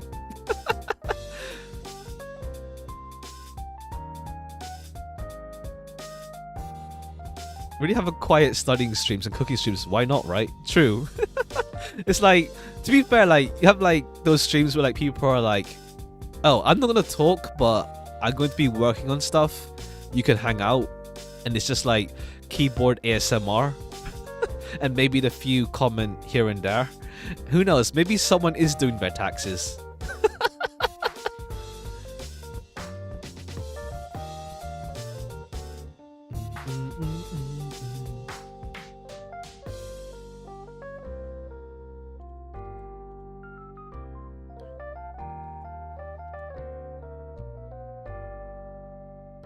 But it's interesting, like, even like the most simplest stuff, like, it is interesting to see, like, you know, like like stuff like cooking and stuff, like, would be so easy to do as a real live streamer, but like, you still manage to find a way to adapt it as a virtual streamer, for sure.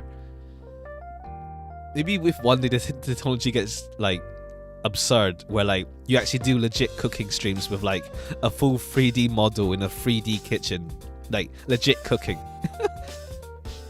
I think it has been done in a couple 3D streams, but like as in like, but like actual cooking, like all the ingredients are 3D models as well, and like it actually shows the actual cutting and all that stuff.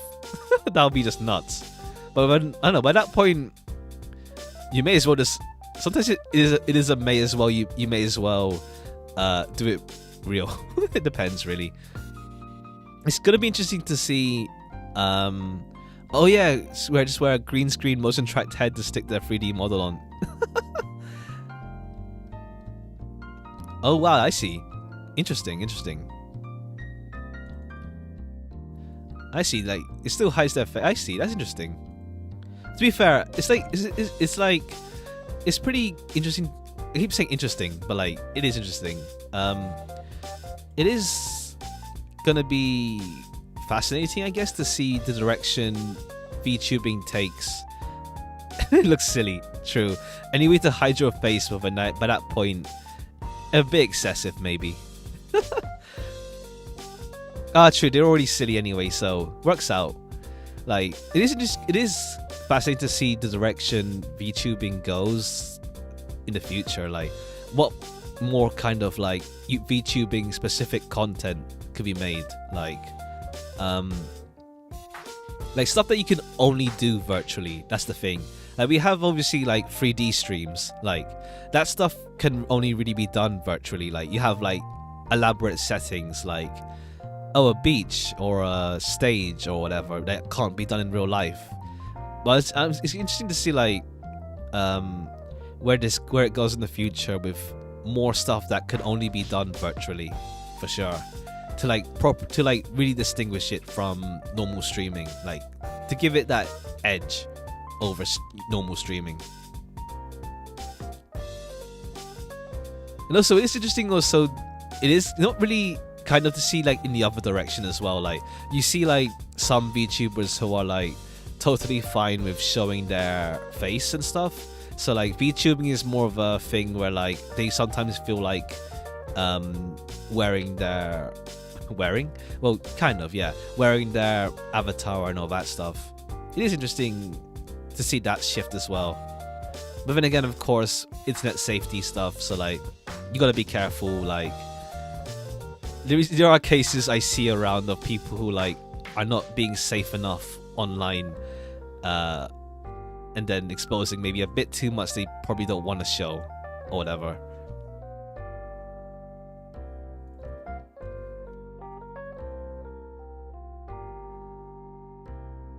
But at the same time, yeah, VTubing does provide a way to show like a humanoid, well, a body, without actually showing your actual face.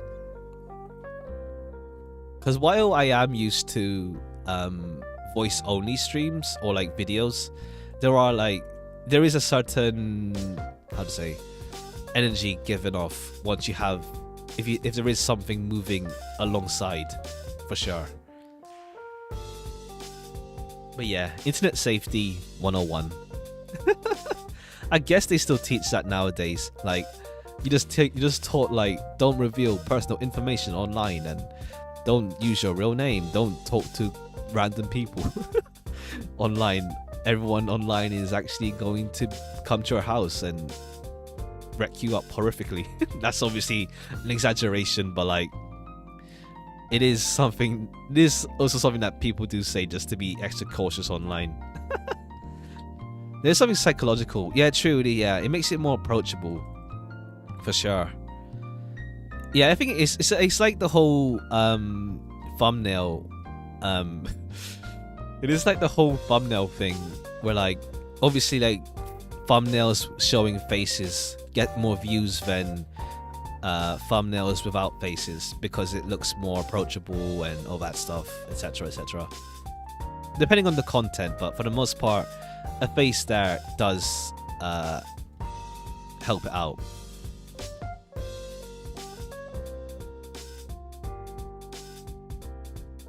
Alright, almost there at 2800. We'll end it there after we reach that amount. We're almost there. Let's go.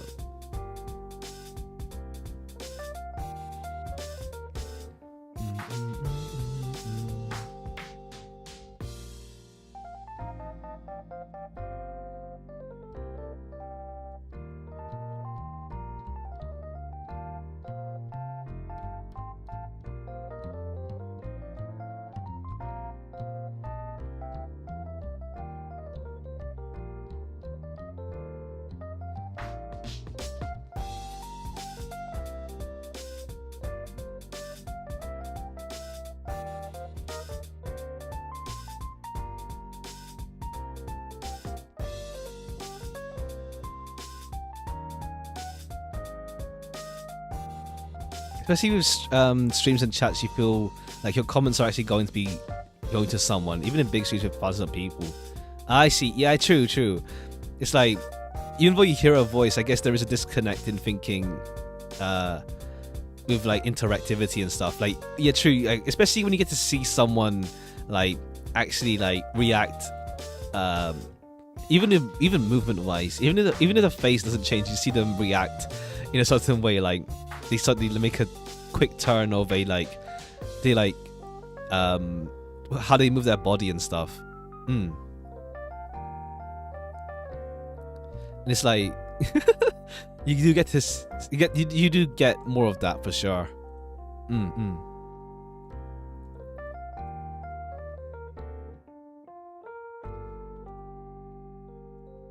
Okay, 2 more to go. Well, not 2 more, more like probably like 10 more raids. No, not 10. That's a bit much. We'll see.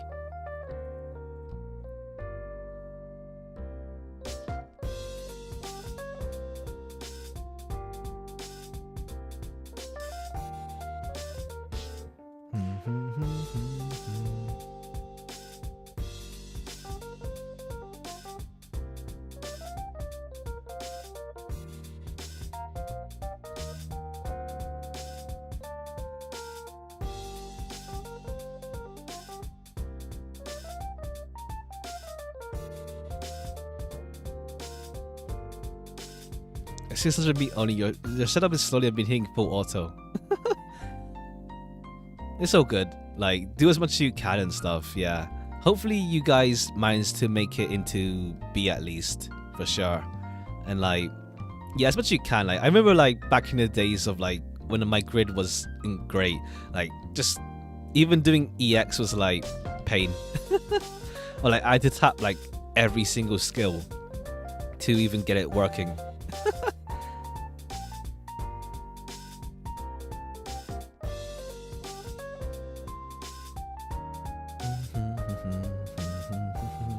$600, and we're gonna have like the nightmares, the higher level ones available sooner than later as well. I guess it's more crystals at least from once you do 150 if the crew managed to unlock it. and then there's 200. We'll see how it goes. There's only 2 turn EX plus, but can just smack refresh. Ah, actually, that's good. That speeds things up for sure.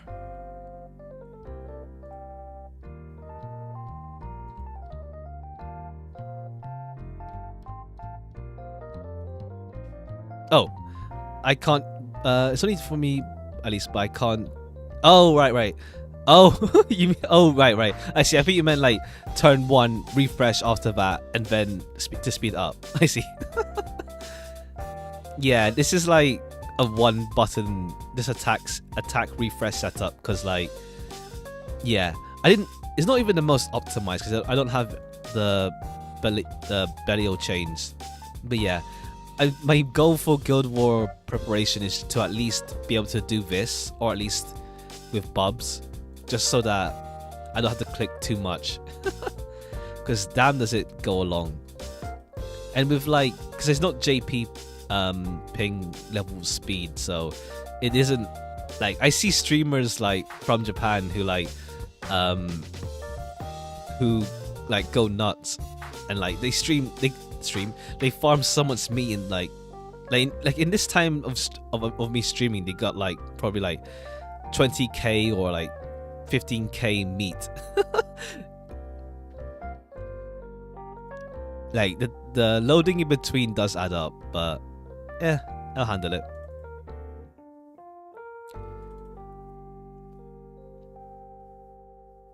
All right, almost there.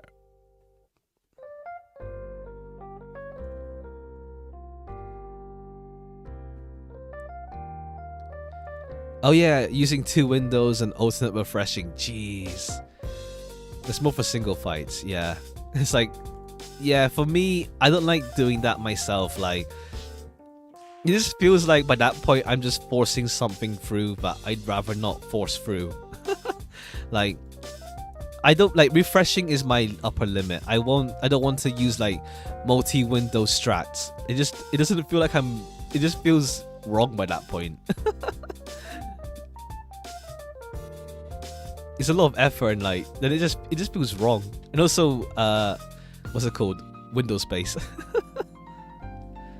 Like I want to play it as a game. I don't want to play it like some sort of weird ass, I don't even know what to call it. I see people like multi-window refresh and like the whole fight is refresh. I can't play it like that. I refresh sometimes, but not all the time. It just makes, unless I'm in a big rush, it just doesn't feel like I'm playing a game anymore. It just feels like I don't even know anymore. It just feels like something nuts. If I just refresh over time. Yeah, I'm refreshing here. That's my limit. I hate seeing showcase videos. I just want to see the cool effects. It's like I see like a showcase of like the hard raids, like Lucilius or Bubs or whatever, and it's like, stop refreshing. I want to see how your team handles the attack. Can you tank it? How does your team survive this? Do you cancel delay? No, I can't see what the hell is going on. It's just speed. Like, especially for far, where it's like there's a lot of mechanics in that. Well, I think the mechanics can be simplified down, but it's like, how are you handling this raid without dying? Let me see, instead of you just refreshing over time. Just pause and figure out what happened for sure. It's like, oh, someone lost HP a little bit, or like Satyr or MC. Was that Phosphorus? Or like, oh, you got a debuff, or you get no debuff, etc, etc.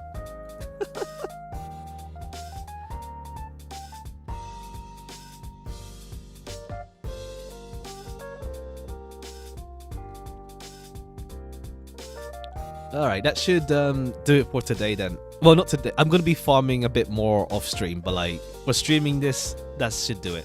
Right now, now it's just like tradition for me to like just stream Guild War. And honestly, it's a way for me to test out my chatting capabilities. Because honestly, one thing I felt before streaming was that I wouldn't know how to chat that well. Like, pure chatting streams, I won't be able to do them. Like, I think I work with like I can go on tangents, but like I need something to start me off. That's for sure. But it does. I do enjoy like doing these like simple streams as well. But yeah. Otsu and like cheers for coming as well. I'll be streaming Ruina on the 23rd, which is interlude day. During interlude. But I've decided to continue it honestly. But like, I do this week is probably lighter unless I just do unplanned streams. But to be fair, I am also using this time just to get some things I want done as well, like partly channel related, partly just stuff I want to do. So it's a slightly lighter week. Well, not even slightly. For the most part, it'll be lighter, but I might do unplanned streams here and there. We'll see. I'll post in advance if I do, but yeah, I'll do Arena at least once this week because I'm too excited to continue playing it. Like, as I mentioned, I do listen to the music a bunch now, and like now I'm like the difference between Ruina and Lobotomy Corp is that I feel like if I didn't play Lobotomy Corp, I still have fun with Ruina, but like my current reason right now for Ruina is that I'm excited by the characters and also the abnormalities and seeing where everyone goes. Like, what's it called? There's like stuff I appreciate so much more because I played Ruina. I mean, like, Lobotomy Corp. Like today's, okay, this is Granblue, but I'm talking about Ruina. Let's go. Like with today's Shy Look, I appreciate the mechanics so much because it's like really so much like the game itself, like Lobotomy Corp. So I appreciate it mechanically so much, and like how it like is adapted into a card game with like some of the others as well. But yeah, remind me of Granblue Lina. For real. Like even before this, I was talking about what if we got like Sephora based character. Like we have Farsan using the Tree of Life sort of imagery in his attack, but then it's like I wonder if one day we'll get like a character in Granblue called Hod or Malkuth or Chesed. That'd be funny, but maybe one day when we get more angel stuff, who knows.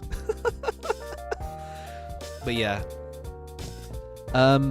depending on, honestly, it depends also like how the rounds go. Like if one round is chill as hell or there is no chance at all, I'll probably do a stream my usual time for Arena. I don't want to do Arena at a late time because I know a lot of people who come to watch it are more used to the earlier time. So I'd keep my usual time for Arena. So yeah, we'll see how it goes. But yeah, thanks again for coming, and I'll catch you later. Good luck with Guild War. Bye bye.